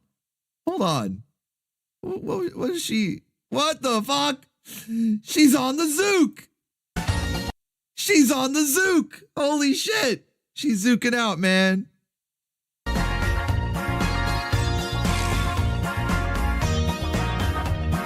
That would explain this entire musical number. We're seeing the movie through her eyes. It was a Zook pipe.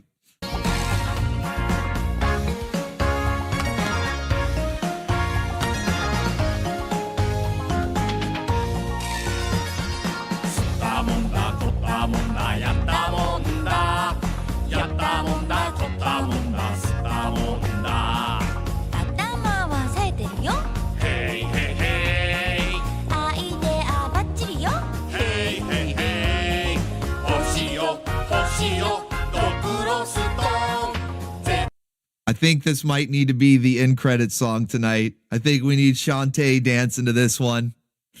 We need Shantae dancing to this one. Doing a much better dance though, or worse. I don't know. Depends on how you look at it. She's got some moves.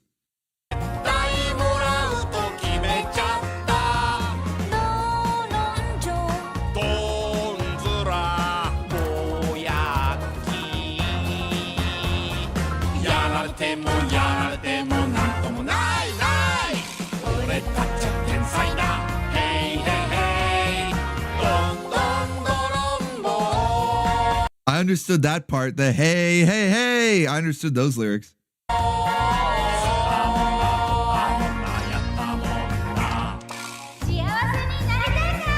that a giant cake in the background?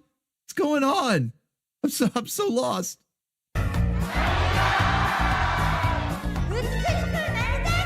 Are they at a wedding all of a sudden? Where did all these people come from? And the balloons? And why are there like bridesmaids with skull helmets? There's so much going on in this.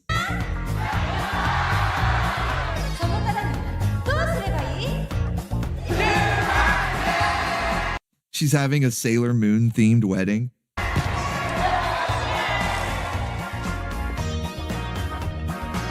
Oh, she has a giant wrench. Booga, booga, booga! She was a moderator. One of Nickelodeon's trippiest shows. Thank you, Adam for Christ. Appreciate the dono. Look at that. She used to be a moderator before YouTube updated. It made everybody's names hard to read and put a blue shield instead of a wrench. She was a chat mod. Let's go. This is from that same movie, Yatterman, that we saw earlier. Another callback to earlier in the stream. We definitely are watching that movie at some point. It looks like extremely top quality jank. We got to check it out. But I'm going to save this particular tab. I'm going to move this over so I don't close it, because that'll be the song Shantae shimmies, does a little shimmy, shimmy, shake at the end credits tonight. That was... Start at 38 seconds, when you make the new girl cosplay a hero. Thank you to Harka88. That sounds interesting. That was T-Bone Tony that sent us that little musical number there. Thank you for that. Stevesy is up next. What's going on, Stevesy? When the greatest actor and super elongated hero meet... ... Oh, leaving us in suspense here. What happens? What happens? Let's find out.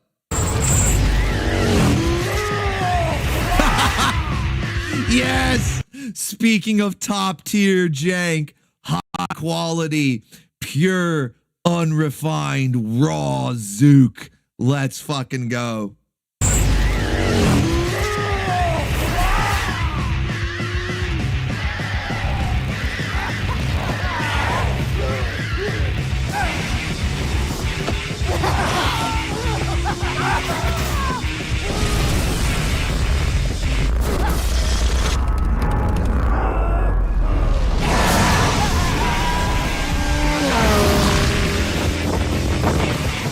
You know what I would pay money for is the unedited footage.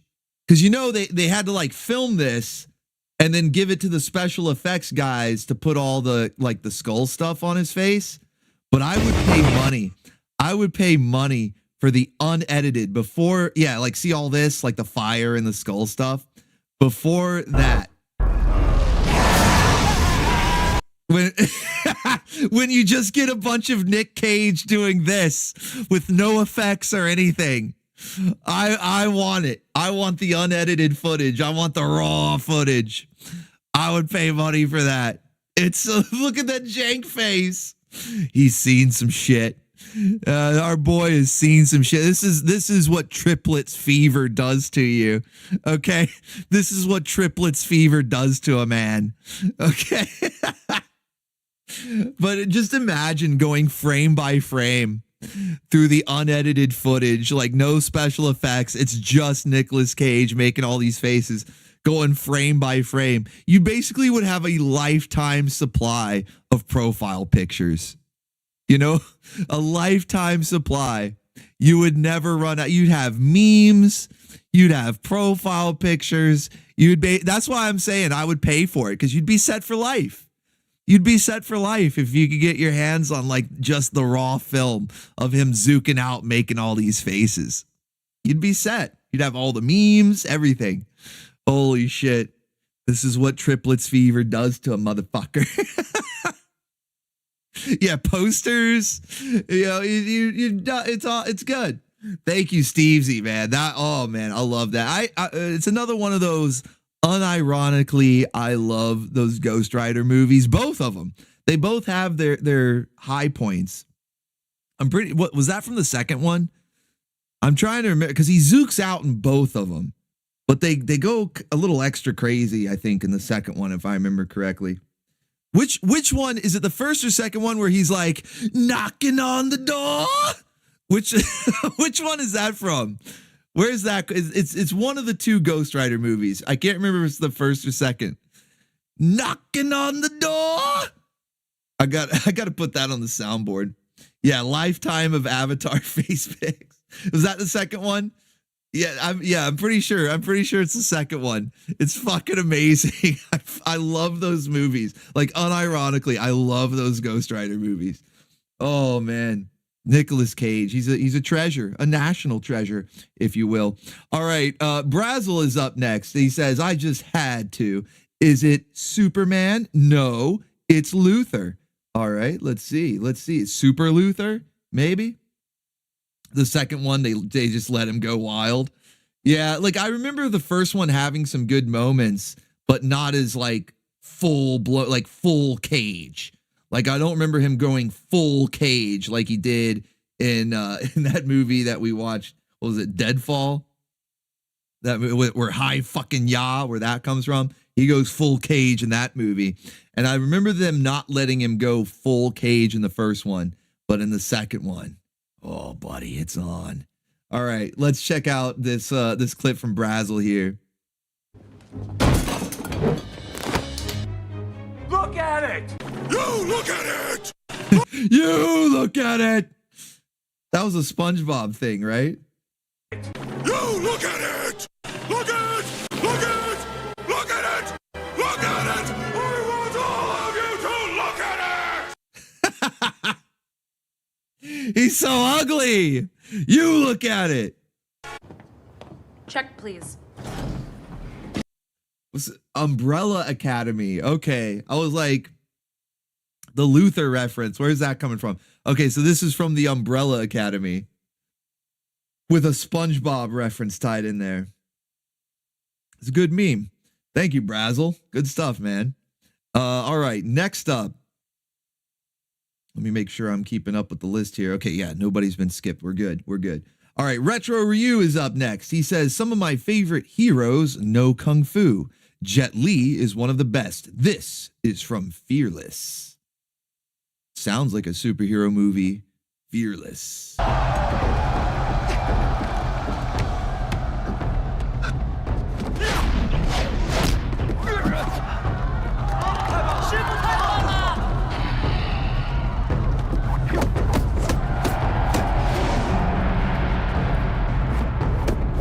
Dark88 says, wait a minute, I thought women were into hairy beast men. Back in the day, back in the day they were. Now they like twinks because of social media, certain influences from certain people. Those who shall not be named but wear tiny hats. They have influenced women to think twinks are something that they should be attracted to. But yes, if nature had its way back in the day when nature did have its way, then yes, women were into hairy beast men.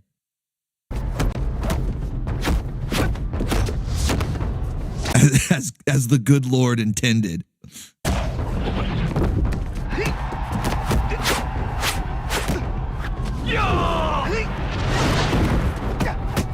Mech says, well, according to Barnes & Noble book sales, they like monsters. Okay, don't even get me started. I was about to like go on a whole tangent. Don't even get me started. I'm going to chuckle at that comment and we're moving on. That's a rabbit hole best left untouched for the moment. But yes, you're not wrong. St. Adam says Minotaurs in particular. Okay, see, you guys know. I don't even need to say anything. You guys already know. Fucking bacon ears are the best. I love you guys.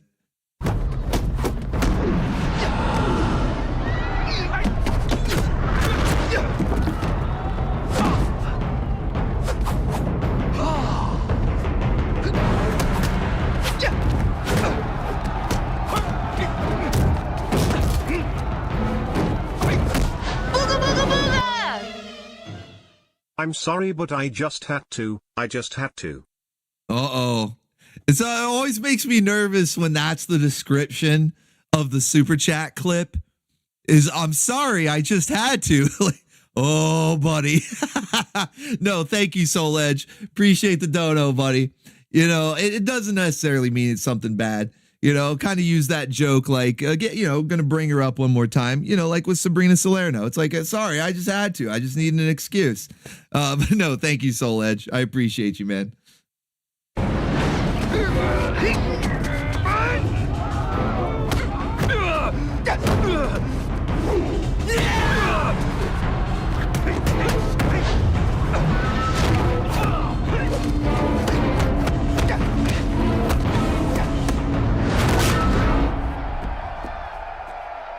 I feel like we should have gotten a Mortal Kombat X-ray with that one.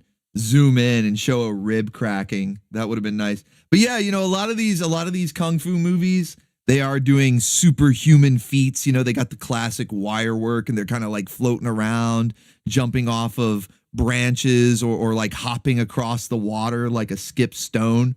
You know, so yeah, I would count it. I would count that. That's definitely superhero activity. You know, not just the fight choreography, but it's kind of like superhuman levels. So it counts, definitely. Thank you, Retro Ryu. Up next, another one from T-Bone. He says, from Mount Olympus Comics. T-Bone coming in with some deep cuts tonight. I dig it. Booga booga booga! A old ad for X-Men toy. Hell yeah. Oh, I love those. Are classic. I've got a couple of those in Saturday morning lineups, man. I used to collect those too. The Toy Biz one before Hasbro took over and started doing the Marvel Legends. Back in the day, Toy Biz with the X-Men figures, and then they would expand out and start doing all sorts of Marvel character figures before they eventually got bought out. But I collected the hell out of those things.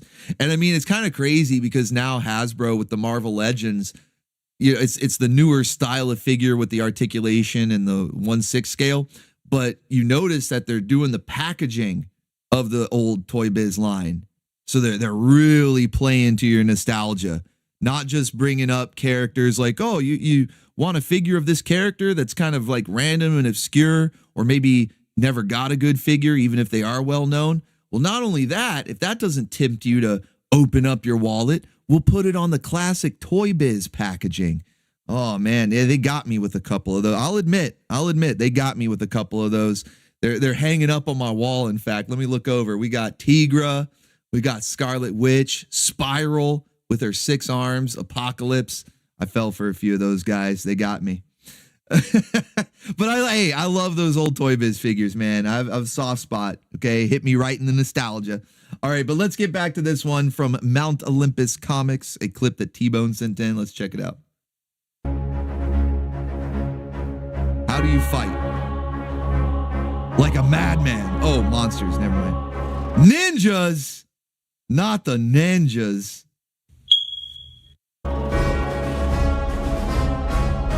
Whoa, buddy. Wait, is she one of the ninjas? Hold on. Is she one of the ninjas? Might have to reevaluate my technique. This might not be the kind of fight I thought it was going to be. Whoa, buddy. Yeah, can we do grappling? Does grappling get you? How do you fight these ninjas? This particular ninja? Grappling. Turkish oil wrestling. What's that character from Street Fighter? Hakan. I think his name is like Hakan or something. And he's like a Turkish oil wrestler. That's how I'm fighting this ninja. Whoa.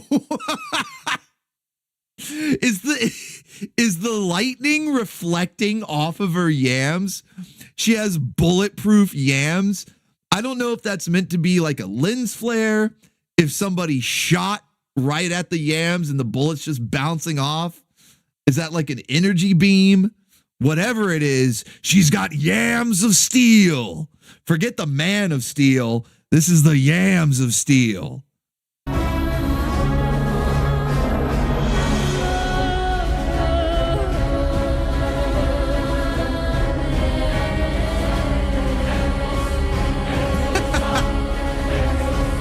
Part-time college student, part-time warrior goddess. Okay, look, I'll give it to them. They know how to push a comic here, getting you interested. We got ninjas, we got bulletproof yams, and only one stands in their way. Part-time college student, full-time goddess. Wait, it actually said part-time goddess. Get the fuck out of here. Holy shit. I thought they were... Wow. Okay. Part-time college student, part-time goddess. Yeah, they know what they're doing. They know what they're doing. I'll give them that. You know, hats off to you, Mount Olympus Comics. You know exactly what the fuck you're doing. Full-time superhero. Now that's an outfit. Salute. Chat, stand at attention. Okay? Chat, are we standing at attention? Are we saluting? This is America. All right? Hopefully the stream doesn't crash when I say it. America. All right? Stand at attention. Everyone salute. This is the hero we need and the hero we deserve. Let's fucking go. These are America's yams. All right? Fucking Captain America with his gay joke. That's America's ass. Get the fuck out of here. These are America's yams. Okay? Let's fucking go. Yeah, did you see the guy? Did you see the guy on the left? Look at his line. Both of them. Like this guy right here on the right, he's got like Zook face. He's staring off into the distance. He's checked out. But both of these guys, look at their line of sight. Like this guy's staring right down. I don't know if you can see the mouse. I don't know if it's capturing the mouse, but he's staring right down, staring into the sun. And then this guy back here, I think he's checking her cheeks. He's looking over his shoulder. He's not focused on the fight. He's checking her cheeks.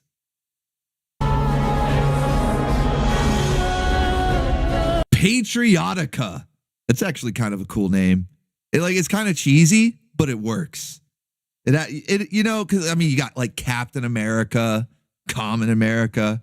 Shout out to Common America. Speaking of yams and cheeks, shout out Common America. But Patriotica, that actually sounds kind of cool. You know, it's a little cheesy, but that just adds to it. The cheese, like usual, just adds to it. It's pretty cool. Whoa, buddy. Those are load-bearing yams. I never thought I'd see it. Load-bearing yams. She's doing the heavy lifting here.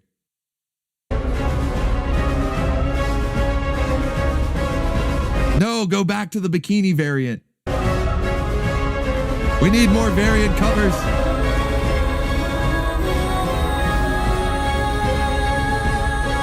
We need variant covers stat. We need to see all the variant covers. Uncle Sam's yams. I feel like that would be something on the shelf of the grocery store. You know, going down the canned goods aisle and, you know, got to pick me up some Uncle Sam's yams. That's pretty clever. I'll give Chi-Chi boy. Tip of the hat to you, sir. Soul Edge says, I want this right now. Inject it into my veins. Give me some Patriotica. I am standing at attention. I am saluting, sir. Maximize. Let's go. Now we see why those soldiers were distracted in that earlier panel. How the two soldiers on the left were just completely ignoring the fight. That one guy was looking zooked out, like he was like, oh shit, we're about to fight some monsters. But the other two, I see why they were distracted. We get to, I think I've got that. Don't I have Vinny? Where's Vinny at? Turn around, let me see the black. Yeah, there we go. Say, hey, hold on. Why are these soldiers not even paying attention? We know they're checking their cheeks, but there must be something to it if they're ignoring their impending doom to check the cheeks. So Vinny says, turn around, let me see the black. And oh, lo and behold, Parody. Let's go. Let's fucking go. All right. So yeah, this is Patriotica, as you guys are probably already aware. It appears to be a crowd-funded comic, as they have a Kickstarter. I don't know how old is this video? 7 years ago. Okay, Kickstarter's probably over by now. Kickstarter has probably ended. It was 7 years ago, but maybe somebody's selling the issues on eBay or something. Maybe they got a store up somewhere. I'm assuming it got crowdfunded. That is, if we assume that it got crowdfunded, then yeah, maybe you can find issues on Amazon or eBay. I don't know. But thank you, T-Bone. Start at 56 seconds. Batgirl versus the Midriff City Girl. I hope it's Bat Metal. Thank you, Daharka88. Let's go. And T-Bone Tony for the Patriotica trailer there. Another one from T-Bone. Bonsai Girl from Janky Coronado. It says Jinky, but I'm going to read it Janky. From Janky Coronado, a 2000s American comic inspired by Sailor Moon. Many re-releases of the trade paperback over the years. Okay, so this one you probably can find if they've had trade paperback re-releases. Multiple, according to T-Bone. But let's check it out and see if it's something you guys would be interested in. Bonsai Girl. Whoa, this looks like a total... Whoa, buddy. This looks like a completely different type of comic. Are we still in the superhero genre? Are we? I hope so. I hope we're still in the superhero genre here. This looks like a completely different type of comic here, buddy. Whoa, buddy.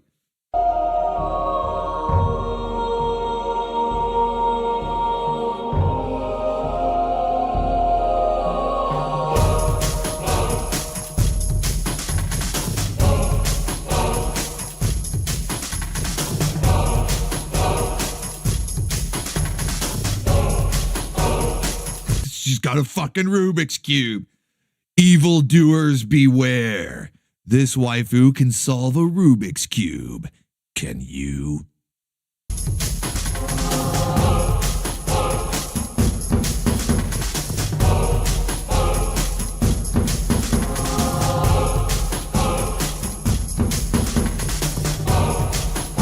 Yeah, the art is very reminiscent of kind of like Image Comics. I remember seeing similar art styles in Spawn back in the day. Chi-Chi says J. Scott Campbell. Yeah, looks similar. I don't know if it is J. Scott Campbell, but it does look like his work. Like his style.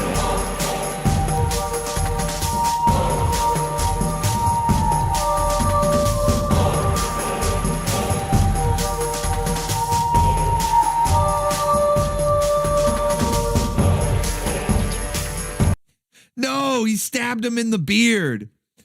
Why is his beard bleeding? This ninja stabbed this wizard in the beard. His beard is bleeding.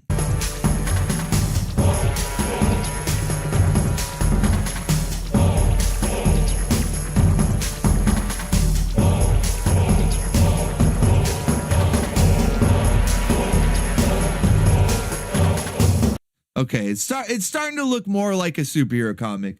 I don't know. Maybe they just opened with what they thought would catch people's attention with all sorts of wrangling and tangling and the tentacles and all that. But now it actually looks more like a superhero comic. And yes, if it's not J. Scott Campbell, somebody is definitely channeling that same energy, that same art style. Looks very much like it. Yeah, same thing here, Chi-Chi boy. I stopped buying in like the mid 2000s. You know, I used to be like a regular reader, but stopped buying. Yeah, this looks interesting, to say the least. Now, how old is this one? 12 years. Holy shit, 12 years ago. But I don't think it was crowdfunded. At least there was no indication. And according to T-Bone, this one has been re-released, collected in trade paperback, and re-released multiple times. So you should be able to find this one. Hopefully you can find Patriotica as well, because that looked like a lot of fun. But if you're interested in this, it's called Bonsai Girl. And according to T-Bone, trade paperbacks are out there. You just got to find them. So thank you, T-Bone Tony, for that one. All right. Beer Drinking Dwarf is up next. And he says, speaking of Batman's no killing rule. Wow, that was all the way back when we were talking about how Alfred murdered a couple of guys.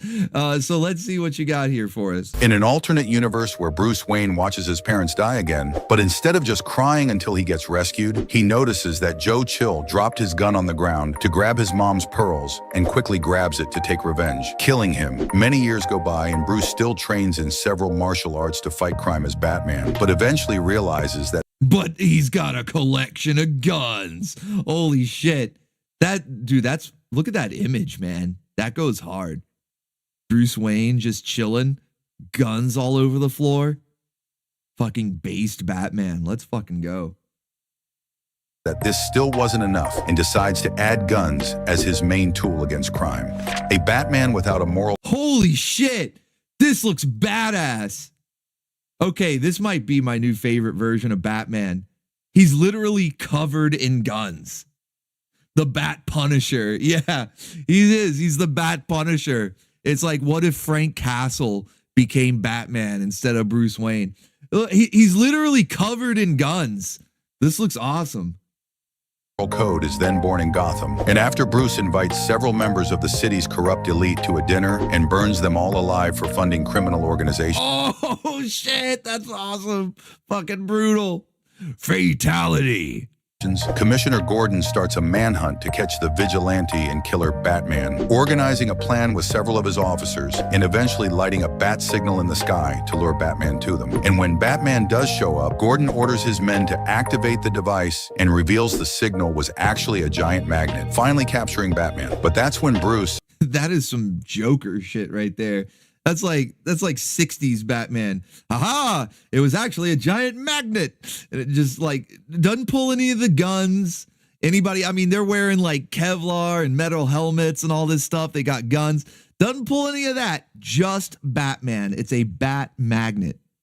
Slightly laughing, just activates one of his super satellites and eliminates all the cops involved in the trap, leaving only Commissioner Gordon alive. Bruce then deactivates the magnet using a secret voice command, since the device was tech from his own company, and immediately kidnaps Gordon, allowing him to survive, but forcing Jim to listen as his remaining officers scream with their airships crashing into Arkham Asylum. Sometime later, Batman watches through his surveillance cameras as his super satellites prevent crimes all over Gotham, like killing robbers before they hurt more families, executing corrupt judges who gave paid sentences, and even killing predators the moment they're located. But after seeing all that, Alfred tells Bruce that his parents would never approve of what he's become and that he's officially resigning.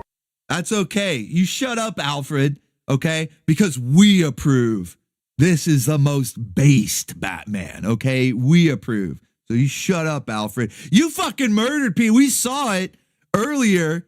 All right, get off your high horse, Alfred. You did a stage fatality on the Mad Hatter and his accomplice, okay? So shut up, you hypocrite. Don't you have some buttling to do? Go buttle.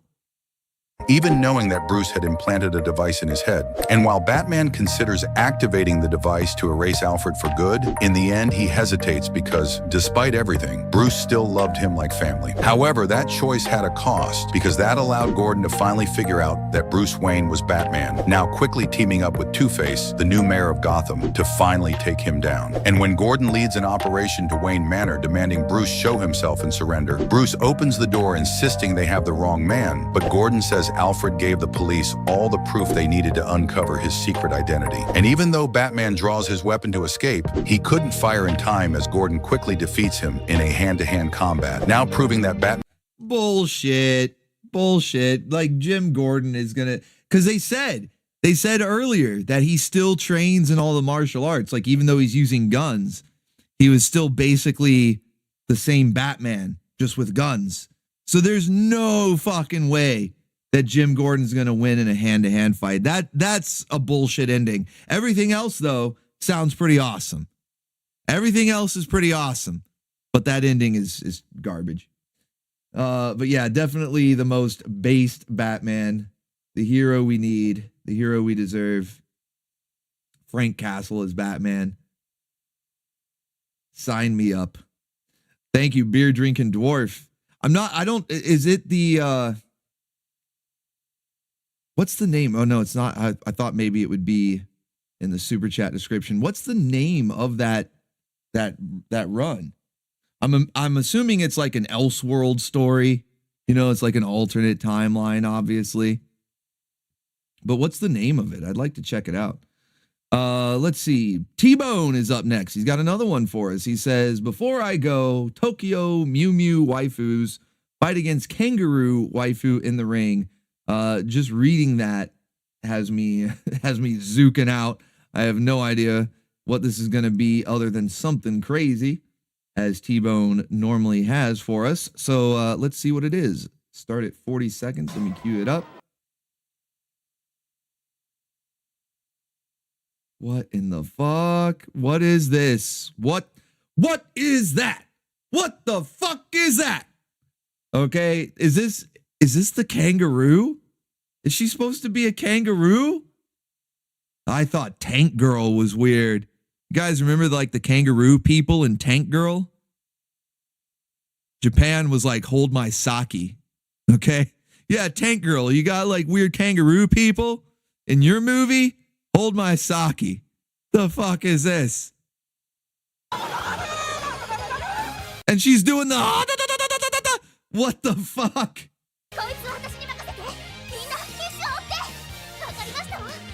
Is this clip sped up?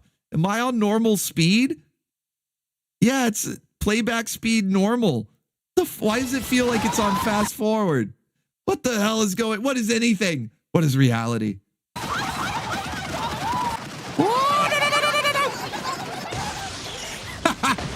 She's just getting her ass kicked.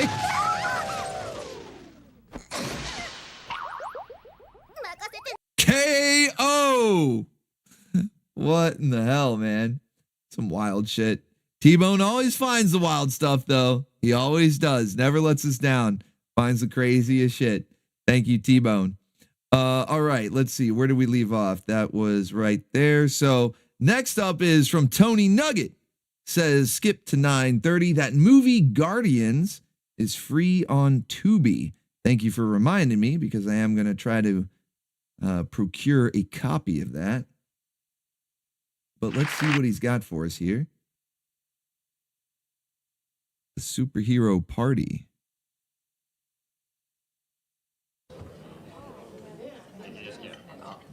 You can't get art like that. I mean, you have to either rent it or buy it outright. Hey, Hulk! Oh, this is definitely modern Marvel. They made Ant-Man black. This is definitely, modern. This is in the Disney era. Oh, come on. You got a lot of people standing out here in line. Come on. All right. Take it easy. Whoa. Come on. Is that the guy in there? Take it easy. It's not supposed to smell like roses. Come on. Up in the sky, it's a bird. It's a plane. Hey, it's Spider-Woman.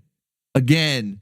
That's crazy. I mean, of course it is superhero theme, but I still would have never expected that we would get multiple appearances from like the old school Spider-Woman. It's Clark Kent. Of course. Clark Kent is Superman. That's it. Okay, out. Get out. Everybody out. All right. Get out of here. Right? Why is that Ben Grimm like the most accurate one that we've ever seen?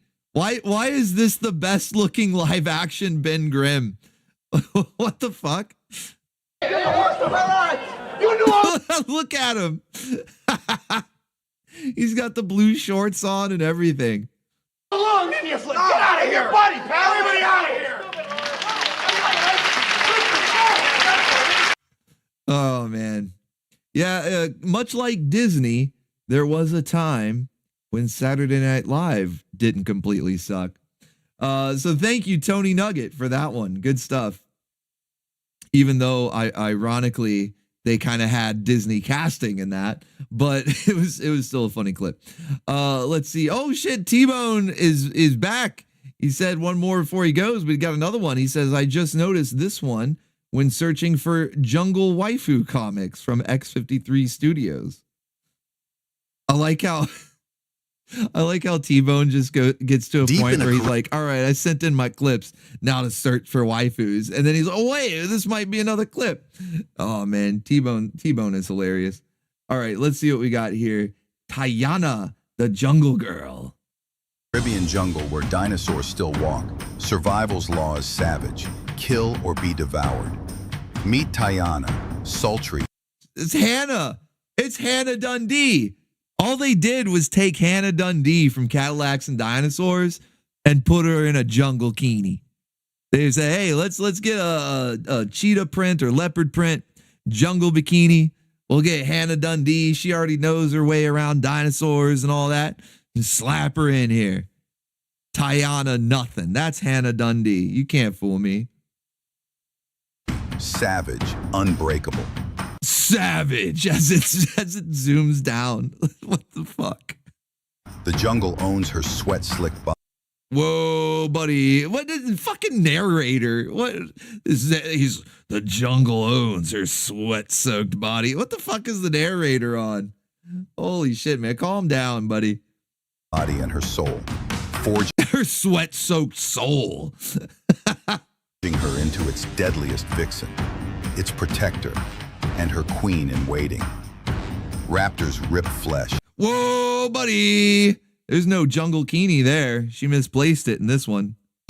Poachers plunder without mercy, and the shadows of the past are hungry for blood.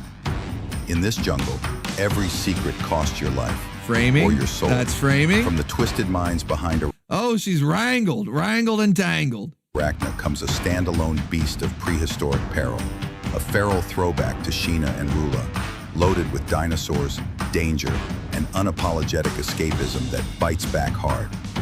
Brutal, beautiful, unforgiving. Tayana, the Jungle Girl, a full-throttle, blood-stained adventure for readers who crave danger with teeth. The campaign is live. Back it now. Grab one day early. What? Oh, man. Wait, how old is this? Hold on. 4 months ago. Okay. Yeah, they ripped off Master Kraken. Because we have a pinup from like 2 years ago. Okay. It was like 2 years ago where Master Kraken had a pterodactyl. Although I believe it was Swoop from the Transformers, so it was a Dinobot, but still, he's the pterodactyl Dinobot who was carrying Princess Lana wearing a jungle bikini by the pantsuit, by the britches there. I wonder if I can find it. Hold on, because they ripped off Master Kraken. Okay, they really did. Let me see if I can find it. We'll get this on screen. Hopefully it doesn't take too long to find it. Because that is just almost like shot for shot. The same pose and everything. Where is it? Where is it? Oh, man. It's buried in here. Not a bad thing. Not a bad thing. But I have a metric shit ton of pinups in this folder. And this is just the Master Kraken folder. I might need to put folders within folders just to organize by character or something. We've got so many from Master Kraken now, but that's cool. You know, he's been working with us for years. But let me see if I can find this Lana pinup because it's too similar. There's no way. I mean, maybe that's coincidence, but it's like, oh shit, here it is. Look, it's the fucking same thing. Let me go back. Let me go back to the other one. We'll get okay. So the only difference is the pterodactyl in this one, he's using his little feet claws or whatever to lift her up. And in this one, Swoop has her in her mouth. But yeah, look at that. Look at that. Master Kraken did it first. Master Kraken did it first. They stole her ideas. Princess Lana of the Jungle. They stole our ideas. We even got Kitty there wearing a little barbarian outfit. Classic, man. Any excuse, right? Thank you, T-Bone. All right, who is up next? Commies Are Not People is up next here. And he says, listen to the hero. Start at 35:46. All right, let me get this queued up. And we are... Oh, not all heroes wear capes. Okay, not all heroes wear capes. That's all I'm going to say about this one. Some of you might know, some of you might not, but we're in for something. Not all heroes wear capes. Mars. This isn't fixed by moving the goalposts of what an American is. It would be a lot easier if an American was just an Indian with an Ivy League degree. It would make this whole problem go away instantly if that worked. If you could just wave your hand and say that an American is a Guatemalan who was born here, that's an American. We wouldn't have to have this painful conversation. It would be so easy if you could do that, if it were a computer simulation. That's Marvel movie shit. An American is whoever Doctor Strange brings through the portal to beat Thanos. The new Spider-Man is an American. It's a lesbian from Sri Lanka who just came here to start up a cupcake business. But she listens to Cold Wave, and she just came here to start up her hair dye business. She's an American. She's here for the American dream. That's not reality. That's math, that's Marxism, that's computer programmer, simulation, bullshit. Fucking beast! Let's go! Like I said, not all heroes wear capes. Fucking beast. Hell yeah. Thank you, commies and not people. Let's see. We got Neo 007 up next. Yeah, on point, right? On point. Base as fuck. Waifu with a MacGuffin to summon a superhero. That's the description we have for Neo 007's clip. Let's see what he's got for us. Yeah, he's 100% right. Spot on.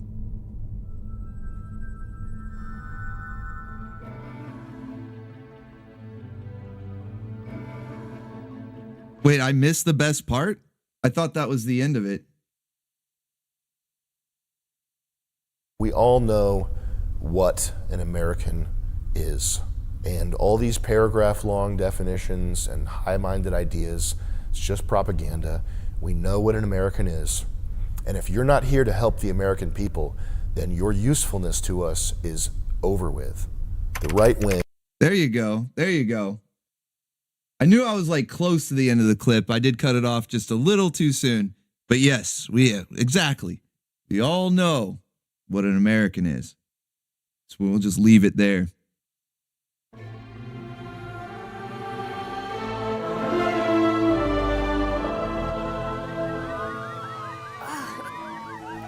What? Major Dynamo? Not Major Dynamo. Not the refrigerator. Anything but the refrigerator. No, no, no, no. Huh?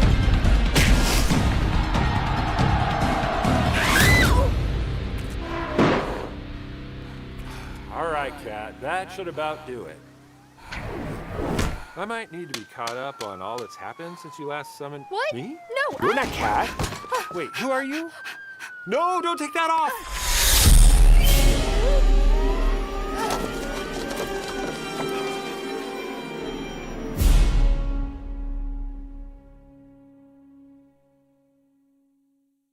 Huh, interesting. So this just says that it's a short proof of concept. Let's see, how old is this one? 2 months ago. Okay, well, this is like practically brand new. 2 months ago, it's called, obviously, My Hero.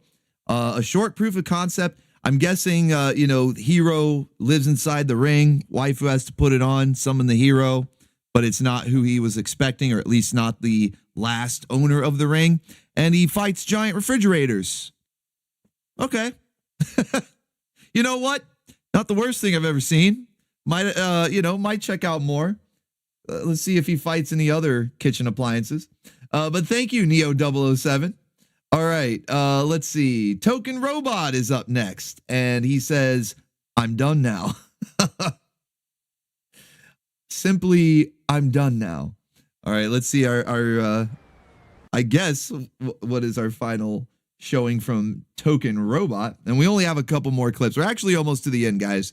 So what are we, a little over 4.5 hours? We're almost to the end. We're almost to, hang in there, guys. We're almost to the end. While Bryce White by light, by night Bryce White takes flight with the might of right to fight for our plight. The White Knight! Whoa, buddy. Whoa, buddy. There's a reason I called you here, White Knight. Yeah, what's up, Chief? Need me to catch more criminals?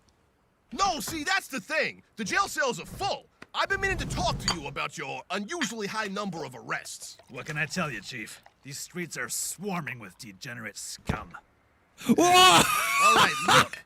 Here's the record of buddy! Arrests. Do you notice? Oh, shit.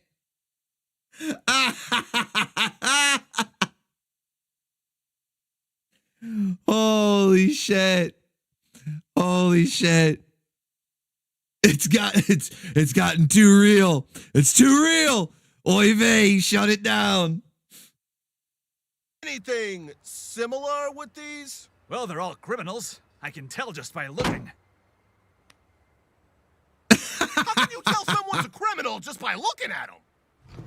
It's a power I was born with. I call it my white sight. They may look... My white sight. Holy shit. My white sight. like ordinary people to you, but somehow those dirty delinquents all look alike to me.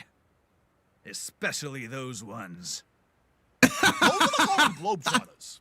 The only court they'll be balling in is a court of law. Hey, listen, White. You can't go around arresting... Arresting what? Criminals?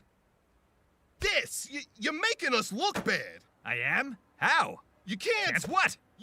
I don't understand. Listen, White! If you got something to say it. Spit it out. Come on. I'm trying to. Why are you so upset? Because we're supposed to arrest those black people.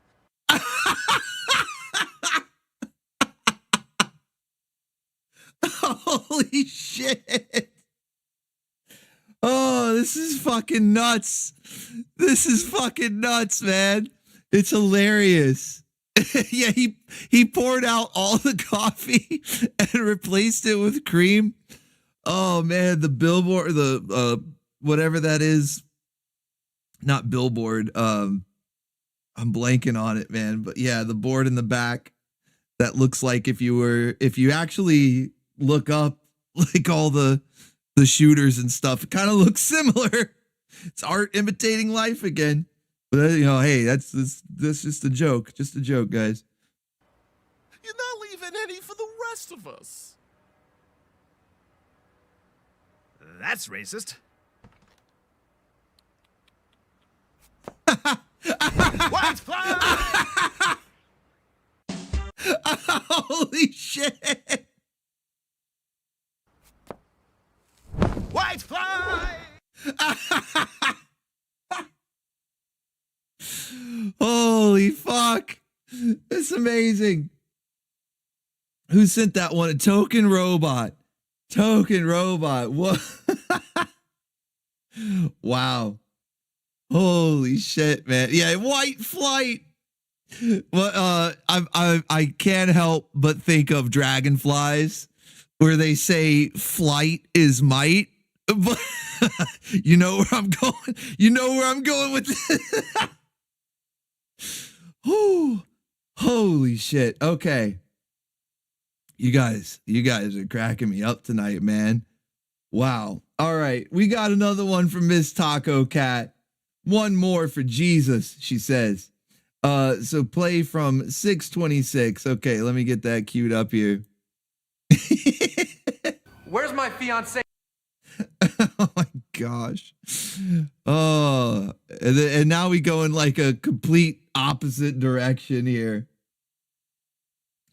626. All right, we got this queued up. And the crime. And who the hell are you to change that?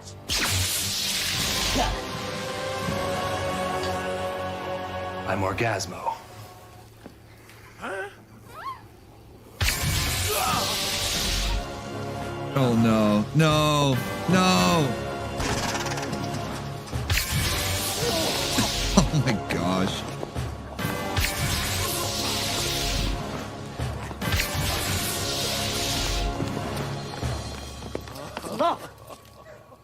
He's never I completely forgot this movie even existed. gonna want to have an orgasm again. One more for Jesus. No, no. Don't bring Jesus into this. Oh man. Yeah, I like now I remember it. You know, that was what's his name? Trey Parker, Matt Stone, the South Park guys. The South Park guys. Did I get their names right? Trey Parker and Matt Stone? I think so. Yeah, it was the South Park guys. And yeah, they did this parody superhero movie called Orgasmo. Completely forgot it existed. Now I remember. Thank you, Miss Taco Cat. Thank you for that one. All right. Daharka88 is up next. And he says, when you make the new girl cosplay a hero, in what sort of situation? I mean, I guess we're about to find out. But like new girl at work? Like, is this like some sort of hazing thing? Start at 38 seconds. All right, let me get this queued up. Figure out what's going on here. 38 seconds in.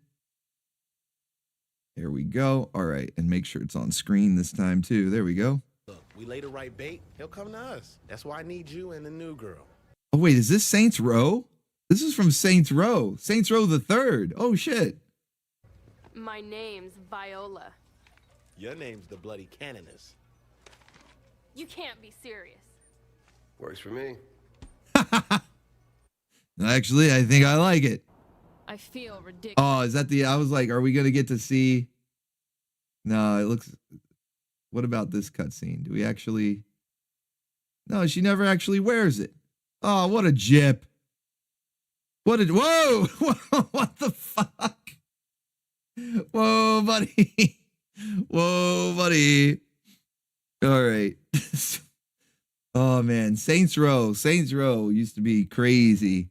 I hear they got all watered down, you know, for the modern audience. But I remember when those games were fucking crazy. Thank you, Daharka88, for that one. Yeah, Orbital Station approved. Okay, next is for Adam for Christ. He says one of Nickelodeon's trippiest shows, which is saying a lot because Nickelodeon was on the Zook back in the day. Okay, they were on the Zook back in the day. So if this is one of their trippier ones, that actually is saying something.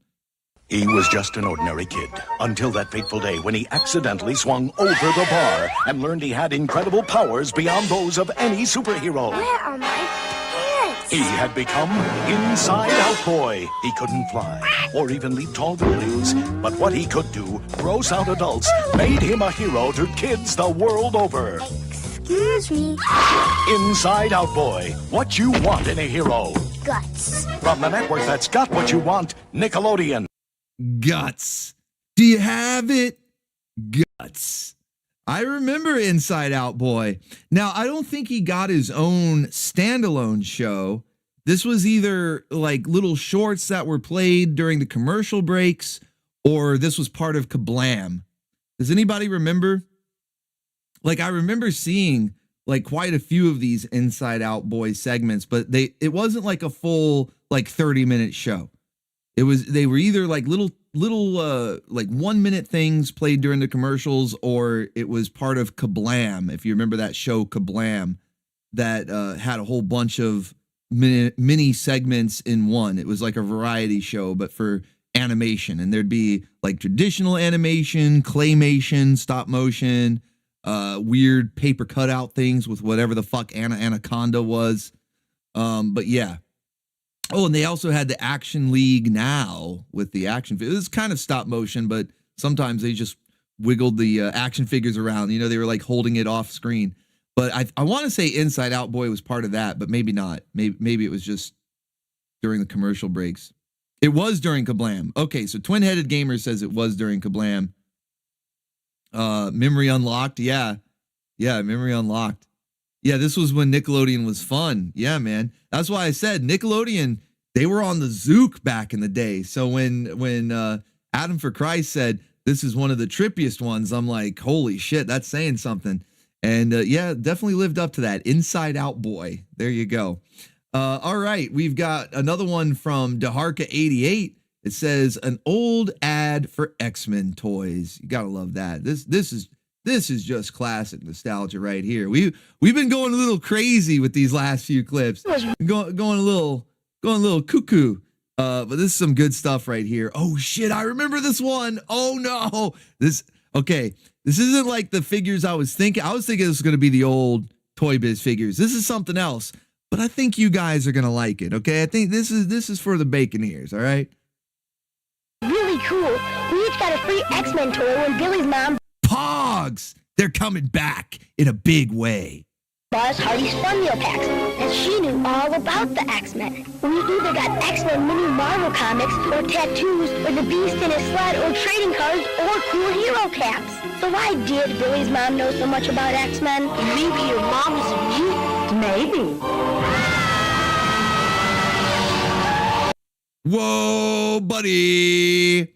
This is a more accurate version of Mystique than what we got in the movie. I mean, don't get me wrong. I don't mind the weird sort of like scaly naked Mystique. That was a bit of all right. Rebecca Romaine Stamos, you know, that was a bit of all right. But this is like 90s Mystique. Near perfect. I think her hair should be a little more red. But, you know, looking pretty good for a Hardee's commercial. I mean, think about it. This is like what? On the screen for like 3 seconds in a Hardee's commercial.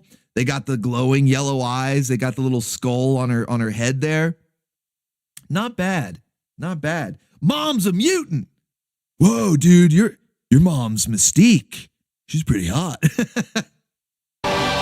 one to know one. Whoa, man. Wow, they got the full outfit. I don't remember that.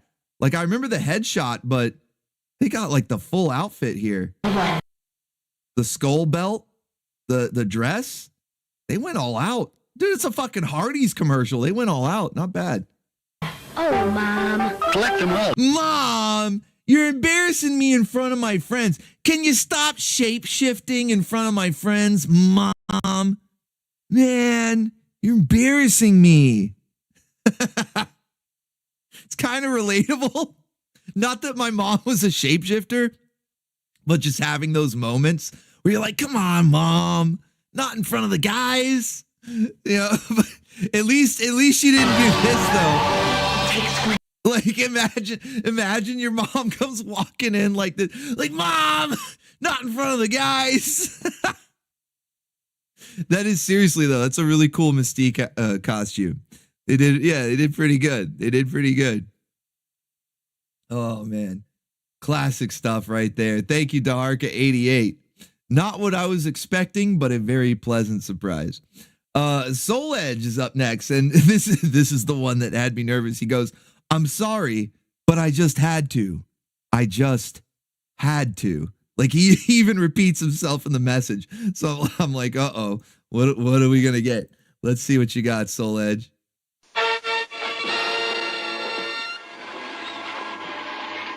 The meeting will come to order. The Legion of Doom is now in session. In a short while, the Brainiac. Whoa, Cheetah. Hello, nurse. I was wondering, Luthor, if I could perhaps get a pair What we need are a few items to help us in our perfect plan to stop the Super Friends. Cheetah, you have razor-sharp claws. Brainiac, your mind games are deadly. Scarecrow, you're made of straw. What more do you need? How about utility belt? What? Batman and Robin have them. Solomon Grundy want one too. With utility belt, Bizarro will crush the Super Friends. Crush them! I want a magic lasso, Lex. Oh, a lasso, eh? Cheetah wants to do some wrangling. She's ready to wrangle. She said, give me that lasso. I got a lasso. I'll give you the lasso. I'll get you wrangled and tangled there, Cheetah. Oh, Lex. Seahorse. I demand more toys. Oh, enough of this. What do I look like, Santa Claus? We're wasting valuable time. Right now, my dream reverberator is changing the Super Friends into our slaves. Excuse me. Brainiac, what is it? Look, I just want some pants. Yeah, why has he got like a polo shirt on? He's got like a Ralph Lauren polo shirt and no pants. What the fuck, Brainiac? Decent pair of pants. Solomon Grundy want pants too. Wait, was this an actual Cartoon Network bumper? The video just says Solomon Grundy wants pants too, which for a second there made me think Solomon Grundy's going after Kitty's job. Pardon me. Pontsu. But is this like an actual Cartoon Network bumper? It was pretty good. You know, like the voice acting was good. Had a couple of funny bits. Not bad. Thank you, Soul Edge. That wasn't nearly, I thought it was going to be way worse. The way you were like, I'm sorry, but I just had to. That had me way more worried than I needed. That wasn't so bad at all. That really wasn't so bad. Thank you, Soul Edge. Good stuff, man. All right. And I believe we're on our final clip of the night. We made it, guys. Nearly 5 hours. It's a good thing I didn't have any clips here, but that seems to be the way to go. So we'll probably keep doing that. But final clip of the night from Daharka88. He's got one more for us here. Batgirl versus the Midriff City. When Batgirl tangles with the Midriff City. All right, here we go. Start at 56 seconds. Sounds like it'll be a good clip here to end on. Let's see what we've got. Let me cue it up. 56 seconds, he said. Did I get that right? Yeah, okay. All right, let's check it out.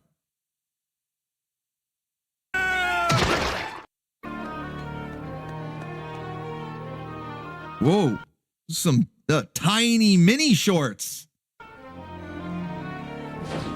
Waifu kick. Hold on, we got to get a freeze frame of that. That's like a rider. Yeah, look at that. That's pretty good form. Not perfect, but pretty good form. Almost an exact rider kick right there. But we'll allow it. It's a waifu kick. And I like how oh shit, she's aiming right for the midriff. Supergirl doesn't seem to give a shit. She's got yams of steel. Oh boy. Beef steroids. What? Why did it just say beef steroids? Hold on. We got to see this whole thing over again.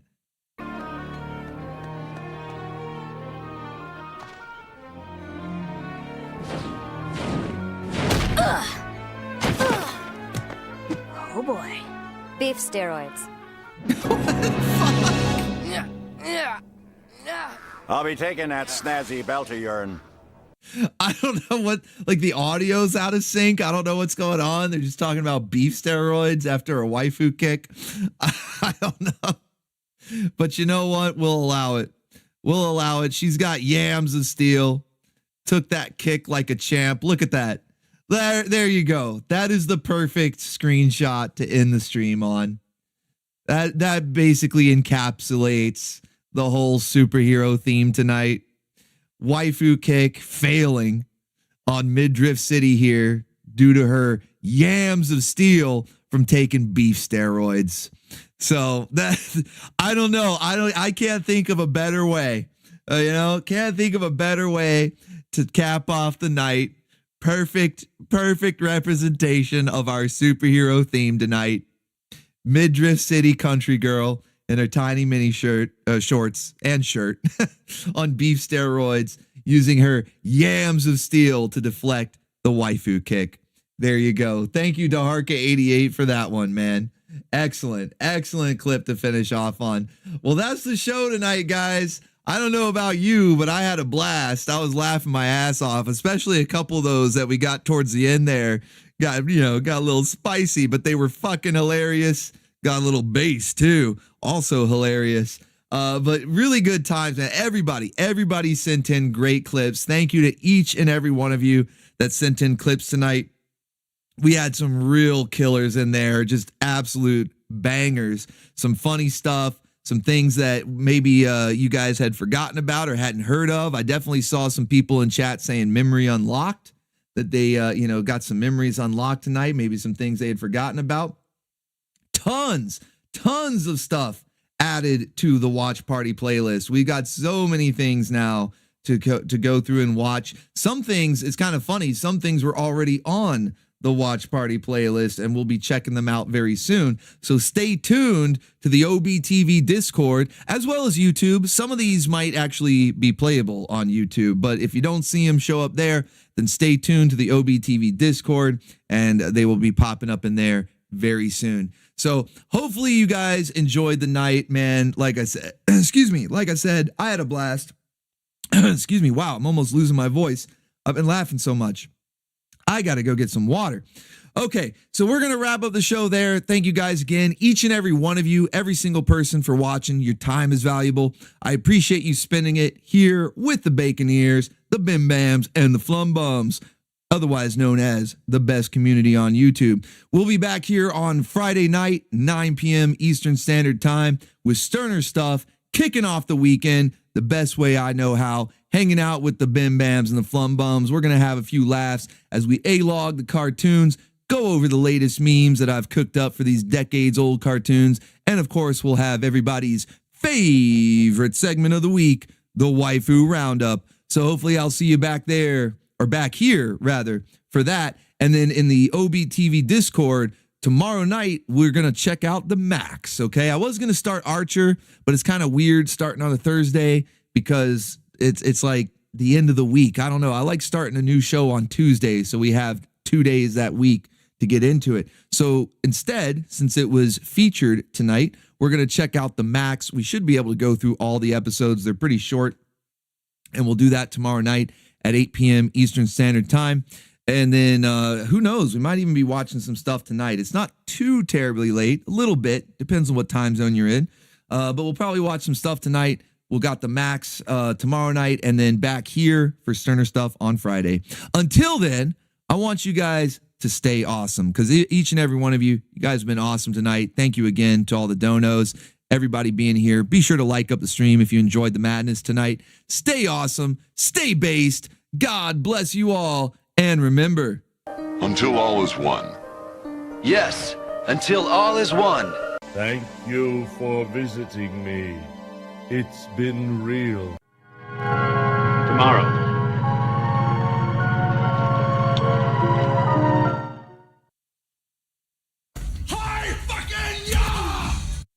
goodbye, Nega Ninjas.